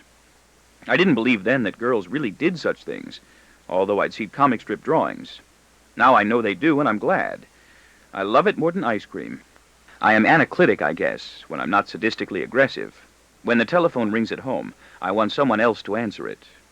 You can't get good ice cream anymore. Everything's getting worse or going away. The woman's home companion is gone, and so is the Saturday Evening Post and Look and Life, and soon even time may run out for all of us as well. Colleges are going into bankruptcy. Restaurants I like are closing. It tastes like gum and chalk. Virginia was peaches, strawberries, and cream, with touches of rouge on her ripe, lustrous cheeks. She shaped her lipstick often by pressing her mouth together. Her legs were smooth and glistening in unruffled silk stockings, and even her somewhat chubby feet seemed rich and sweet as butter, compressed into her shiny tight shoes and their high spiked heels. Women wore shiny black pumps with high spiked heels when I was young, and evil-looking skinny men were unshaven and wore loose black socks in the dirty movies I saw. Penny and other girls make me take my socks off for just that reason. My wife never saw any of these movies and doesn't. I often leave them on with her as a ruse. I am an evil-looking skinny man in a dirty old movie, and I am defiling her. My wife has no idea that she is a character actress in a dirty movie of mine. She may, however, for all I know, be the leading performer in one of her own. Dirty movies have gotten better, I'm told. Smut and weaponry are two areas in which we've improved. Everything else has gotten worse. The world is winding down. You can't get good bread anymore, even in good restaurants. You get commercial rolls, and there are fewer good restaurants. Melons don't ripen, grapes are sour. They dump sugar into chocolate candy bars because sugar is cheaper than milk. Butter tastes like the printed paper it's wrapped in. Whipped cream comes in aerosol bombs and isn't whipped and isn't cream. People serve it, people eat it. 250 million educated Americans will go to their graves and never know the difference. I wish I could get my hands on a good Charlotte Russe again. That's what paradise is, never knowing the difference. Even fancy bakeries now use a substitute for whipped cream that looks more like whipped cream than whipped cream does, keeps its color and texture longer, doesn't spoil, and costs much less, yielding larger profits. It tastes like shit. It tastes like shit. Nobody cares but me. From sea to shining sea, the country is filling with slag, shale, and used-up automobile tires. The fruited plain is coated with insecticide and chemical fertilizers. Even pure horse shit is hard to come by these days. They add preservatives. You don't find fish in lakes and rivers anymore. You have to catch them in cans. Towns die, oil spills, money talks, God listens. God is good, a real team player. America the Beautiful isn't. It was all over the day the first white man set foot on the continent to live. The Fuggers were all right, as long as they stayed in Germany. Then they sent their mothers here. Depreciating motels, junked automobiles, and quick food joints grow like amber waves of grain. The faces of the rich and the poor age from nativity into the same cramped, desiccated lines of meanness and discontent. Women look like their husbands. God had no computer. He had to use clay, which was hard to work with, and a human rib, which was a little easier. God was just and fairly ambitious, but in a rudimentary way. He had to use a flood once. He couldn't think of smog or nerve gas. And fire and brimstone. People between rich and poor radiate uneasiness. They don't know where they belong. And I hear America singing "fuck off." The peregrine falcon is just about gone, done in by DDT. The shells of the eggs laid by the female, of course, grew too thin to survive incubation without cracking. The hot dog is going too. Soon there'll be no more whales. My wife and I will just have to make do without them. The good old American hot dog is filled with water, chicken innards, and cereal. the same cereal they divert from bread and rolls to replace with synthetics and additives. Mom's apple pie is frozen. Mom went public several years ago. There is no Pa. She did it with gas. He did it with gas, she told me about her father, when I could bring myself to ask. The rest of us were away in the country for the summer. He did it all alone in the garage in his car. I'll never forget it. I didn't want to go to the funeral. I heard somebody say he turned all red. My mother made me. I've always hated my mother for the way she treated him. Look what he did to me, she kept wailing all week long to whoever would listen. I don't like to talk about her. She did it with gas also, in the kitchen of her mother's house in New Jersey, which was most inconsiderate of her, since we had better ways of killing ourselves by then. We had plastic bags.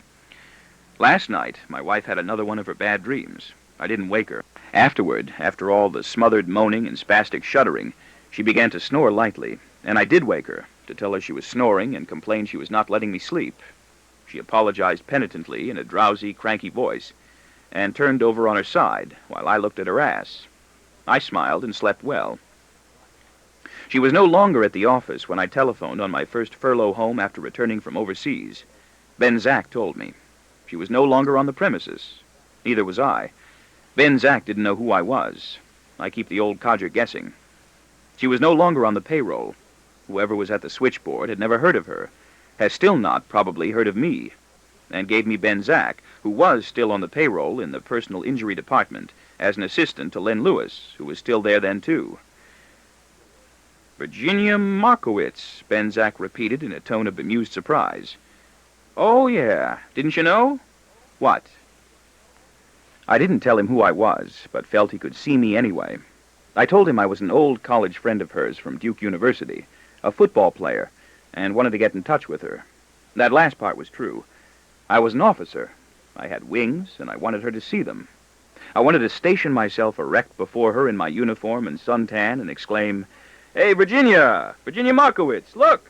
I'm all grown up now. I'm 22 years old and a real smart aleck, and I get lots of good hard-ons. Let me show you. But she wasn't there. She was no longer employed by the company because she was dead, you know. Oh, no, Ben Zack explained with patient good humor, as though pleased to have someone to talk to about her. She's not employed here anymore. She's dead, you know, poor kid. She killed herself about 1.5 years ago. Was she sick? Nobody knows why. How? She did it with gas.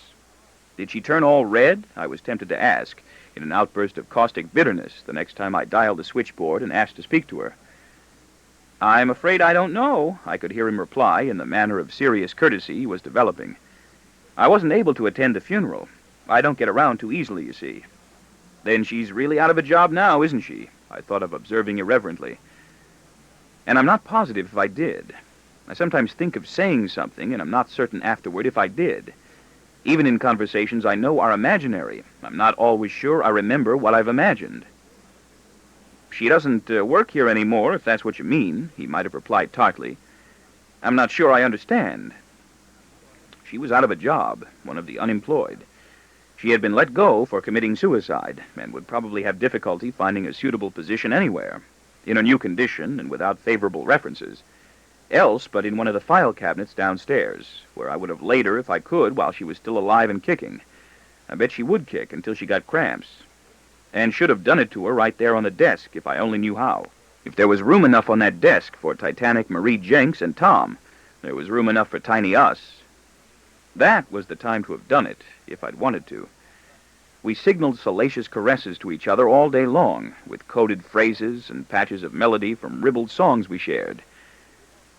I asked for number 1. She said, let's have some fun. Ba-ba, ba-ba, ba-ba, ba-ba, ba-ba. I would color a lot and feel my happiness bubble up into tingling ripples of joy and warmth. I've never been so pleased by intimacy with anyone since. She would smile and color a lot with merriment, too, dimpling. She was always pleasant with me, even when she was having her period. I wish my wife was. And imagining that her face was breaking out into ugly boils and craters. It wasn't. Look what she did to me. She killed herself before she was 25, doing it with gas, as her father had done before her, and maybe his father before him, she didn't say, deserting me without 2 weeks' notice, and leaving me feeling destitute again in a phone booth in a train terminal. she killed herself before she was 25, doing it with gas, as her father had done before her, and maybe his father before him, she didn't say, deserting me without 2 weeks' notice, and leaving me feeling destitute again in a phone booth in a train terminal. After a moment of utter shock, I found myself feeling like a foundling again, abandoned heartlessly in a soiled telephone booth in Grand Central Station.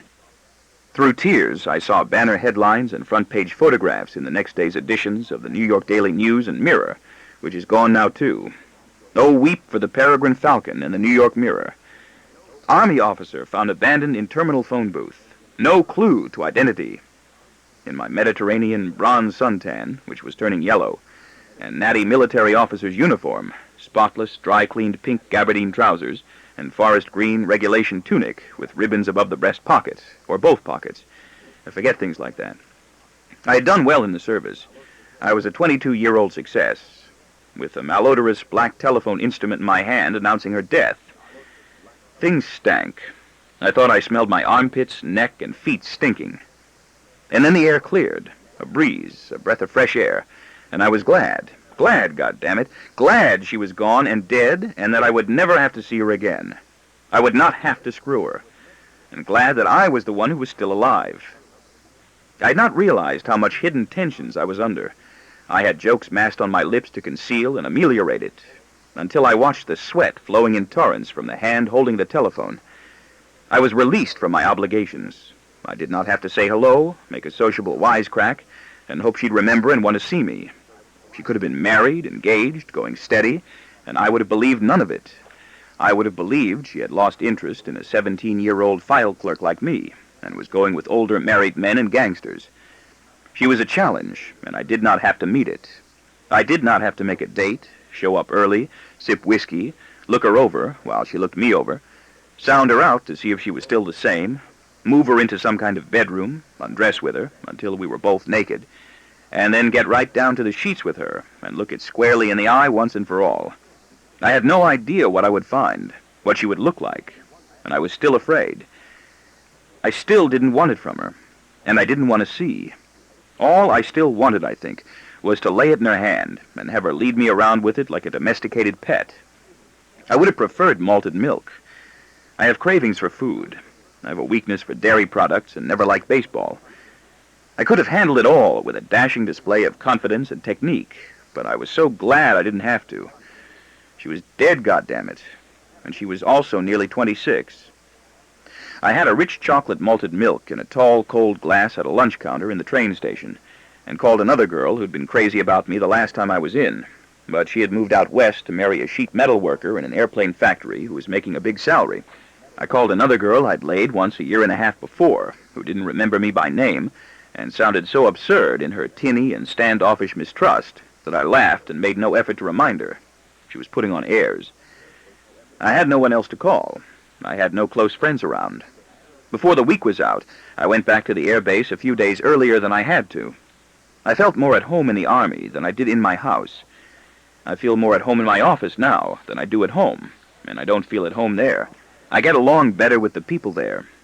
I don't think I ever had a good time at home on a furlough. I don't think I've ever had a good time on a vacation. I'm not sure I've ever had a good time anywhere. I find myself waiting for them to end. We have too many holidays. Birthdays and anniversaries come around too often. I'm always buying presents or writing out checks.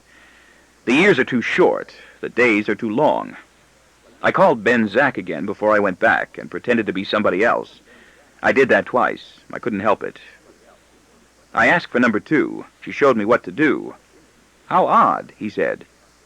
I inquired innocently about Virginia, as though I had not done so before. I told him I was a former Eastern Intercollegiate boxing champion from Duke University. It's really very strange, he said. Calling Ben Zack again like that was a malicious trick, a practical joke. It did not feel like a joke.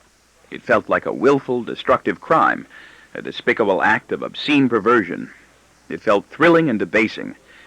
It felt like it used to feel that time I was telephoning hospitals for a while to inquire about the condition, my very words. I'm calling to inquire about the condition of people I knew who had just died.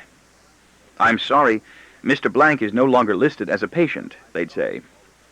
I was always in fear of being discovered. have always felt myself on the very brink of imminent public exposure.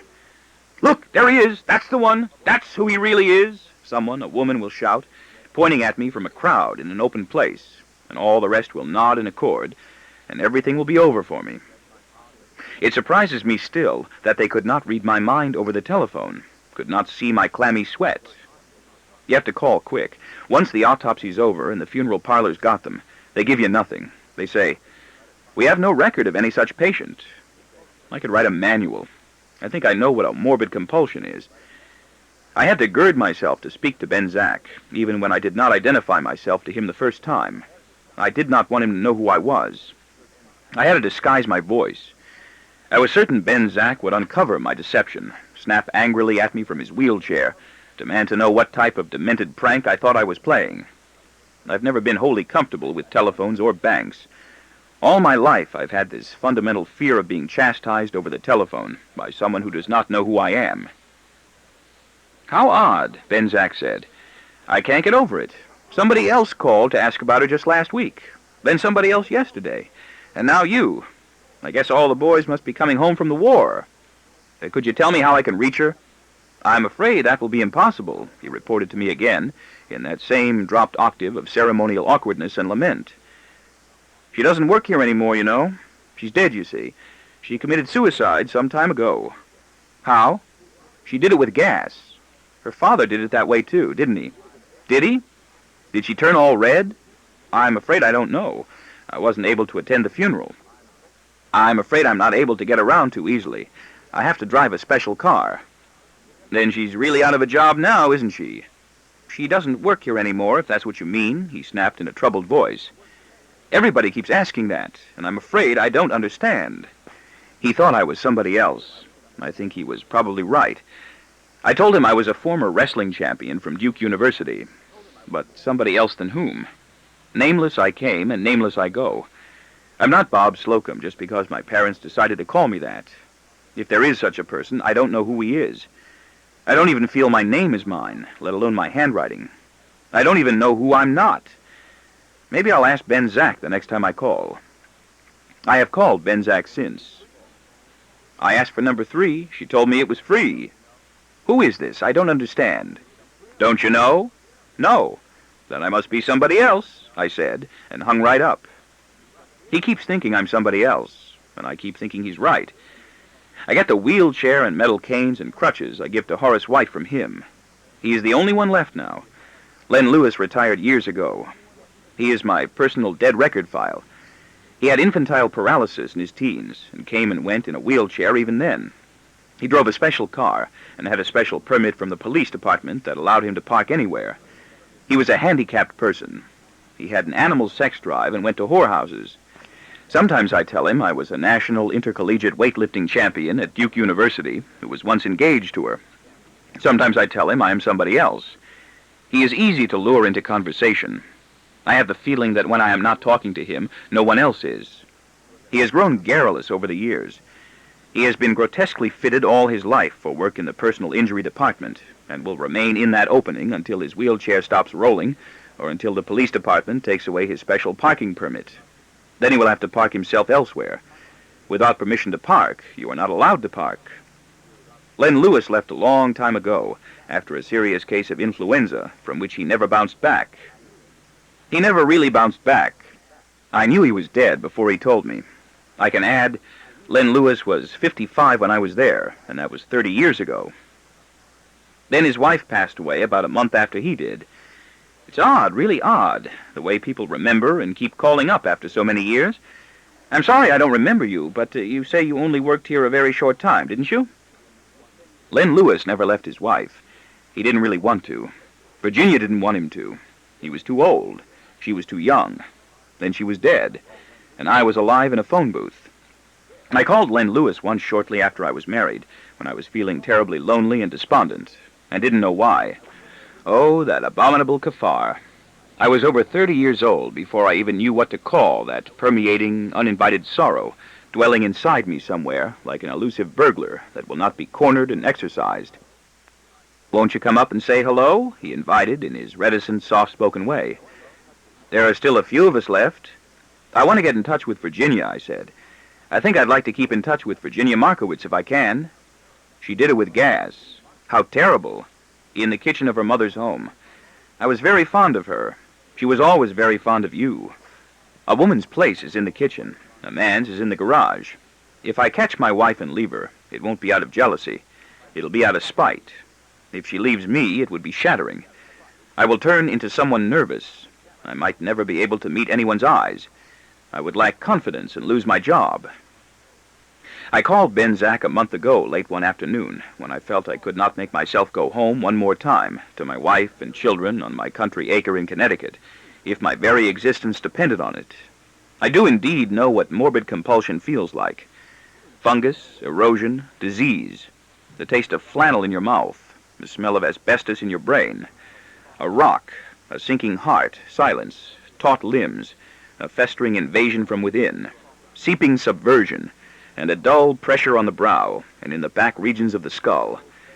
It starts like a fleeting whim, an airy, frivolous notion, but it doesn't go. It stays. It sticks. It enlarges in space and force, like a somber, inhuman form, from whatever lightless pit inside you it abides in. It fills you up, spreading steadily throughout you like lava or a persistent miasmic cloud, an obscure, untouchable, implacable, domineering, vile presence, disguising itself treacherously in your own identity, a double agent. It is debilitating and sickening.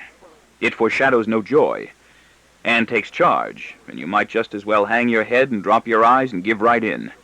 You might just as well surrender at the start and steal that money, strike that match, masturbate, eat that whole quart of ice cream, grovel, dial that number, or search that forbidden drawer or closet once again to handle the things you're not supposed to know are there. You might just as well go right off in whatever direction your madness lies, and do that unwise, unpleasant, immoral thing you don't want to do, that you know beforehand will leave you dejected and demoralized afterward. Go along glumly, like an exhausted prisoner of war, and get the melancholy deed over with. I have spells in spare time, when it turns physically impossible for me to remain standing erect 1 second longer, or to sit without slumping. They pass. I used to steal coins from my sister and my mother. I couldn't stop. I didn't even want the money. I think I just wanted to take something from them. I was mesmerized. I was haunted. I wanted to scream for help. I had only to consider for an instant the possibility of taking a penny or a nickel again from a satin purse in a pocketbook belonging to my mother or sister, and it was all over. I would have to do it. I was possessed by the need to do it. I would plod home through snow a mile if necessary in order to get it then. I had to have it then. I took dimes and quarters, too. I didn't enjoy it, before or afterward. I felt lousy. I didn't even enjoy the things I bought or did. I gambled much of it away on pinball machines at the corner candy store, and felt a bit easier in my mind after it was lost. I didn't feel good about a single part of it, except getting it over with. It was an ordeal, and recovering. After a while, the seizures ended, and I stopped. The same thing happened with masturbation, and I gave that up also after 15 or 20 years. I called Ben Zach again yesterday. She was still not there. I asked for number 4. She said she wanted more. Although I remember her very well, of course. Then you don't know what happened to her, do you? I told Ben Zach my name was Horace White. He didn't think he remembered me. I asked for number 5. I asked for Mrs. Yerger, and was so glad when he said he didn't think he remembered her either. I felt it come alive. She was that very big, broad woman who was put in charge of the file room from someplace else, and said she was going to fire all of us if we didn't shape up soon. And perhaps she didn't stay long, Horace. Ben Zach apologized. It was all so long ago. Somebody else called up a few weeks ago to ask about Virginia Markowitz also. Isn't it odd? Isn't it odd that there are still people who call up for her after so many years? I asked for Tom. Tom who? Thumb? Thumb? Johnson. He worked in the file room, too, when Virginia and Mr. Lewis and you were there. He left to go into the Army. He isn't here now. There's hardly anybody here now. Tom Terrific, of course, who had given me the handwriting I use, and who was able to stick it to Marie Jenks whenever she wanted him to, in a way I wished I could, and knew I could not. I couldn't even do it to Virginia, and I wasn't really afraid of her. Just of that. I asked for me. I was not there either. I had never done that before. It made me sad to hear that. "But I'm pretty sure I remember who you mean, Horace," he said. "He was that nice-looking, polite boy with a good sense of humor, wasn't he?" "No, I don't know what ever became of him." "Neither do I. I don't feel even distantly connected to him. It would have made me glad to hear I was still working there in the file room as a nice-looking, polite 17-year-old boy with a good sense of humor. At least I'd know where that part of me was while I scrounge around looking for the others, cracking jokes as I carried my accident folders back and forth past Virginia's desk, humming, "Take it in your hand, Mrs. Murphy," or warming and coloring with contentment. I had everything in life I wanted, as I whistled, "Johnny, come tickle me, you know just where. Under my petticoat you'll find a bush of hair. If you don't tickle me in the right place, I'll lift up my petticoat and pee right in your face." We had other dirty songs we loved, too. I could find that right place now, and wish I had a chance to prove it. I wish I had her on her back right now, and that I was the one who was older. She is 21, I am 28. There'd be more than just bone with her. I wouldn't be afraid. I don't think I'd be afraid. There is just bone with so many of them now. I get black and blue marks instead of ecstasy. I might still be afraid of Marie Jenks. I was enamored of her size and flashy good looks. After I found out about her and Tom, I was afraid. Her yellow hair seemed cold and crackly. Her skin looked rough, and I often dreamed of the things growing in the cluttered junctures of her thighs as mossy crustacean claws, dark and barnacled as uncooked lobsters, if indeed they were hers. The smeared rectangular smile of vivid lipstick on the face they bore, along beyond them, was hers, as the pinchers advanced to seize, engulf, and consume me. Poor Tom. I often feared for him in that cavernous burlap wilderness that fascinated and repelled me. Maybe that's what happened to him. I envied him. Virginia, at least, was soft and kind. More and more often lately, I find myself wishing I had remained on closer terms with my sister and her family, and with my brother's wife and her children, and even with her second husband. She married again, and had at least one more child. She sent a card. They are nieces and nephews, and might even enjoy a visit from me for a few minutes. Some people don't mind their uncles. I wish I were part of a large family circle, and enjoyed it. I would like to fit in. I wish I believed in God. I liked shelled walnuts and raisins at home when I was a child, and cracked the walnuts and mixed them all up with the raisins in a dish before I began eating. My mother sent out for ice cream often in the spring and summer. In the fall, we had good Charlotte Russes. I would spin tops. I remember the faces of street cleaners. I was so distracted to hear from Ben Zack that I was not in the file room anymore that I left work early to drink alone in Red Parker's apartment. I began making phone calls. I called an airline stewardess I'd met who was out of town. Her roommate had a date. I tried a model I met at a photographer's party last week who said she was desperate for help in finding some kind of temporary work, but I wasn't sure of her last name or even that she was really a model, and I was unable to locate her in the phone book or obtain a number on what I thought was her street from directory assistance. Telephone companies are putting more and more announcements on records that are no more efficient than people. I called an actress I've known for several years and got her answering service. I called a woman I know who's divorced from a man I knew. Her son told me she had driven to the shore that day to try to sell their summer house. I called a soft hooker I know who's always glad of the chance to pick up a dinner and $50, but she was already busy for dinner, or said she was, and was leaving the next morning for a week in Barbados with a man who was older than I was and had much more money. By then I should have gone home and fucked my wife. I thought of that. She would have been a pushover, unless she hadn't sobered up graciously from the day's imbibing. Wine gives her headaches. Whiskey makes her sick. I have my problems. "I don't feel well," I could hear her bleat. "Can't you understand?" So I called a widow with 2 children in private school instead, who sounded doomed. She told me in a flat, barren voice that she was going to try getting by alone from now on, rather than waste any more time going out with men like me, who had no intention of ever marrying her. She didn't enjoy sex anyway. I was getting her nowhere. I called Jane. She was out. I was relieved.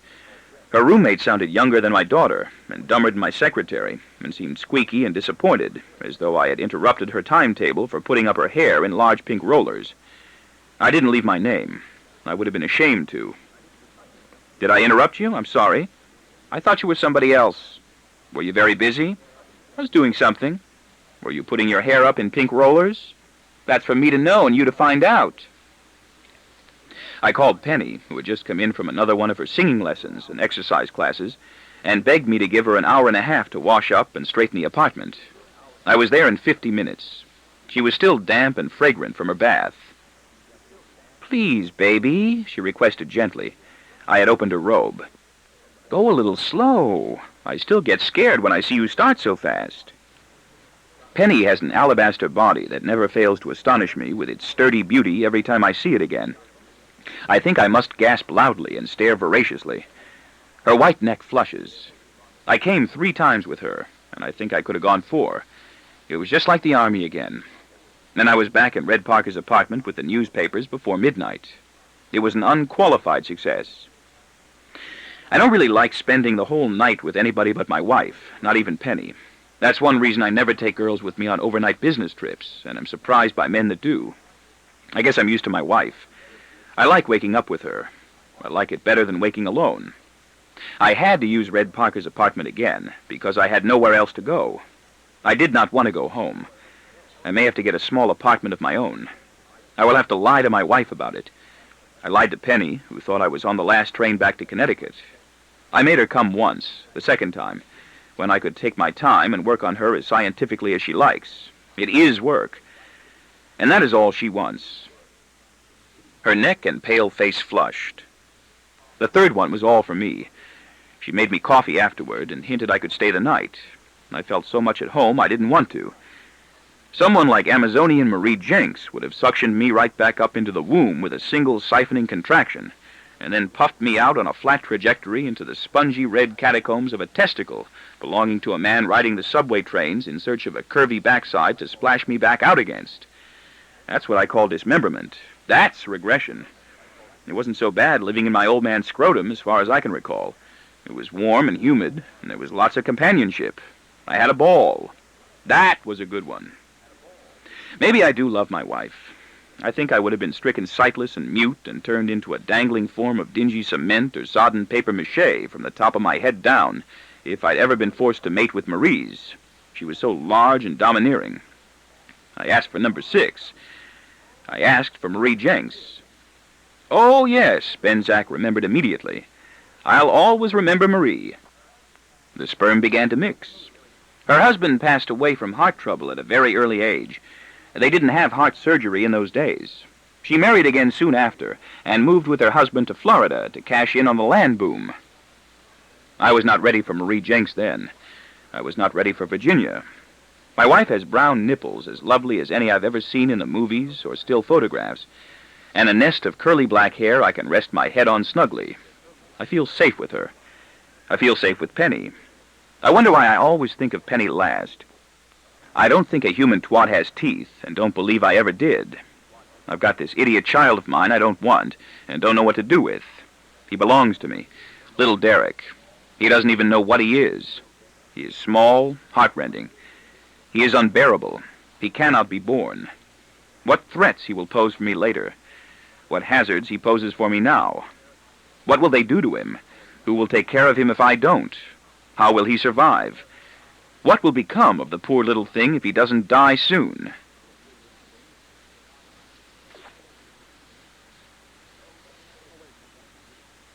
There's no getting away from it. I've got to get rid of him. There's no getting away from it. He's so sweet. People who meet him tell me how sweet he is.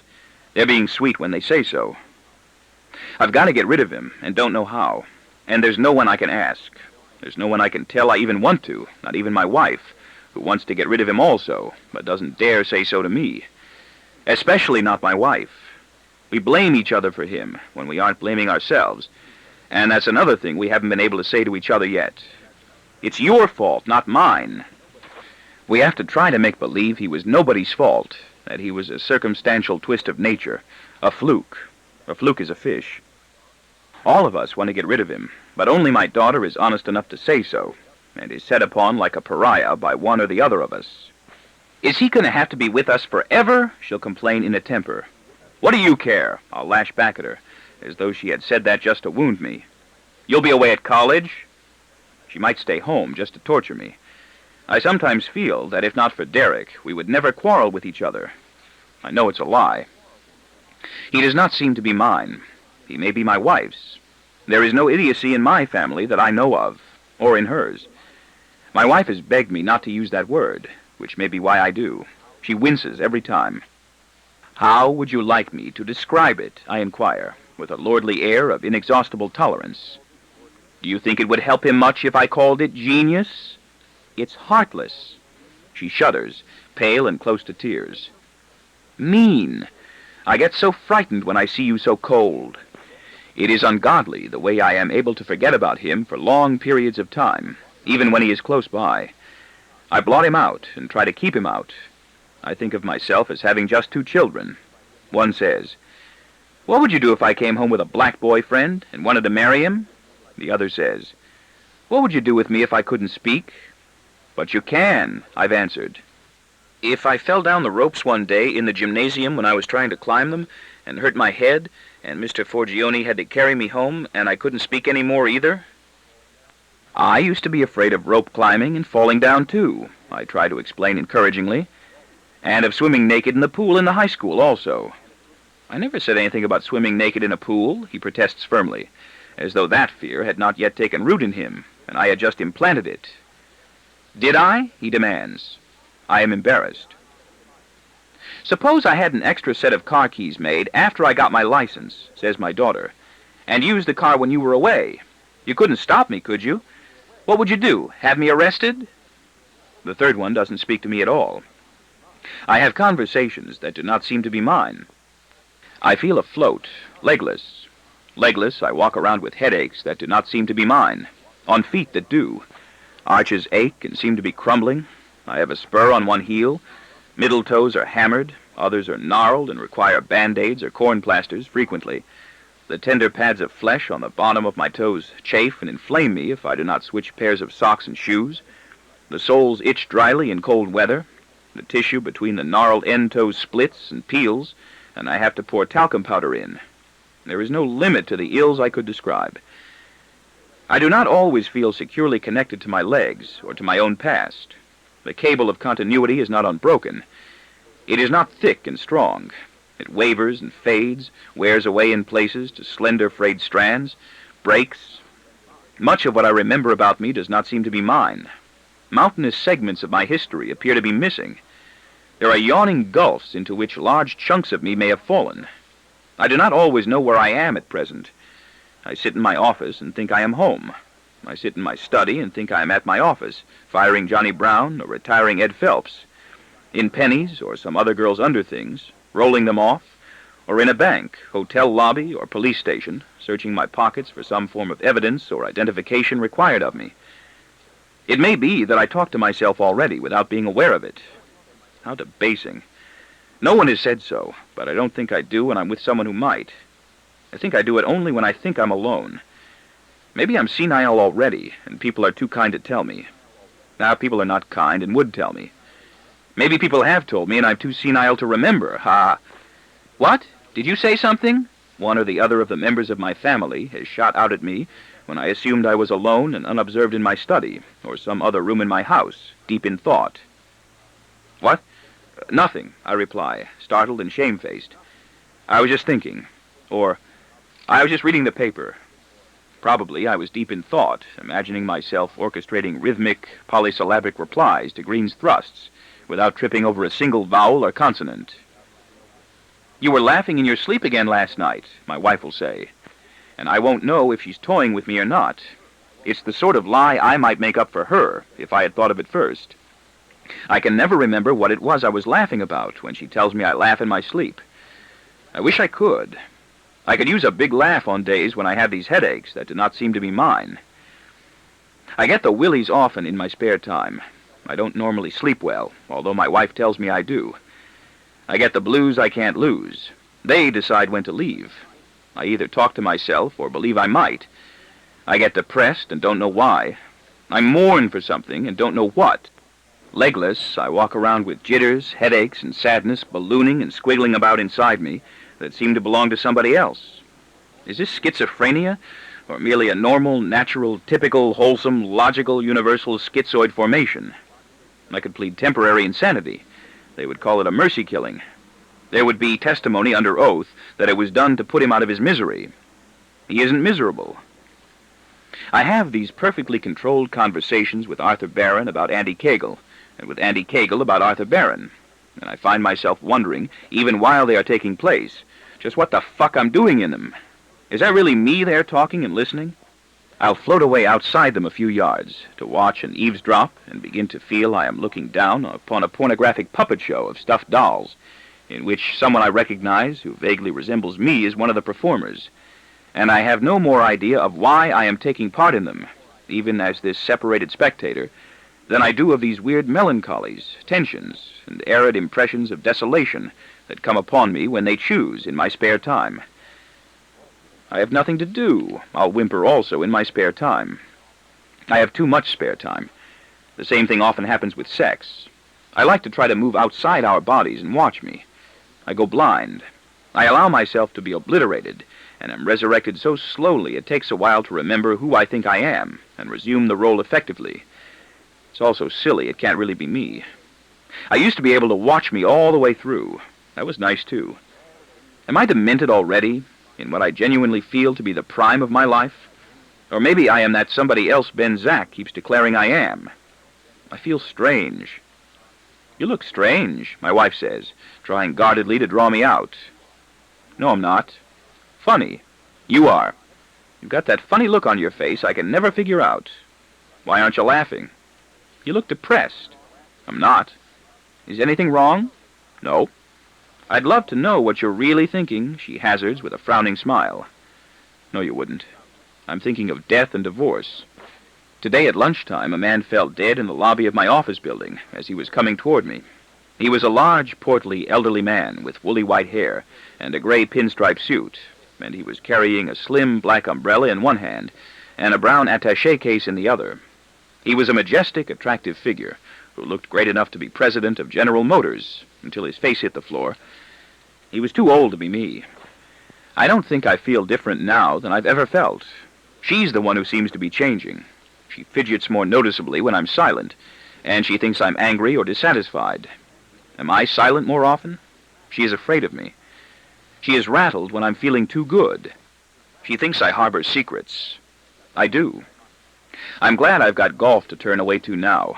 I want a hole-in-one someday so I can talk about it forever. I don't want to go to movies or plays, and my wife concludes I don't love her anymore. I don't even want to go to parties. We see the same people. I wish I had an interesting friend. My wife is bored, too. My wife likes variety and movement, and would prefer to mix around her different kinds of boredom. I'm content with the boredom I have. If I kill my wife, who will take care of the children? If I kill my children, my wife can take care of herself. A prudent family man must plan ahead toward possibilities like that in order to provide for his loved ones. I almost wish my wife would go ahead and commit adultery already so I can get my divorce. I'm not sure I can do it without her. My wife is at that stage now where she probably should commit adultery, and would if she had more character. It might do her much good. I remember the first time I committed adultery. It wasn't much good. Now I am committing adultery, I thought. It was not much different from the first time I laid my wife after we were married. Now I am laying my wife, I thought. It would mean much more to her, I think, for I went into my marriage knowing I would commit adultery the earliest chance I had. It was a goal. Committing adultery, in fact, was one of the reasons for getting married. While she did not, and probably has not really thought of it yet, it may be that I do all of the thinking about it for her. I did not even give up banging the other girl I'd been sleeping with fairly regularly until some months afterward. I hit 4 or 5 other girls up at least once those first 2 years also, just to see for myself that I really could. I think I might really feel like killing my wife, though, if she did it with someone I know in the company. My wife has red lines around her waist and chest when she takes her clothes off, and baggy pouches around the sides and bottom of her behind, and I would not want anyone I deal with in the company to find that out. I would want them to see her only at her best, without those red marks.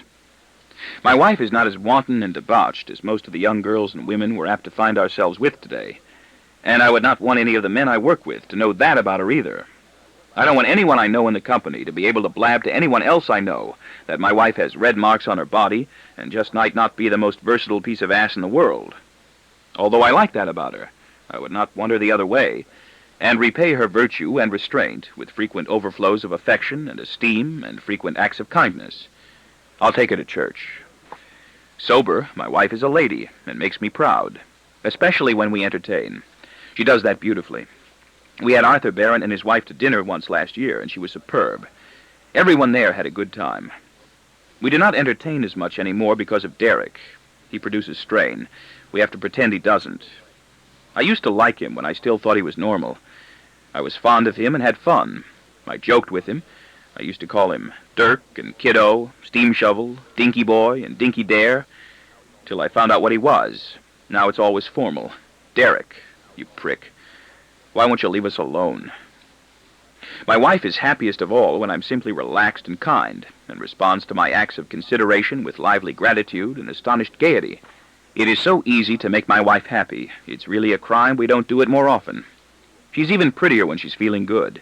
Her face lights up. She doesn't hide it. I try when I can. It isn't always easy to want to. I'll make the children come along with us to church when I go, and we'll generally have a joyful time. It isn't always easy to want to be kind and make her happy when I'm thinking of death, murder, adultery, and divorce. I feel tense, poor, bleak, listless, depressed, and she calls that strange. I have jagged, racking inner conflicts, filing, slicing, hacking, and sawing away inside me, mercilessly, like instruments of bone, stone, glass, or rusty, blunted iron butchering their own irreducible muscular mass. And so does she, but won't acknowledge it. Almost everywhere we go now but church, which is one reason she might be so eager to go. The world just doesn't work. It's an idea whose time is gone. My wife is a cheerful Congregationalist now, when she isn't getting drunk and crude at parties, or humping me on floors, or against the butcher block table in the kitchen, or outside at night on our redwood patio furniture. My wife is a devout and cheerful Congregationalist now, because the building is airy, and the people friendlier than the Methodists, Baptists, Presbyterians, and Episcopalians she has gotten to know since we moved from the city to Connecticut. Episcopalians, she has told me, are the ones who go shh in movies, and I laughed. My wife can often make me laugh. She will bake for cake sales. She will even stop drinking in the daytime well in advance of church socials, and she will grow more reserved in bed. I can almost always tell when some spectacular social gala is in the offing at church by the waning initiative in her sex drive. I am a registered Republican who nearly always votes Democratic sneakily, and believe I am nearer to God than she.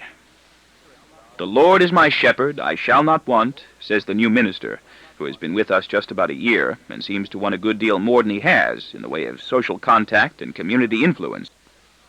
He strikes me as a man with his eye out for a better job in a growth industry. No registered Republican would go quite that far. We'll let the Lord be our shepherd readily enough, but there's plenty we'll want, no matter how much we've already got.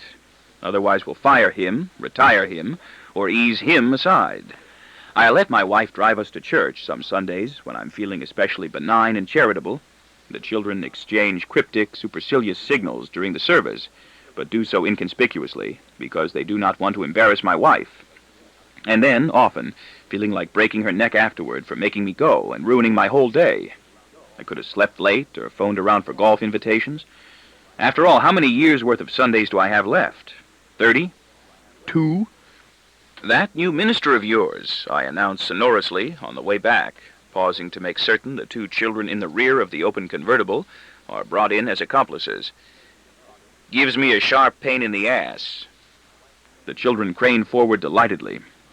My wife purses her lips with a sidelong smile and decides to pretend to whistle. It will take more than a little routine baiting this fine Sunday morning to crinkle the state of euphoria she's in as a result of having shown up in church with her husband and children. At moments like this, we are suddenly very close. They don't last. My wife even had the hope not long ago of walking unashamedly into church one day with Derek, too. I killed that one quick. "What say, Dad?" inquires my daughter, to help things along, when she sees my wife intends to remain silent. "I really don't think," chastises my wife amiably, going along with the game against us in a matter of placid contemplation. "You ought to say things like that in front of the children." "Like what?" I'm all contrived innocence. "If you don't know, minister?" "No." "What then?" You know. I've no idea. What? Demands my boy, bouncing on his haunches in anticipation as the three of us close in on her. Donkey, exclaims my wife in triumph, evading his snare nimbly. No fair, he didn't say donkey. I know, dear. He said ass, says my daughter. I know, darling, and I think he's depraved. And I'm inclined to agree, I second immediately. And his English is terrible, and I don't think it's healthy to bring the children to church to listen to a depraved minister. I'm not talking about him. His vocabulary is pretentious, and his syntax is frequently wrong. I'm talking about you. I'm not talking about his language, I'm talking about yours. Well, it is. And yours? All right, I yield, with a gesture of liberal acquiescence. I'll change the whole subject. What do you think of the rectum as a whole? That's even worse.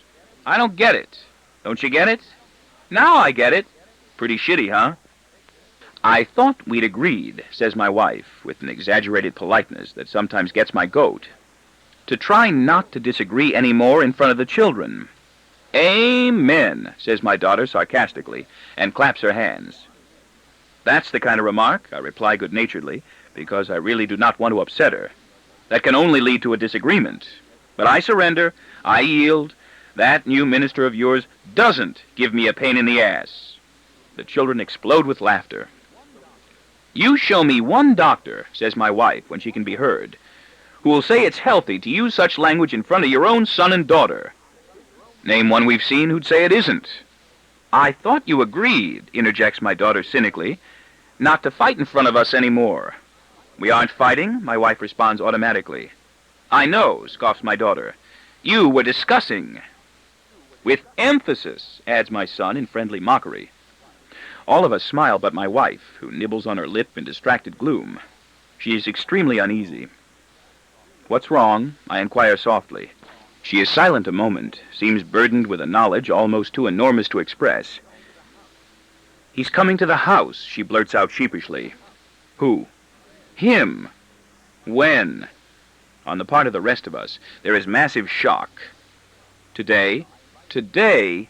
I invited him for lunch. You're crazy! I'm getting out! I don't want him! And I, announces my wife, in an expansive bellow of glowing self-congratulation, turning pointedly to gloat at each of us, was making that up. Do you think, she continues in her rare flight of exultation, I would expose a respectable man of the cloth to a gang of idiots like you? Oh, Mom! My daughter flings her arm around my wife's neck and hugs her from behind. Mom, Mom, Mom, I just love her when she kids like that, don't you? And so do I. But it doesn't last, not on a Saturday, Sunday, or holiday, unless all of us have already made plans, for Derek is waiting at home. He is still there. He grows older every day. Can't she take him out someplace? My daughter objects. He's always home. And so is his quacking, ill-visaged, overweight nurse, with her rinsed white hair and offensive scent of bath powder, whom I've ordered my wife to get rid of once and for all, even if we have to take care of him ourselves for a little while. It might do us some good. And the maid can go too, for all I care. I can't feel at home when she's tiptoeing around. Get a German, for Christ's sakes, I barked at my wife. Import a Dane. Where will I get them? How the hell should I know? Other people do. I get embarrassed when my friends come over. So do we. There's no need to, I tell my daughter gently. I knew you'd say that, she sulks in disapproval. I knew you wouldn't understand. You ought to be ashamed of yourself for saying anything like that, my wife says to her in reproof. Leave her alone. She ought to be glad she's not that way. She is. You always take her part, my wife accuses. The doctor said you shouldn't do that. She thinks I take yours. Why does she always have to bring him in? My daughter protests. Can't she keep him in his own room when my friends are here? We wish she would keep him out of sight also, when our friends are here, and have told her so. She parades him through anyway, gabbling loudly at him and pointing to our guests to show him off, or to inflict a penance on us. You shouldn't mind it that much, I counsel. You do too. He isn't that bad. He makes us uncomfortable. He makes me uncomfortable too. You shouldn't be, I tell her. It wasn't the fault of any of us. It could have happened in any family. But it happened in mine. We have another child also, I've been forced to reveal time and time again in ordinary social conversation to people I barely knew, who's somewhat brain damaged. It was congenital, I add. He's retarded. We also have a child who's retarded or very seriously emotionally disturbed. Couples who knew about us have sought me out to reveal, as though we had something I wanted to share.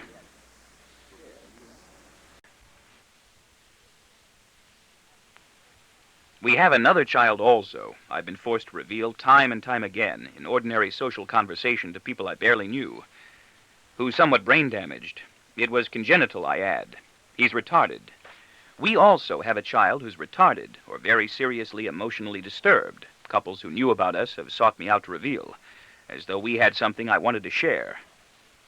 It's a club I don't want to join, and I find those clannish parents repellent.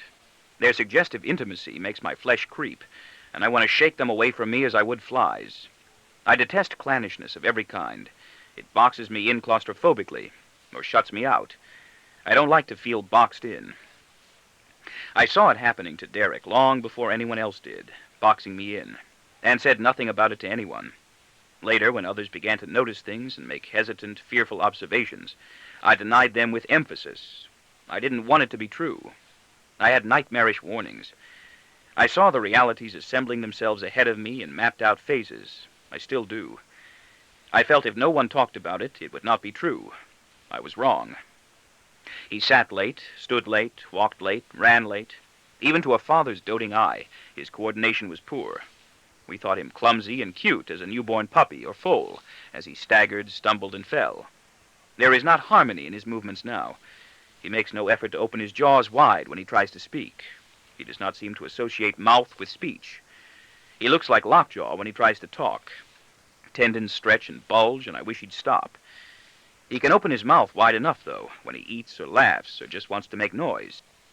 Though what he's got to laugh about, I don't know, except when I offer him things in play and snatch them back, and then he's just as apt to cry. You can't even play normal infant's games with him anymore. I feel worthless when I try to play with him and he cries. I slink away in rejection. I'm furious with myself and with him.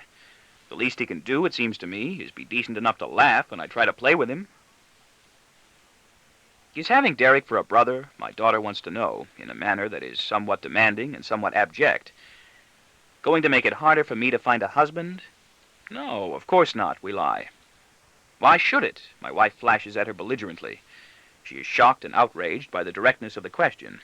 And now it is I who must shield my little girl against her. Leave her alone, I request softly. My daughter turns to me for the truth. Is it? Are you thinking of getting married? I gamble in a pleasant rejoinder. See how he tries not to answer me? You should be ashamed of yourself, my wife says to her, for even thinking like that. Leave her alone, I repeat. Will people think my own children will turn out the same way? My daughter persists. My wife gasps.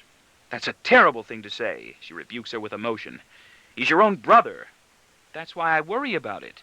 Can't I ask? Leave her alone, for Christ's sakes, I shout, and whirl upon my wife to glare at her. I worry about the same thing. She's the one who should be ashamed. And you worry about it, too. For Christ's sake, stop blaming her for him. Stop blaming me. You're always taking her part. The doctor said you shouldn't do that. I'm not. He's nothing to be ashamed of. If he's nothing to be ashamed of, why the hell are we always ashamed of him? We're not. We are. You're always blaming me for him. I'm not. Like hell I am. Don't yell at me, my wife says unexpectedly, with an air of indignant calm and refinement that is utterly astounding. I turn away from her in disgust. Oh, Christ, I mutter. You make me laugh. And don't swear at me either, she reacts mechanically. I've told you that before, especially in front of the children.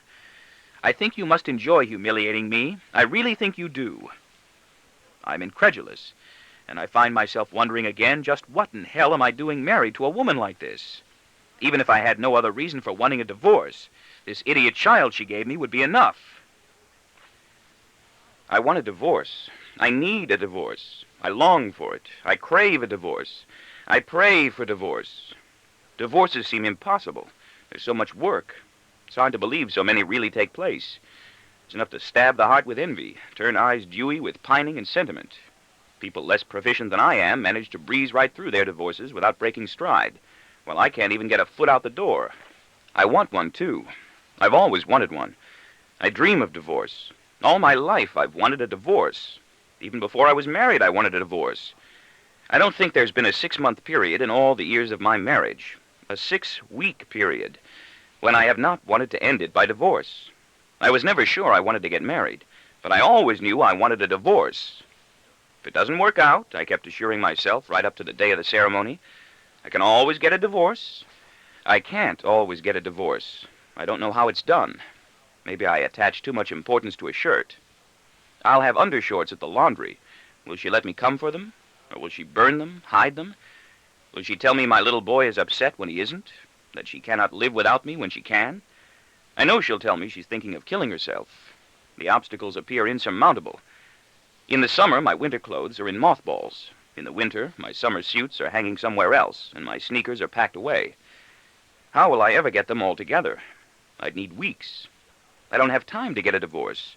There's so much packing to be done. She won't help. So much talk to go through. How does anyone ever get it finished? There'll be fights, discussions, more fights. Will it never end? Bank statements will already be in the mail. A letter will be due any day. A pinstripe suit I like has just been sent to the cleaners. There'll be books to be boxed in corrugated food cartons from the supermarket. The smaller, the lighter the better. No wonder I keep finding reasons for postponing the action. The welfare of the children, a fat lot of good it's done any of them to have us stick together so long.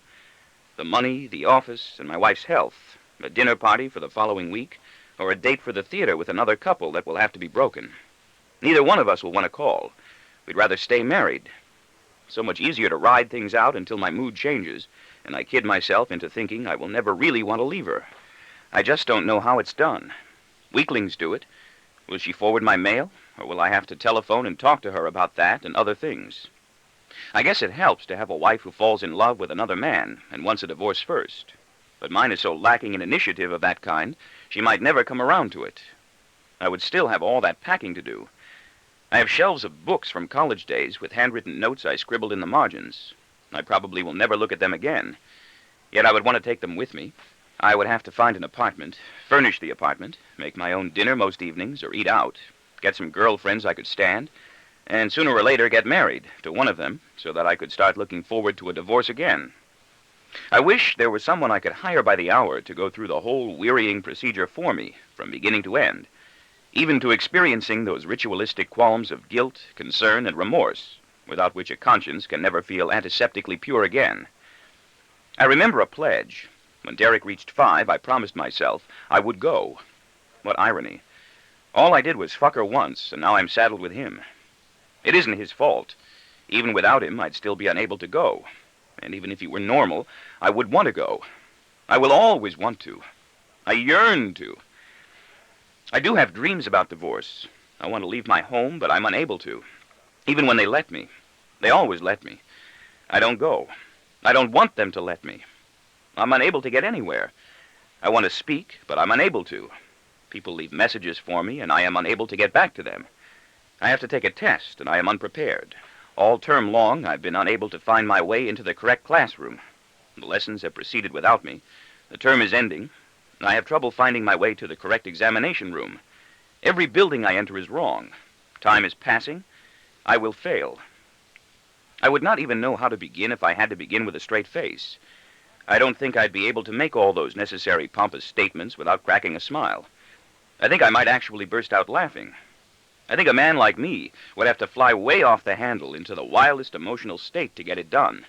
Go mad, utterly berserk for an hour or two, and give no thought at all to mail, children, books, underwear, and pinstripe suits. Man can live without a pinstripe suit if he has to. All it would take was enough rage to throw together a small suitcase, checkbook, passport, credit cards. Even then, there would be no guarantee. Not for me. Suppose, for example, one of the children, even Derek, perhaps especially Derek, came to the doorway to watch while I was packing. How could I go on? Or suppose my wife, whom I've known so many years now, simply walked into the room when I was almost finished and said, "Please don't go." I don't think I could. I would probably miss her. She wants me to tell her I love her. I won't. A reason I won't is, that I know she wants me to. This is one advantage I have over her that I am still able to hang on to. She used to make me say it. It seems a silly, awkward thing for a sapient human being to have to say, especially if it's true. It might make some sense on occasion when it's a lie. Now she cannot make me say it, and I have my revenge. She doesn't ask me to anymore. And between us now, there is this continual underground struggle over something trivial and nebulous that won't abate and has lasted nearly as long as the two of us have known each other. I love you. What funny words ever to have to say. They become more flexible if you're allowed to add a couple of others fore and aft to round them off, with some frills of humor or sarcasm that pervert the meaning. Something like, "Gee, baby, I sure do love you a lot when blank." Complete the above statement in 15 words or less. I've not told my wife I love her, I think, since shortly after Arthur Barron first proposed Andy Cagle's job for me. And that was at night in bed, and the meaning was sexual, which is not what she means. My wife does not know yet that it will be Andy Cagle's job I'm taking. It gnaws at my wife's self-esteem, tears at her pride and vanity, that I do not say, "I love you." I relish that. I have it on her. It has nothing at all to do with love. It has more to do with hate. We hoard pillows. We have big, fluffy, soft ones now, and she steals mine when I'm asleep. Also, she sleeps better than I do, which arouses so much wrath in me that I can hardly sleep at all. And then she maintains she's been awake all night with heartburn, headache, and humanitarian concern over the well-being of others. I'm the one who's been awake. She won't stay in her part of the house, as my son and daughter prefer to do now. She won't answer the telephone, even though the calls are mostly for her. When one does come for me, she'll wait until I've been talking for 30 seconds, and then pick up the extension breathlessly to shout, "Hello?" We run out of light bulbs. There is face to be saved in this tug of war, and I want to save mine. This is one victory she cannot pluck away from me. I have the advantage, because I don't care if she never says it to me, although I might begin to care if I felt she didn't. She wants me to say it precisely that way. I love you. I prefer to sidle into it through methods of my own. "Oh, Mom," my daughter exclaimed in the car, pulling close to her in a hug. "I just love her when she kids around this way." "So do I said, edging it in. There it was, but that isn't good enough. It doesn't do the trick. I meant it when I did. I've said it to her also the way she wants me to, and will again. But I refuse to say it when she is trying to make me. I balk. I have my masculinity and self-esteem to protect against this indecent attack. I resist. Call it spite. Call it petty spite. But call it highly sensual and gratifying spite. Would I be here with you if I didn't? I've answered. Then why don't you ever say so? I love you. There, I did. You never tell me. I just did. But I had to ask you. No, don't smile. Don't say anything. Don't make a joke out of it, she laments, just as I am about to make a joke out of it. I guess I expect too much. My wife not only wants me to say, "I love you," she wants me to want to say it. I love you. Do you? I just said so, didn't I? I had to ask you. I always have to make you say it. And I might consent to let her make me, out of hospitable goodness of my heart, if I did not know there was this contest between us that I didn't want to lose. I might make a deal with her on it anyway, if she'd get me the pillows I want and stop snoring or breathing away indifferently in such slumbering nasal contentment while I'm still lying awake trying to sleep. Get more pillows, for God's sake. We got more cars and television sets, and we have pillows. We've got 4 pillows for our king-size bed, which is something of a mocking joke. We could move around it for years and never come in contact with each other if we didn't want to. We do not sleep entwined. And I wanted to get at least 4 more, maybe 5. She forgets.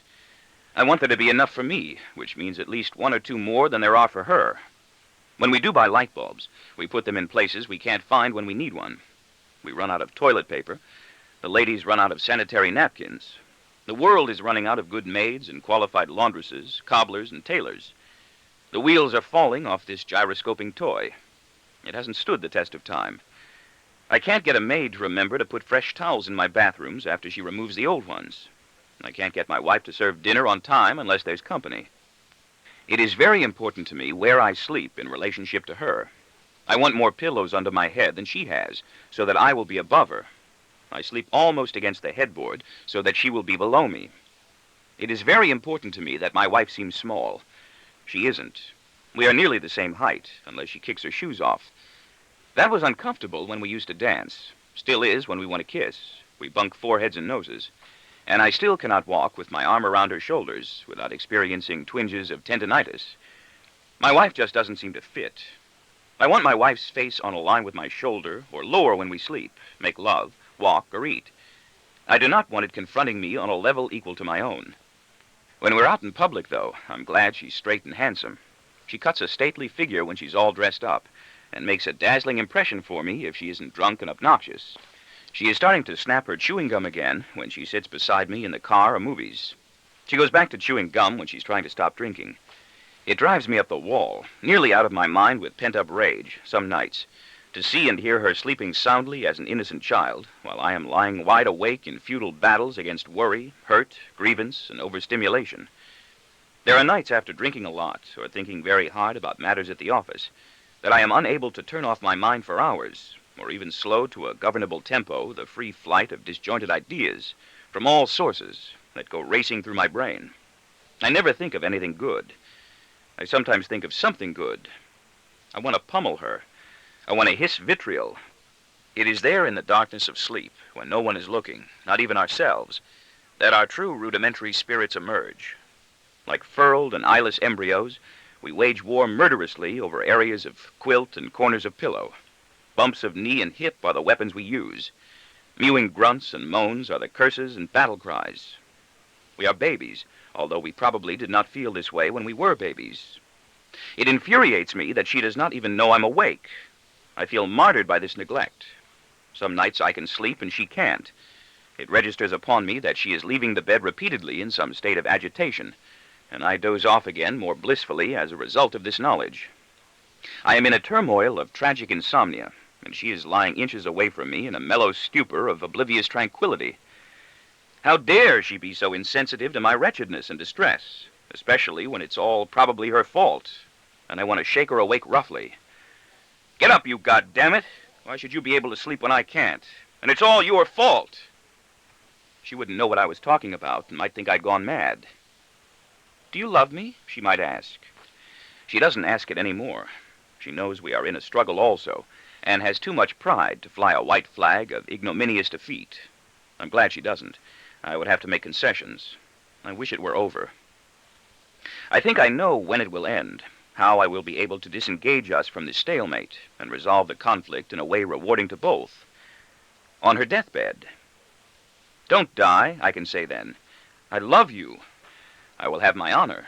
She will be appeased. I will be 108 years old. She will be a few years younger. I will have to start doing my own shopping in supermarkets and groceries to make certain there is coffee and juice in the house for me. I will have to sell the house and move to an apartment, and then I will miss her. She hasn't asked in years. Age and self-respect, I think, have stilled the question every time she wanted to ask, do you still love me? It is in her mind, though. I can see it as a verbal sculpture. She fishes, hints. I decline to oblige. Or perhaps she believes I don't love her any longer, and fears that if she were to ask, do you love me, I would answer, no. And then we would have to do something, and wouldn't know what. I'm glad she doesn't, although I frequently feel her on the brink. It would be demeaning to have to deal with. I don't want to have fights with her about this. I don't know how I would answer now if she were to ask, do you love me? Unresponsively, facetiously, evasively. I would not want to lie, and I would not want to tell the truth, no matter how I felt. If she were to ask while we were savaging each other in sex, the answer would be easy. Turn over and I'll show you. But that would not be what she wanted, and both of us would know. And I am so pleased she doesn't ask, feel so grateful and deeply indebted to her at times, that I want to throw wide my arms in relief and proclaim, I love you. And after I made that mistake, I might never be able to get my divorce. I believe I understand now why I get along so well with women when I want to, and have so much trouble getting along with my children. I treat my girlfriends like children, and expect my children to behave like grown-ups. Arthur Barron wouldn't want me to. Well, he's asked. His smile was a trace broader than ever before, and there was a stronger cordiality in his expression. I really have no choice, I surrender with a smile. Have I? You do. Not really. I want Kegel's job. That's good, Bob. Congratulations. Thanks, Art. We'll tell him early next week. You know him pretty well. How would you guess he'll take it? Bad, but he'll do everything to hide it. He may ask to be the one to tell me. We'll let him. He'll want to take credit. He may even want to be allowed to issue the announcement. That'll make things easier. You'll have much to put in order. I've made a list. I'll probably want to add to it, Bob. That's okay with me, Art. I laughed lightly, before tendering my gentle wisecrack, and bow my head in a gesture of self-effacement. I'm not one of these officials who resent advice from his superiors. I didn't think so, Bob. You'll run the convention. I've begun making plans. I think I know how. There's one more thing we found out about Kegel, Bob, Arthur Barron tells me. He goes to prostitutes in the afternoon. I've gone with him. You'll stop, though, won't you? I already have. That's good, Bob. I was sure you would. By the way, he adds, pressing my elbow with a conspiratorial wink and chuckling, they're much better in the evening. Ha ha ha. Almost imperceptibly, my relationship with Arthur Barron has altered already in the direction of a closer conversational familiarity. Shrewdly, discreetly, diplomatically, I make no comment to indicate I've noticed the improvement. I've had a talent, thus far, this footman's talent, for being able to decipher what Arthur Barron and others of my betters, Green is my superior, not my better, Kegel is neither, expect of me, and the subtle theatrical instinct for letting them observe they are getting it.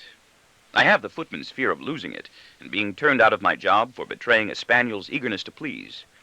Holloway in my department is that way again now, stopping people, dogging footsteps, fawning aggressively, extorting attention, demanding praise or benign admonishments. He'll break down again soon. They always break down again. I don't know why they even bothered to try to come back. Holloway cannot be trusted with important business responsibilities. He lacks the fine genius for civility that I have. I know that Arthur Barron doesn't want us to invite him back again. My wife doesn't. I'm sure she must be counting, my wife has repeated worriedly. They've had us there twice since we had them here. 3 times if you count that cocktail party they gave for Horace White.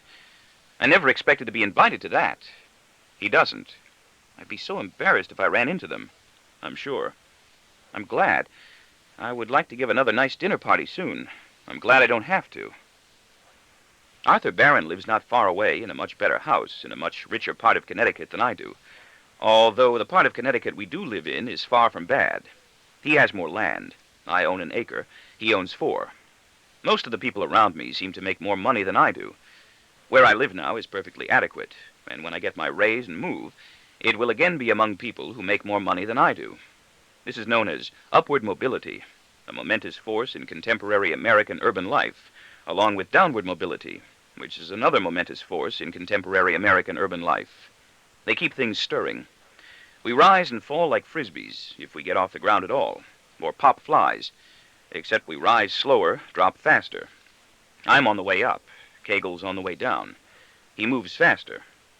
Only in America is it possible to do both at the same time. Look at me. I ascend like a condor while falling to pieces. Maybe the same thing happens in Russia, but I don't live there. Every river in the world, without exception, flows from north to south as it empties into the sea. Except those that don't, and the laws of the conservation of energy and matter stipulate harshly and impartially that energy and matter can neither sick be created nor sick destroyed. A lot that has to do with me.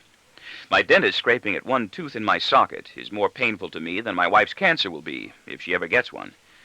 I get corns in the same spot on the little toe of my right foot, no matter what shoes I wear. Arthur Barron has had us to his home for dinner 6 times the past 2.5 years, and never serves enough food. We are hungry when we reach home. And we have had him to our house once. We have a good time. He usually will have just one other person from the company, whom I may or may not have met before, and 3 other amiable couples with occupations unrelated to our own. There is room for just 12 at his dining room table. The evenings are quiet and end before midnight. The subject of Derek has never come up at his house, and we tend to feel we could gloss by it without discomfort there if it did. Nothing unpleasant ever comes up. No one's misfortunes are ever mentioned. The fact that they do not serve enough is a prickly trait for us to absorb, for we like both Arthur Barron and his wife and enjoy going there, even though we are uncomfortable. His wife is an unassuming woman with whom we almost feel at ease. We had Arthur Barron and his wife to our house for dinner just about a year ago. Time does fly. And we served too much food. People tend to eat more than they want to at our house. We like to offer guests a choice of meats and desserts. We also like to show we are people of lusty appetite who know how to entertain generously. My wife was troubled a while that they might take it as a criticism. "Do it your way, honey," I encouraged her, "not the way someone else would." The evening went by marvelously. Intuition told me it was the proper time to invite them. Once we invited Green. He told me he didn't want to come to my house for dinner, and we were relieved. There is an insulting honesty about Green that is refreshing afterward. Wisely, I did not organize the evening around Arthur Barron. We would have had the dinner anyway. "Yes, Bob?" "Hello, Art. We're going to have some people over to dinner the 3rd or 4th Saturday from now. We thought it would be nice if you and Lucille could come." "Love to, Bob. I'll have to check." "Fine, Art." Before noon that same day, his wife phoned mine to say they were free either weekend, and were pleased we had thought of asking them. They stayed late, and ate and drank more than we would have supposed.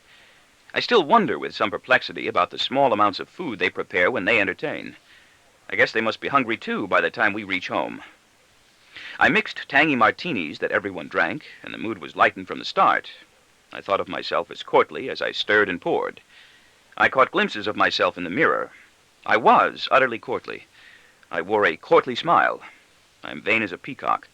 I had no one there from the company.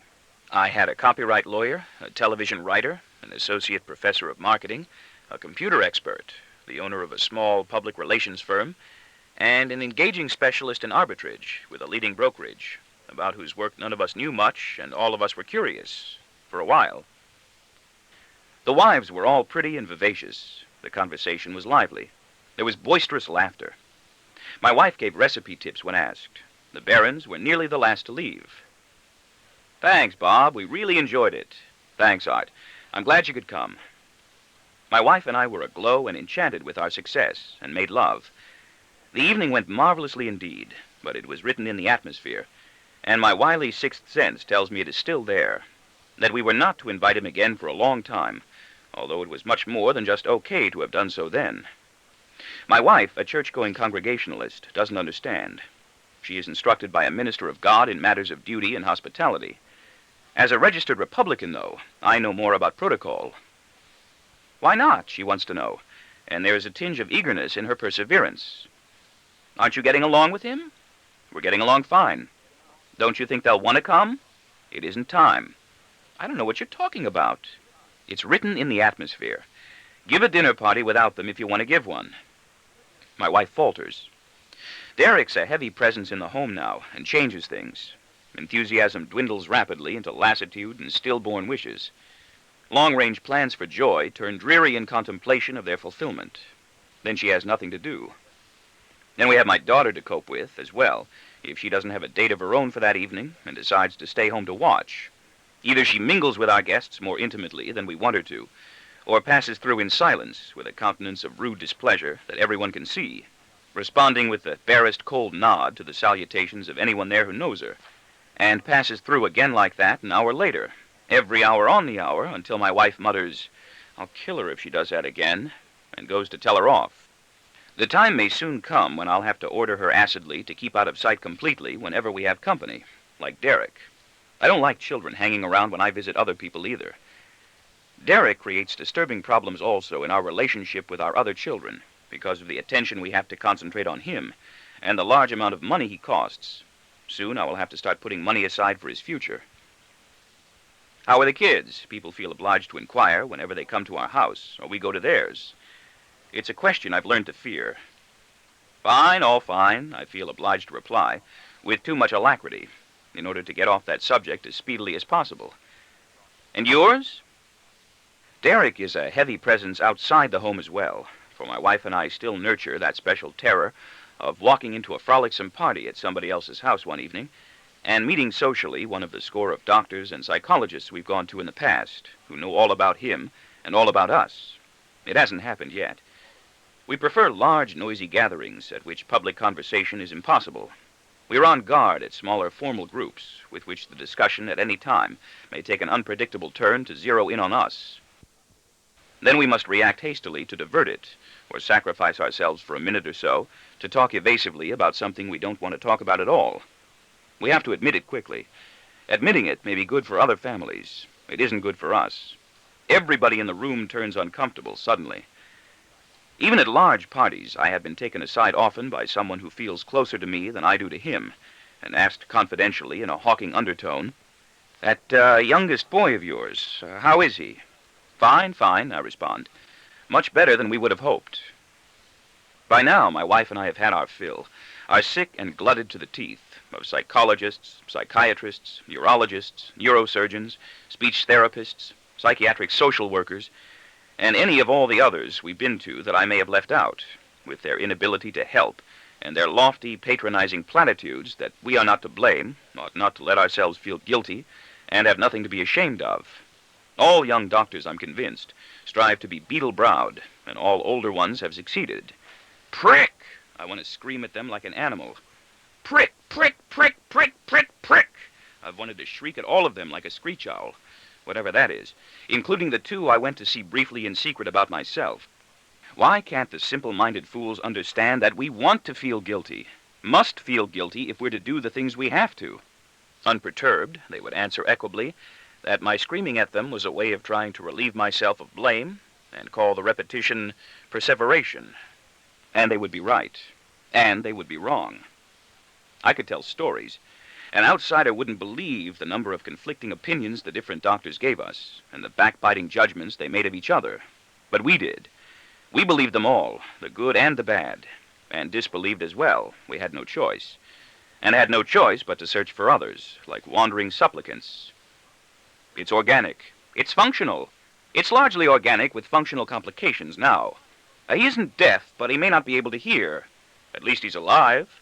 The prognosis is good. For what? The prognosis is bad.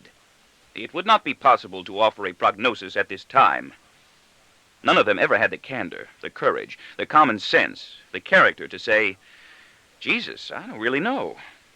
It began with, "You're making too much of it," and moved to, "He will never speak. He probably will not surpass a mental age of 5 if he attains that. His coordination and muscular control will never be good. It will require tremendous patience." We hate them all, the ones who were wrong and the ones who were right. After a while, that made no difference. The cause didn't matter. The prognosis was absolute. The cause did matter. It was organic, ceramic. The transistors are there. It just doesn't work the way the others do. A radio will not work like a television set. There was no malfunction. It worked the way it was built to, worked perfectly if looked at their way. The architecture's finished. The circuits can't be changed. Nothing is broken. There's nothing they can find to be fixed. Why can't they do it with surgery? My wife's asked me. They wouldn't know where to cut and stitch. He's a simulacrum. If only we hadn't had him, my wife used to lament. He'd be so much better off if he'd never been born. Let's kill the kid, I used to joke tauntingly when I thought he was just innately fractious. I used to carry color snapshots of all 3 of my children in my wallet. Now I carry none. Before I began to guess there might be something drastically wrong. I don't say that anymore. Poor damaged little tyke. No one's on your side. He is a product of my imagination. I swear to Christ, I imagined him into existence. We do feel guilty. We do blame ourselves. We're sorry we have him. We're sorry people know we do. We feel we have plenty to be ashamed of. We have him. My head is a cauldron. My mind is an independent metropolis teeming with flashes, shadows, and figures, with tiny playlets and dapper gnomes day and night. My days are more lucid. I never think of Derek in danger. I only think of my boy or myself. I have a melodrama in my noodle, soap operas, recurring legends of lost little children trying wretchedly to catch up with themselves to someone else the day before. They stare. They are too sad to move. They are too motionless to cry. They are blurred histories of myself inside requiring translation and legibility. There is pain. There is so much liquid pain. It never grows less. It stores itself up. Unlike heat or energy, it does not dissipate. It always remains. There's always more than before. There's always enough near the surface to fuel a tantrum or saturate a recollection. Tiny, barely noticed things, A sound, a smell, a taste, a crumpled candy wrapper can mysteriously set off thrumming vibrations deep within. It's mine. I have more than enough to share with everyone I know. I have enough for a lifetime, and someday soon, when I am 50, 60, 70, 80, or 90, I will overhear someone speak the word birthday, brother, father, mother, sister, son, little boy, doggy, frankfurter, or lollipop, and my eyes will dissolve into tears, and I will throb inside with evocations of ancient, unresolved tragedies in which I took a part, replayed in darkness behind curtains that have come down. That will happen. It happens to me now. Frankfurter, a poignant nostalgia befalls me. Merry-go-round, I want to cry. Cotton candy, my heart breaks. I feel I can't go on. I want to keep my dreams. Ball-bearing roller skates, I melt. I want to keep my dreams, even bad ones, because without them, I might have nothing all night long. I miss my father, they told me, as if I didn't know. I miss my boy, too, now. He is pulling away from me. He does his homework in his room without my help, and doesn't talk to me any more about what is happening to him at school. I don't know if he's more unhappy or less. They didn't tell me anything I didn't know. They couldn't help. They said I was perfectly normal, which was the most deplorable thing I have ever been told.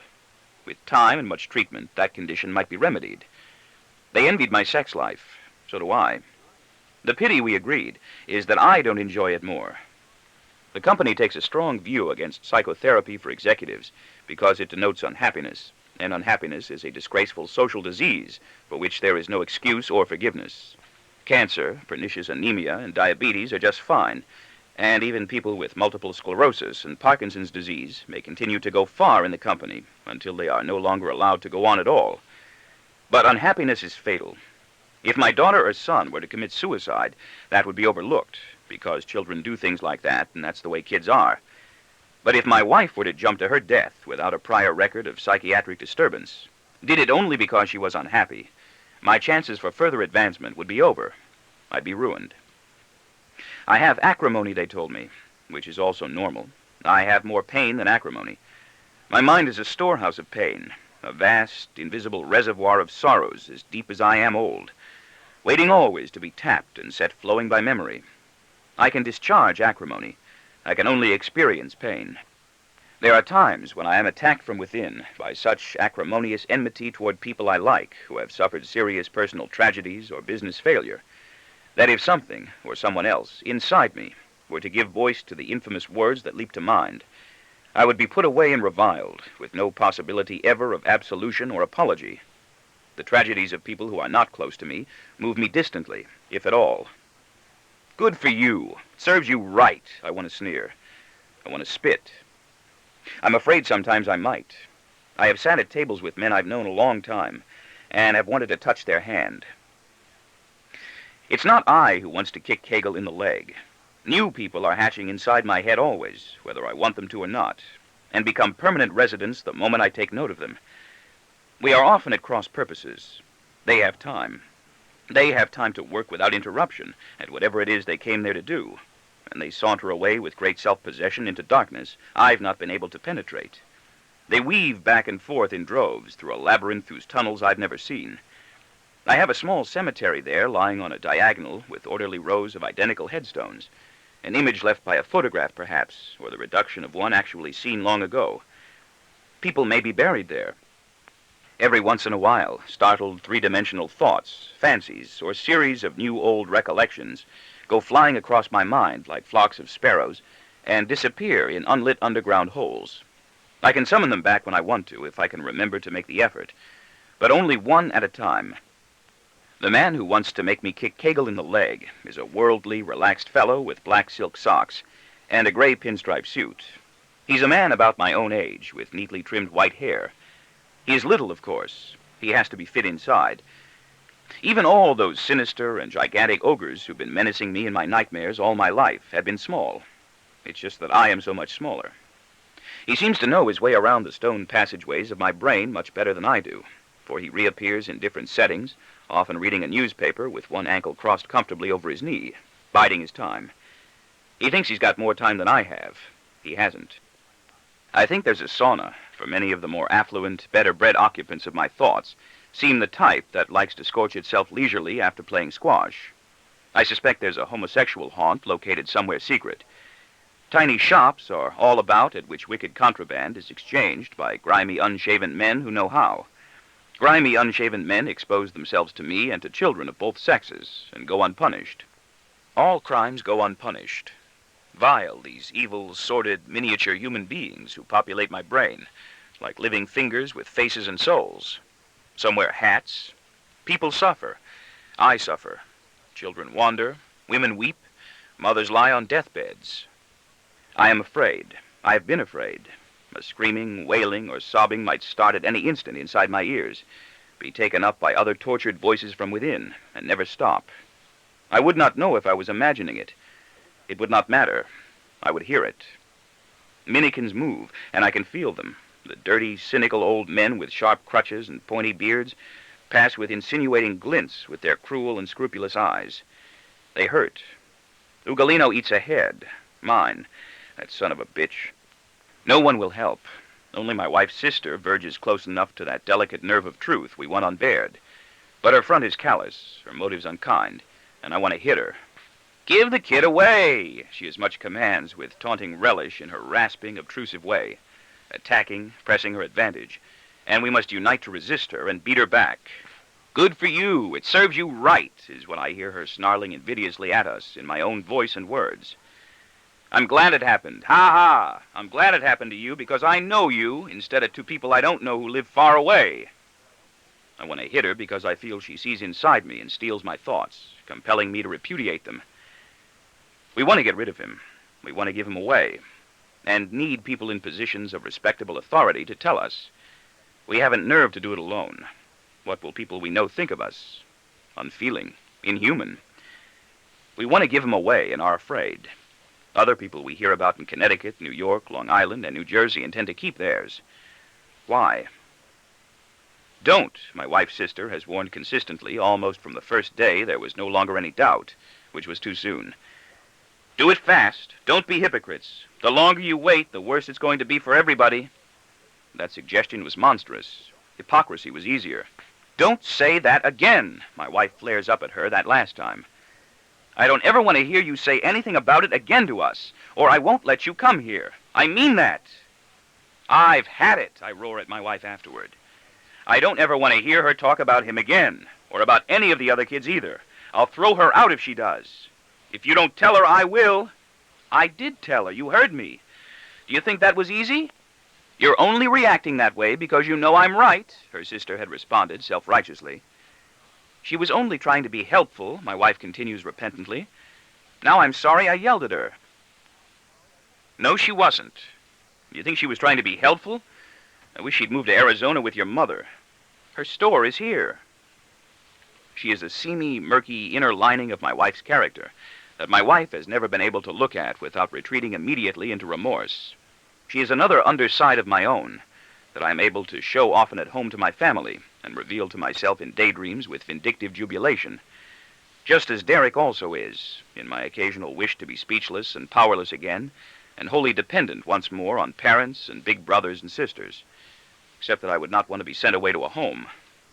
Everyone around me now reminds me of me. Even Kegel reminds me of me. Green doesn't. I admire Green. Arthur Barron doesn't. I find I don't identify as readily with my betters, or with people who have more attractive qualities than my own. Only with people who are worse. Arthur Barron never mentions Derek to me. Andy Kegel does, and I hate him for it. I could have killed him when he showed up at the house Sunday without invitation, to tell me unctuously and pretentiously that it was God's will. I wanted to hit him, too. I resent it blazingly when anyone talks to me about him, and want to kill them, although I also hope that everyone in the world will join together soon at the identical moment to tell me, "Give the kid away." That isn't going to happen. I don't have to poll the members of my family to find out what we want. Even my fair-haired, lovable, good-hearted, sensitive boy, who is appalled by all alternatives, really doesn't mean it when he pleads, "Don't." He means, "Please. But please whisk him away too swiftly for the eye to see or the mind to record and remember."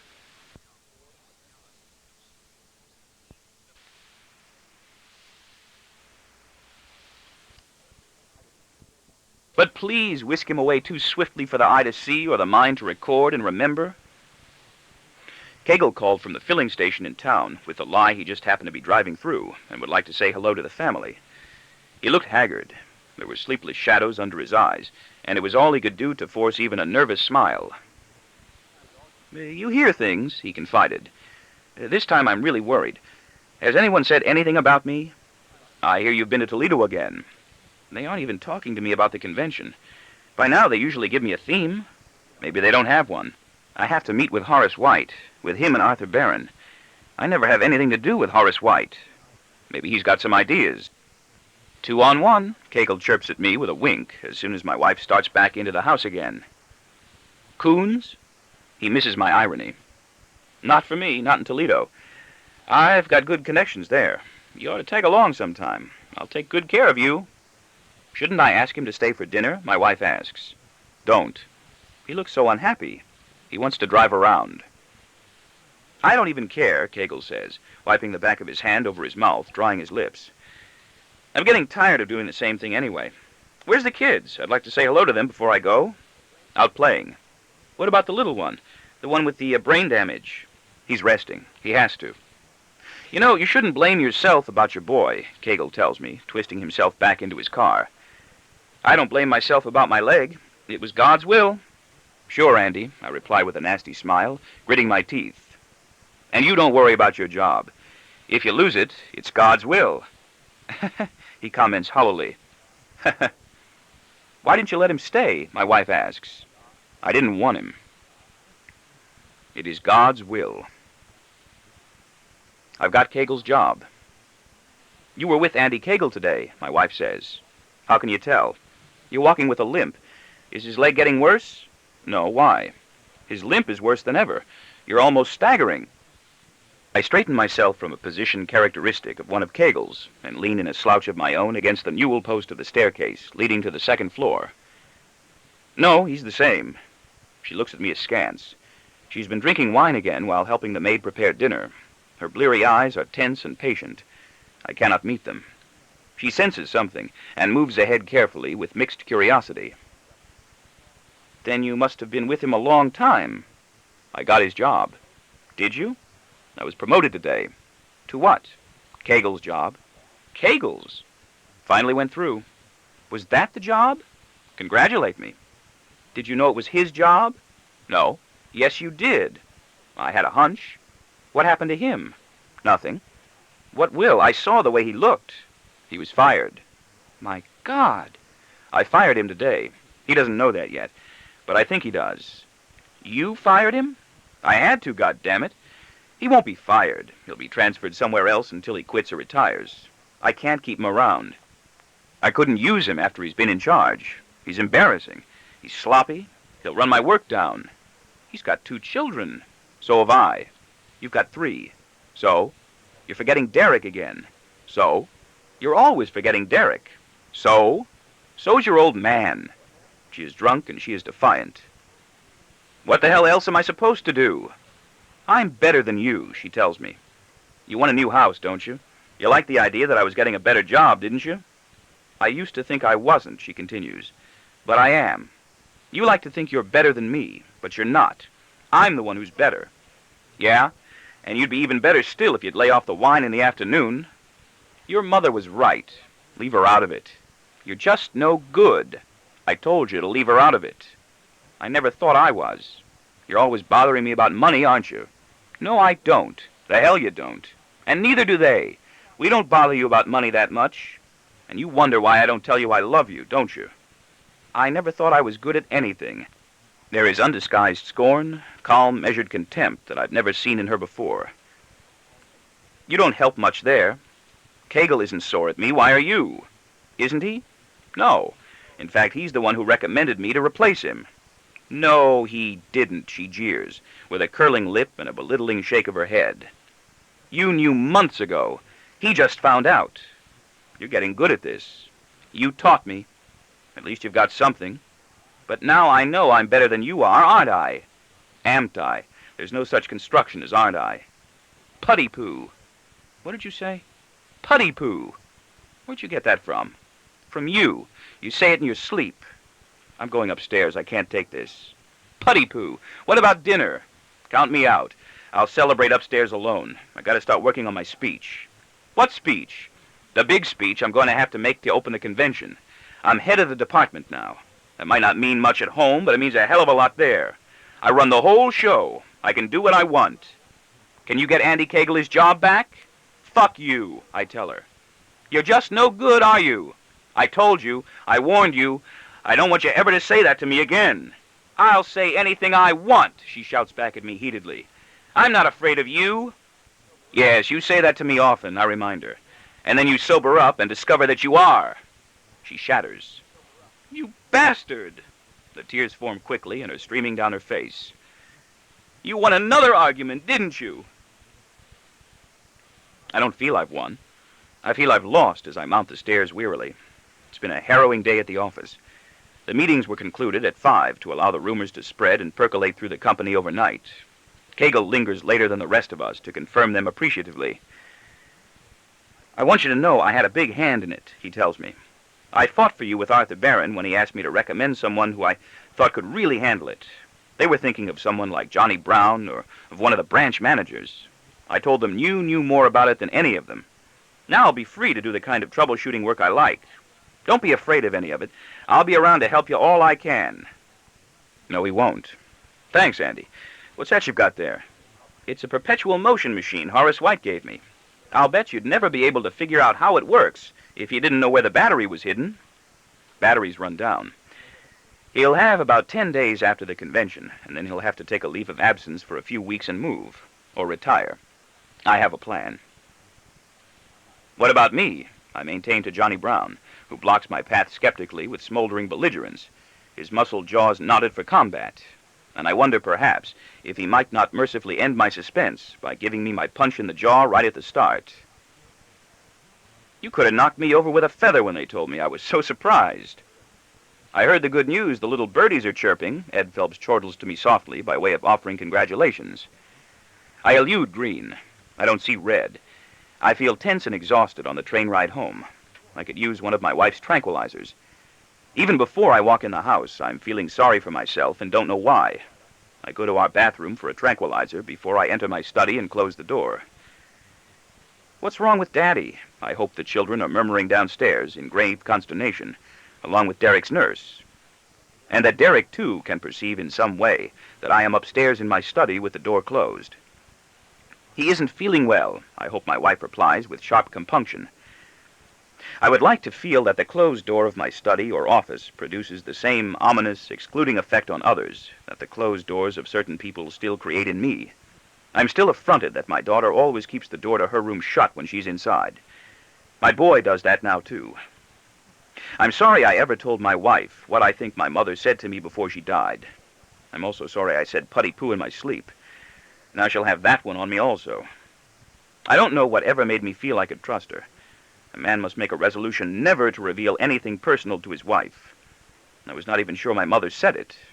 I wasn't sure she recognized me for more than an instant the last few times I went to visit her in the nursing home, or remembered I was there as I sat at her bedside without talking for the 12, then 10 minutes I stayed. I brought no more gifts of spicy meats and fish and honeyed candies. She couldn't eat. I gave her no gossip. She couldn't hear. I was not even certain most times that she was able to see anyone sitting there when her eyes were upon me. "You're no good," she said. There was no voice. It was more a shaping of the words with her lips and a faint rustle of breath. I was surprised, and I bent forward over the cavity of her mouth that I was no longer able to look at straightly, and asked her to repeat what she had said. "You're just no good." Those were the last words I think I heard her speak to me. If I live to be 190 years old, I will never hear any more from her. If the world lasts 3 billion more, there will be no others. Those are some last words for a dying mother to tell a child, aren't they? Even a grown-up family man with a wife and 3 children. I felt sorrier for myself when I heard them than I did for her. She was dying anyway, but I had to go on. I don't know what made me think it was safe to confide in my wife. A long time passed before I did. I was feeling so sad. The world was a rusty tin can. We used to curl ourselves up inside discarded old automobile tires and try to roll down slanting streets. We never could. We made pushmobile scooters out of ball-bearing roller skates. It was easier to walk. Mommy caught me when I fell, kissed the place to make it well. I never should have told the bitch.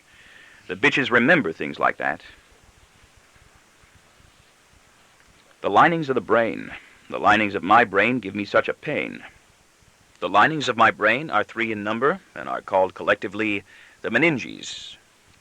They surround it on the outside. The innermost is called the pia mater. It is a delicate, fibrous, and highly vascular membrane, gorged with veins and capillaries, I suppose. I feel pressure against it from inside. Things bubble and shove against it as though they might explode. It reminds me at times of a cheese fondue. The pia mater, reinforced by the 2 supporting layers, the arachnoid and the dura mater, holds fast against the outward expanding pressure of my brain, pushes back. At times there is pain. The name pia mater derives from an imperfect translation into Latin of Arabic words that meant, ha-ha, tender mother.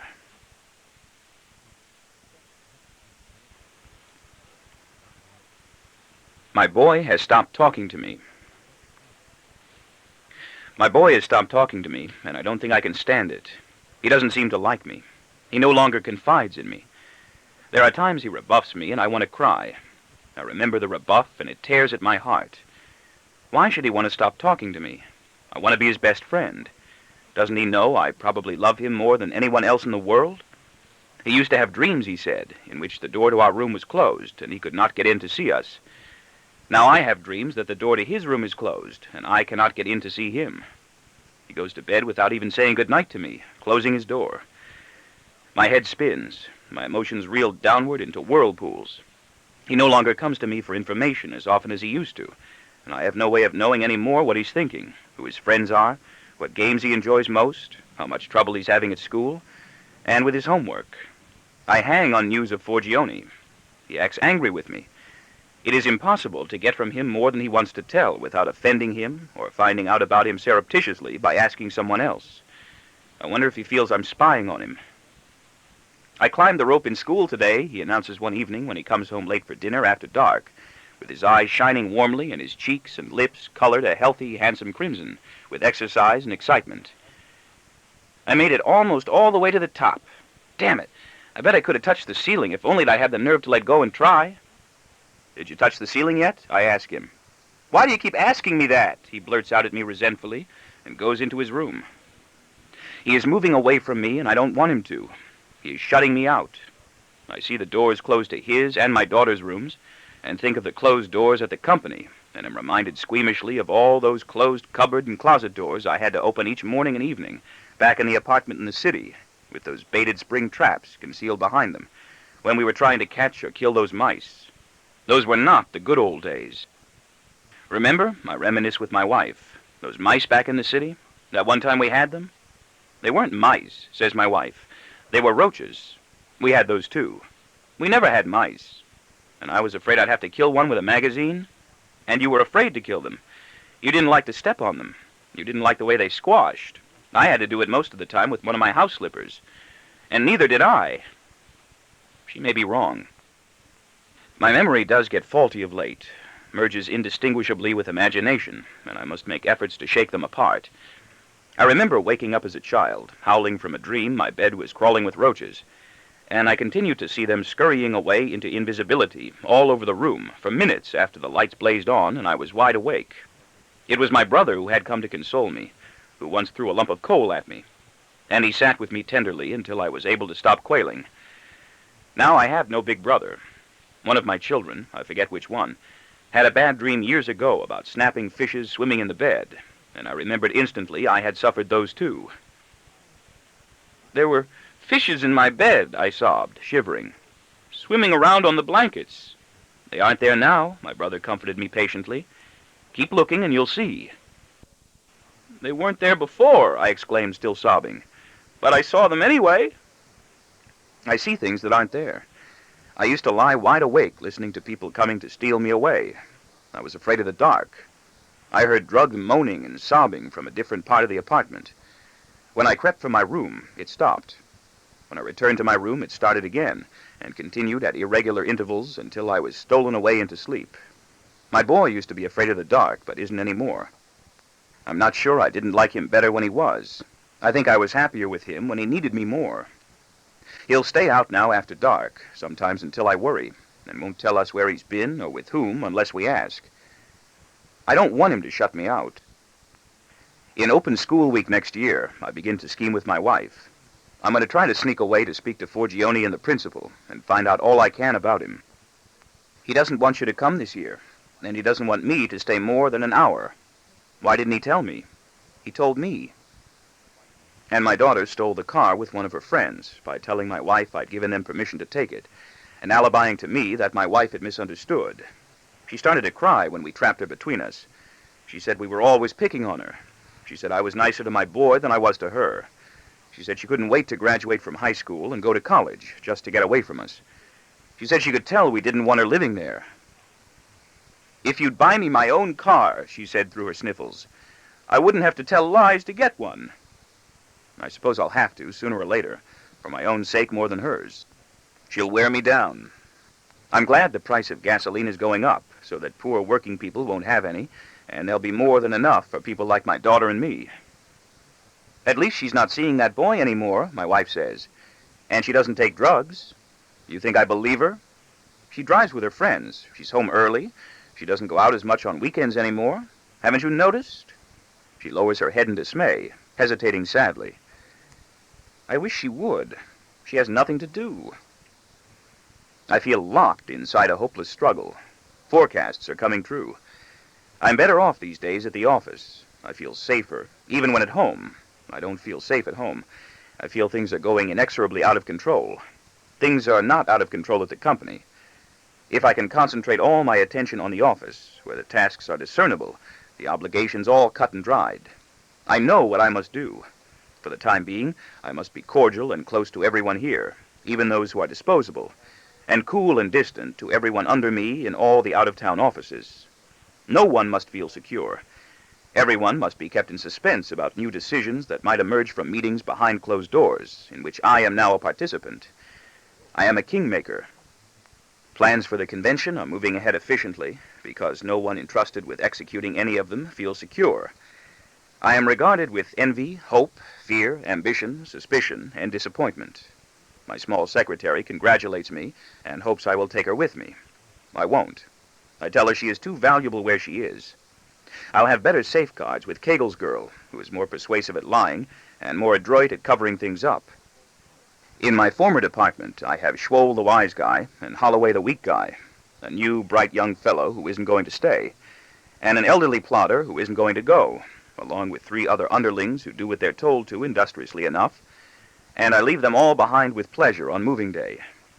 My new temporary office is a windowless one across from Kegel's.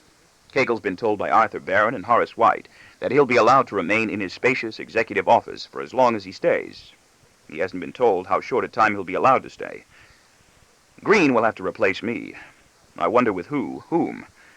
I haven't decided yet how to handle Green. He isn't as afraid of me yet as I feel he should be.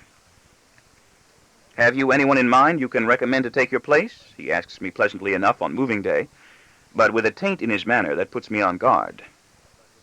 I'd like someone better than you, he adds with a breezy malice the moment I nod. You'll have to pay him much more, I joke. I'll be happy to, he scores. He'll be worth it. Green is not afraid of me at all yet, and I may have to handle him for a while by groveling. What about Kegel? He inquires sweetly. You think he'll be good enough to take your place? He wouldn't want to.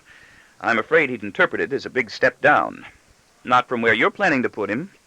Special projects? For you? Of course.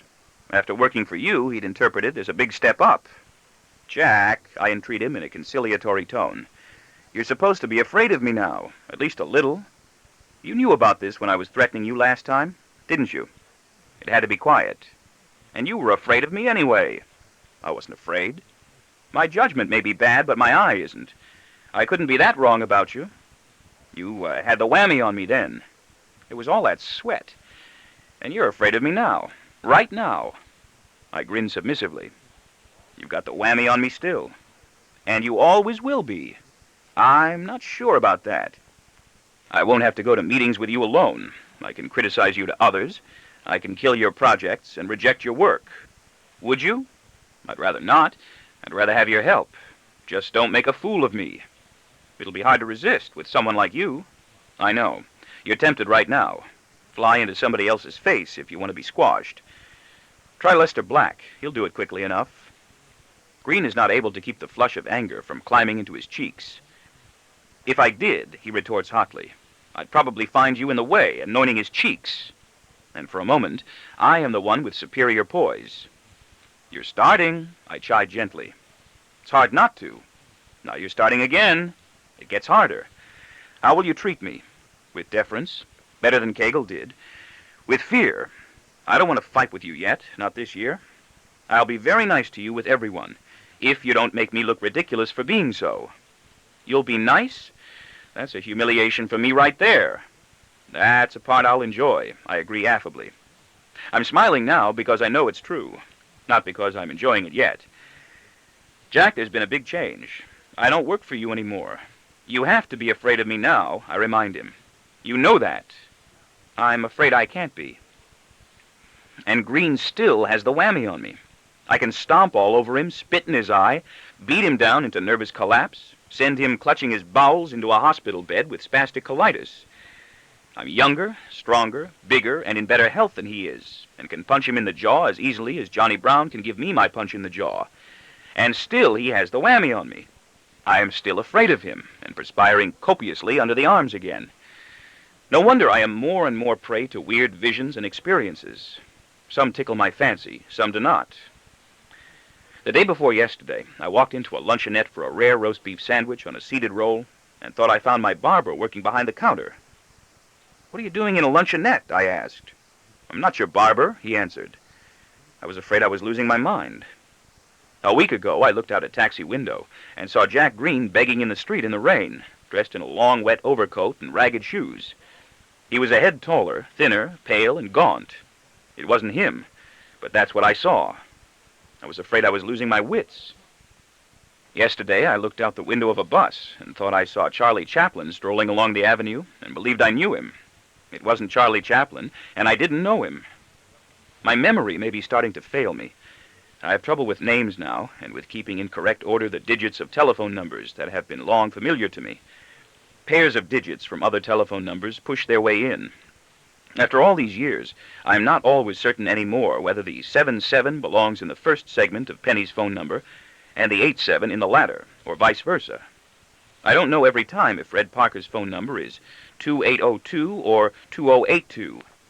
I do know Penny is pregnant again, not by me. I've given her money for the abortion. She will insist on paying me back when she's saved enough from the money she receives monthly from her parents in Wilmington. It used to be that every cocktail waitress I ran into had one divorce and 2 children who lived outside the city with the girl's mother. Now they've had 2 abortions. College students and young models, secretaries, stewardesses, and acting students have had one. Graduate students may have 2, depending on their field of study. Jane is gone, along with the entire art department. It was unprofitable. Call me, I asked her, as soon as you're settled, or even before. She did. When she called, I said I was busy and would call her back. I haven't. Sometimes when I'm asleep, I try to wake up and can't. Sleep has me in its grip, and that is my dream. I'm trying to get my affairs in order. I've written a list. Listen, I say to my wife one day in a quietly decisive manner. We're going to have to sit down together soon and do some serious thinking about Derek. We're not going to be able to keep him forever, you know. I don't want to talk about it. Neither do I. I think I'm in terrible trouble. I think I've committed a crime. The victims have always been children. Are you angry with me? I inquire of my boy with an appraising smile, in a voice I keep as bland as possible. No, I'm not angry. A flicker of some kind has crossed his face. My question is disturbing him. I'm almost afraid to go on. You don't talk to me anymore? I know, he shrugs. I'm talking now. He wiggles with unease, a downcast mood darkening his features. He will not look at me. Not as much as you used to. You're always in your room. He shrugs again. I like it there. You don't like me to ask you questions, do you? Sometimes. What do you do in there? Read, watch television. I do my homework. Think. Alone. I like it. You didn't used to. Now I do. Are you always able to do all of your homework without me? Not always. What do you do? It's all right if it's wrong. Wouldn't it be better, though, if it were always correct? The teachers don't care. Can I go now? Where? He smiles apologetically, anticipating the humor of his reply. To my room. Sure, I consent genially, with a heartiness that is false. I just wanted to make sure you weren't angry with me. You stay in your room a lot. He pauses near the staircase to argue over his shoulder defensively. Mommy stays in her room. You don't think there's something wrong with me, do you? But I always let you come into mine. Oh, God. Here he is, a sensitive, candid, alert little boy, no larger now, it seems, than he was as a toddler. And I'm quarreling with him, near tears, and with a lump in my throat, as though I were a rejected suitor, fencing with him selfishly as I would with my wife or my daughter. How shall I die? Let me count the ways. No, I won't. I've been through that juvenile exercise before and won't waste time. None is good. I'm unable to eradicate from my mind the image of that vigorous, prosperous, large, handsome man who fell dead in the lobby of my office building a few weeks ago, as we were nearly abreast of each other. I saw him clearly as he fell forward. Even as he was doubling over and crumpling, he looked the epitome of radiant and robust indestructibility, until his face hit the floor with a soggy whack, and blood from the impact shot out of his mouth. I continued walking past him without a hitch in my stride. I made believe I didn't see. When I got back from lunch, he wasn't there. He had been taken away. I was disappointed. Someone had distorted reality for the sake of neatness. I have things organized very neatly now upstairs. I still catch myself looking for him in the spot where he fell. I still remember him falling. This morning, on my way to work, I saw an unconscious derelict lying on the steps of St. Patrick's Cathedral, staining the stone platforms with a fluid that could have been urine or whiskey. Policemen were there and had the situation in hand. They didn't need my help. It's a good thing they didn't. Woe, woe, alas and alack. My wife is unhappy too again. We have arrived at a reasonable understanding. It isn't all my fault, and there's not much I can do to improve things, even though I still won't tell her I love her, and she refuses pointedly to ask. She makes no difference to anyone. I wish I had a career at something exciting. It isn't too late. She lifts her eyes to study me in steadfast gaze. It is too late. Of course it is. She accepts the fact that Kegel was fated to go no matter what I did, and that if I had not gone in to replace him, I would never have been allowed to go anywhere else. You'd get a housekeeper, wouldn't you? She says dreamily, and put Derek in a home, or you'd send the children away to boarding school and move into the city. If what? If I committed suicide or died of cancer or just moved away alone or with some other man? Are you thinking of any of those? I ask with healing indulgence. And I wouldn't blame you. I just don't make a difference to anyone. Neither do I have to confess intimately. Except to you and the children. Not even Derek. I'd be satisfied with that. No, don't lie to me about it, she adds with dignity and a very small, regretful smile. I wouldn't believe you. My wife feels she makes no difference to anyone anymore, and she is probably right. There is so much torment around, even for her. I have to make a speech. My boy will probably perish without me, or I without him. I think I may always have felt that way about him. Oh, my God. We go into torment long before we even know what suffering is. We are saddled with it before we can even see. There's so much inner fright. I was born, I was told, with a mashed face and red and blue forceps bruises on my shoulders and arms, but felt not one message of pain, because I had no nervous system yet that could register any. But I knew what loneliness was. I was already afraid of the dark, or the light. If I knew what cold and sleet were, I would have been afraid of those too. Are we afraid of what we can't see, or of what we will see when we do? I was afraid I would open my eyes and it would still be dark. It was that way in that hospital the night they took my tonsils out. I am afraid of that happening now, and no one would come. Fear. Loss of love, loss of the loved one, loss of love of the loved one. Separation. We don't want to go. We don't want them to go. We can't wait for them to leave. We wish they'd return. There seem to be conflicts. I was in need of whatever nipples succored me and whatever arms lifted me. I didn't know names. I loved the food that fed me. That's all I knew. And the arms that held and hugged and turned me and gave me to understand, at least for those periods, that I was not alone and someone else knew I was there. Without them, I would have been alone. I'm afraid of the dark now.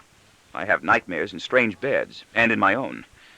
I have apparitions underneath my bed waiting to stream out. I have spirits in my bedroom closets. I am anxious as a 4-year-old child. I am afraid of the light. I am afraid I will open my eyes someday and it will still be dark, and no one will come.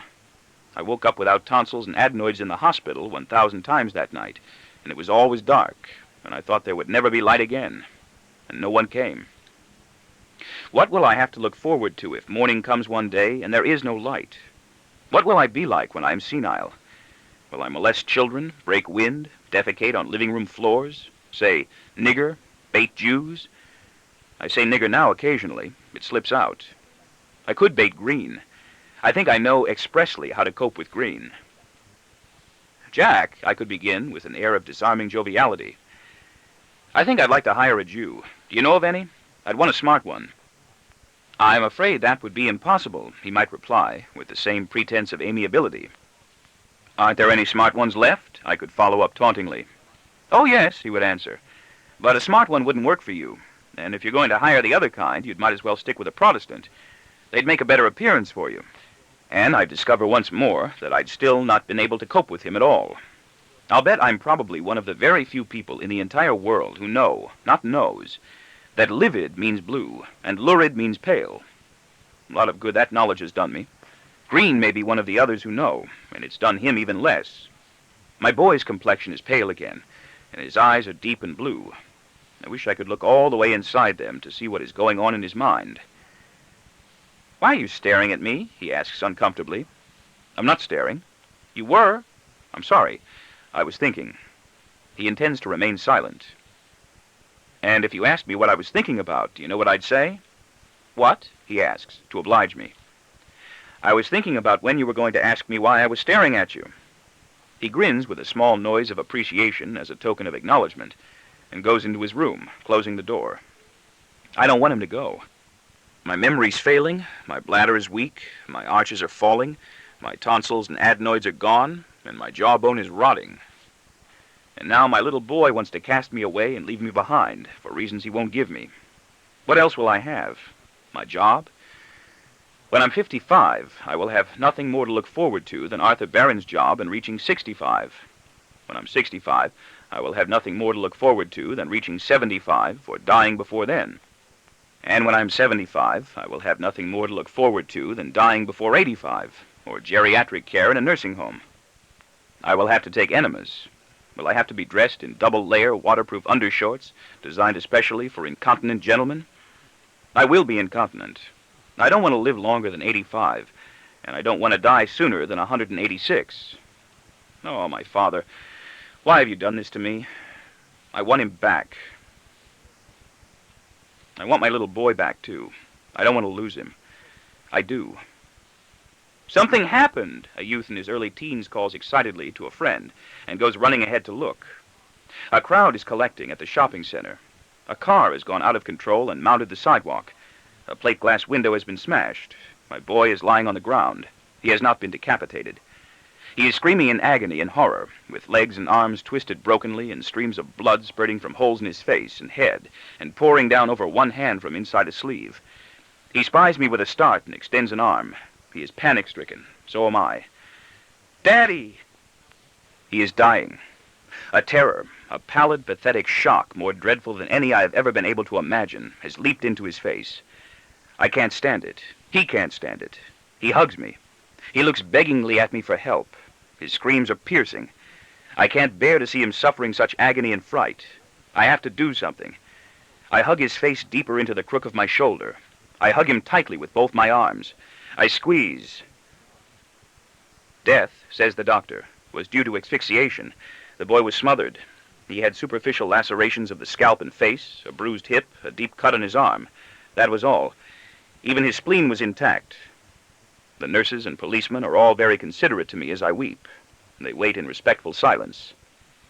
Would you like to be alone? One murmurs. I'm afraid to be alone. I would rather have them all there with me now, to see me weeping in such crushing grief and shame. I cry a long time. When I feel I am able to speak finally, I lift my eyes slowly a little bit and say, "Don't tell my wife." Nobody knows what I've done. Nobody knows what I've done. Everybody is impressed with how bravely I've been able to move into Kegel's position and carry on with the work of organizing the convention. No one understands that carrying on bravely was the easiest thing to do. I get to make my speech, finally. It is a solid success, and nobody cares. Nobody, I learn, remembers shortly afterward what it was even about. I had entertained the hope that one of the officials, in commending me, would suggest that mimeographed copies be made and distributed by public relations to executives in other divisions of the company, trade publications, and chambers of commerce. None do. My speech, at Arthur Barron's suggestion, was kept short. I spoke for exactly 3 minutes. Kegel, who opened the convention, introduced me lavishly in a speech lasting 15. Green spoke for 27 minutes, arrogating to himself the entire time I had budgeted for his department, and was glittering and boring. "I enjoyed your speech, Jack," I complimented him. "Would you like a copy?" he responded. "I've had it mimeographed." I was going to ask, "Be sure you credit me if you quote any of it. I'm thinking of having it published." His eyes are hunting behind me already for bigger game. I'm still not important enough for him, this year. He deserts me for Horace White, who jettisons him by moving to Lester Black, who is listening attentively to baleful mutterings about me from Johnny Brown, with whom I'm going to have to talk strongly soon, and of whom I am afraid. People seem dazzled by the swift competence with which I appear to be taking things under control. Systematically, I am putting my affairs in order. I tick them off my list. I have told my wife I love her. We have decided to keep Derek longer. He may get better. They may be wrong. They're finding new things out every day. And have found a nurse for him who may work out. The first 2 replacements wouldn't stay, and this one has body odor. I've given my daughter a car of her own. Her spirits seem to be picking up. I bought my wife a new convertible she likes, sent her shopping for the new house we need. It's not a career, but it will have to be furnished. My wife won't take a vacation without me. We are now a 3-car family. My daughter promises she will pass her high school courses this year and tells us she wants to go to college.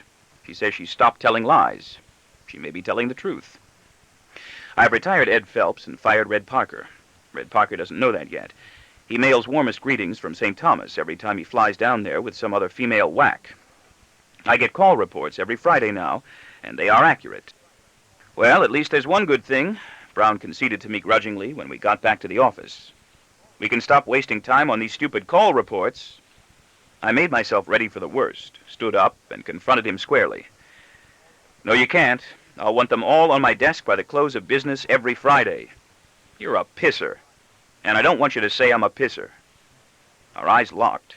There was hatred between us. I saw his large fists clench and was trembling inside. I thought he was going to give me my punch in the jaw right then, until I suddenly realized the blood was draining from his face, too, faster, probably, than from mine. He was afraid also. He was dissolving. Sick little tremors were playing like maggots around his mouth and sinewy jaw. All his truculent bravery was vanishing. I saw him slipping away from me someplace from which I knew I would never see him return. "Johnny!" I wanted to cry. "Johnny Brown, where you going?" "Okay," he mumbled, looking down. But he was already gone, transubstantiating himself like witchcraft into someone obsequious, cringing to hold on to a job he would no longer be able to do. I've had him transferred to another division of the company and replaced by an Italian graduate from a business school who wants to make good, and who is afraid of me. I play more golf, swish, and I'm getting quite good. Kegel's off the payroll with his pension and profit-sharing benefits, and has a 2-year contract with the company as a part-time consultant whom no one will ever use. But I've still not been able to hire a Jew. We are an equal opportunity employer and advertiser, and I don't know where to find one. Green found one to replace me, and is paying him more money than he was paying me. I hope he's not pushy. Martha the typist is gone. In every office in which I've ever worked, though, there was always at least one person who was going crazy slowly, and I'm waiting to see how long it will take personnel in Providence to send along the next one. A man named Gray has joined the company from a high government post and will fit right in between black and white. We have no primary colors left, I believe. although we probably have some reds, ha-ha. Most of us feel blue, ha-ha, and all of us are yellow. Whenever I have a really good bowel movement, my lonely hemorrhoid begins to bleed. Maybe I ought to get it a friend. Now that I have taken charge of my responsibilities, I do hear voices.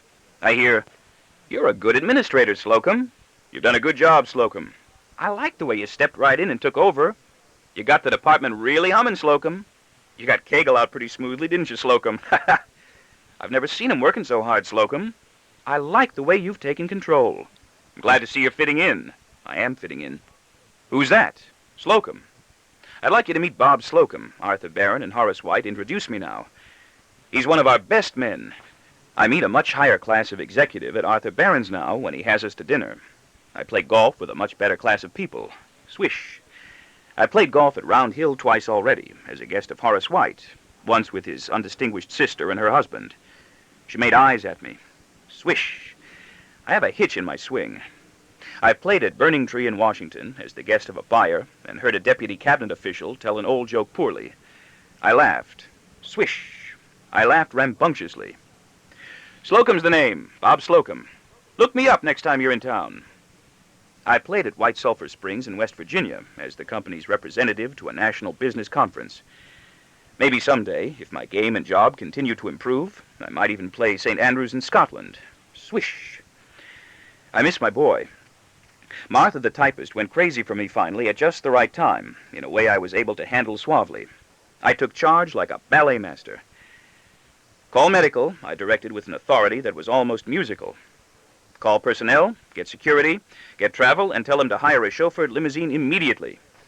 Martha sits in her typist's chair like an obdurate statue and will not move or speak. She is deaf to entreaty, shakes helping hands off violently, gives signs she might shriek. I wait nearby with an expression of aplomb. Her look turns dazed and panicky when anyone comes close. The nurses from medical are quickly there. "How are you, dear?" the eldest asks soothingly. We have a good-sized audience now, and I am the supervisor. Martha rises compliantly, smiling, with a hint of diabolical satisfaction, I see, at the wary attention she has succeeded in extorting from so many people who are solicitous and alarmed. "There, there, dear. Come along, dear. That's nice, dear. Take your purse, dear, and your book. Do you want to rest, dear? Do you have a roommate, dear? Someone we can call? Would you like to lie down, dear, while we're waiting for the car? That's fine, dear. Goodbye, Martha. Goodbye, Martha, dear. Bye-bye, dear. Did you leave anything behind? Don't worry, dear. We'll send it along. Be gentle with her, I adjure. She's a wonderful girl." I hear applause when she's gone for the way I handled it. No one was embarrassed. Everyone seems pleased with the way I've taken command. This concludes the reading of Something Happened by Joseph Heller. This book was read by Dan Lazar. Will you please wind or rewind this final cassette so the book will be in order for the next person to enjoy? Thank you.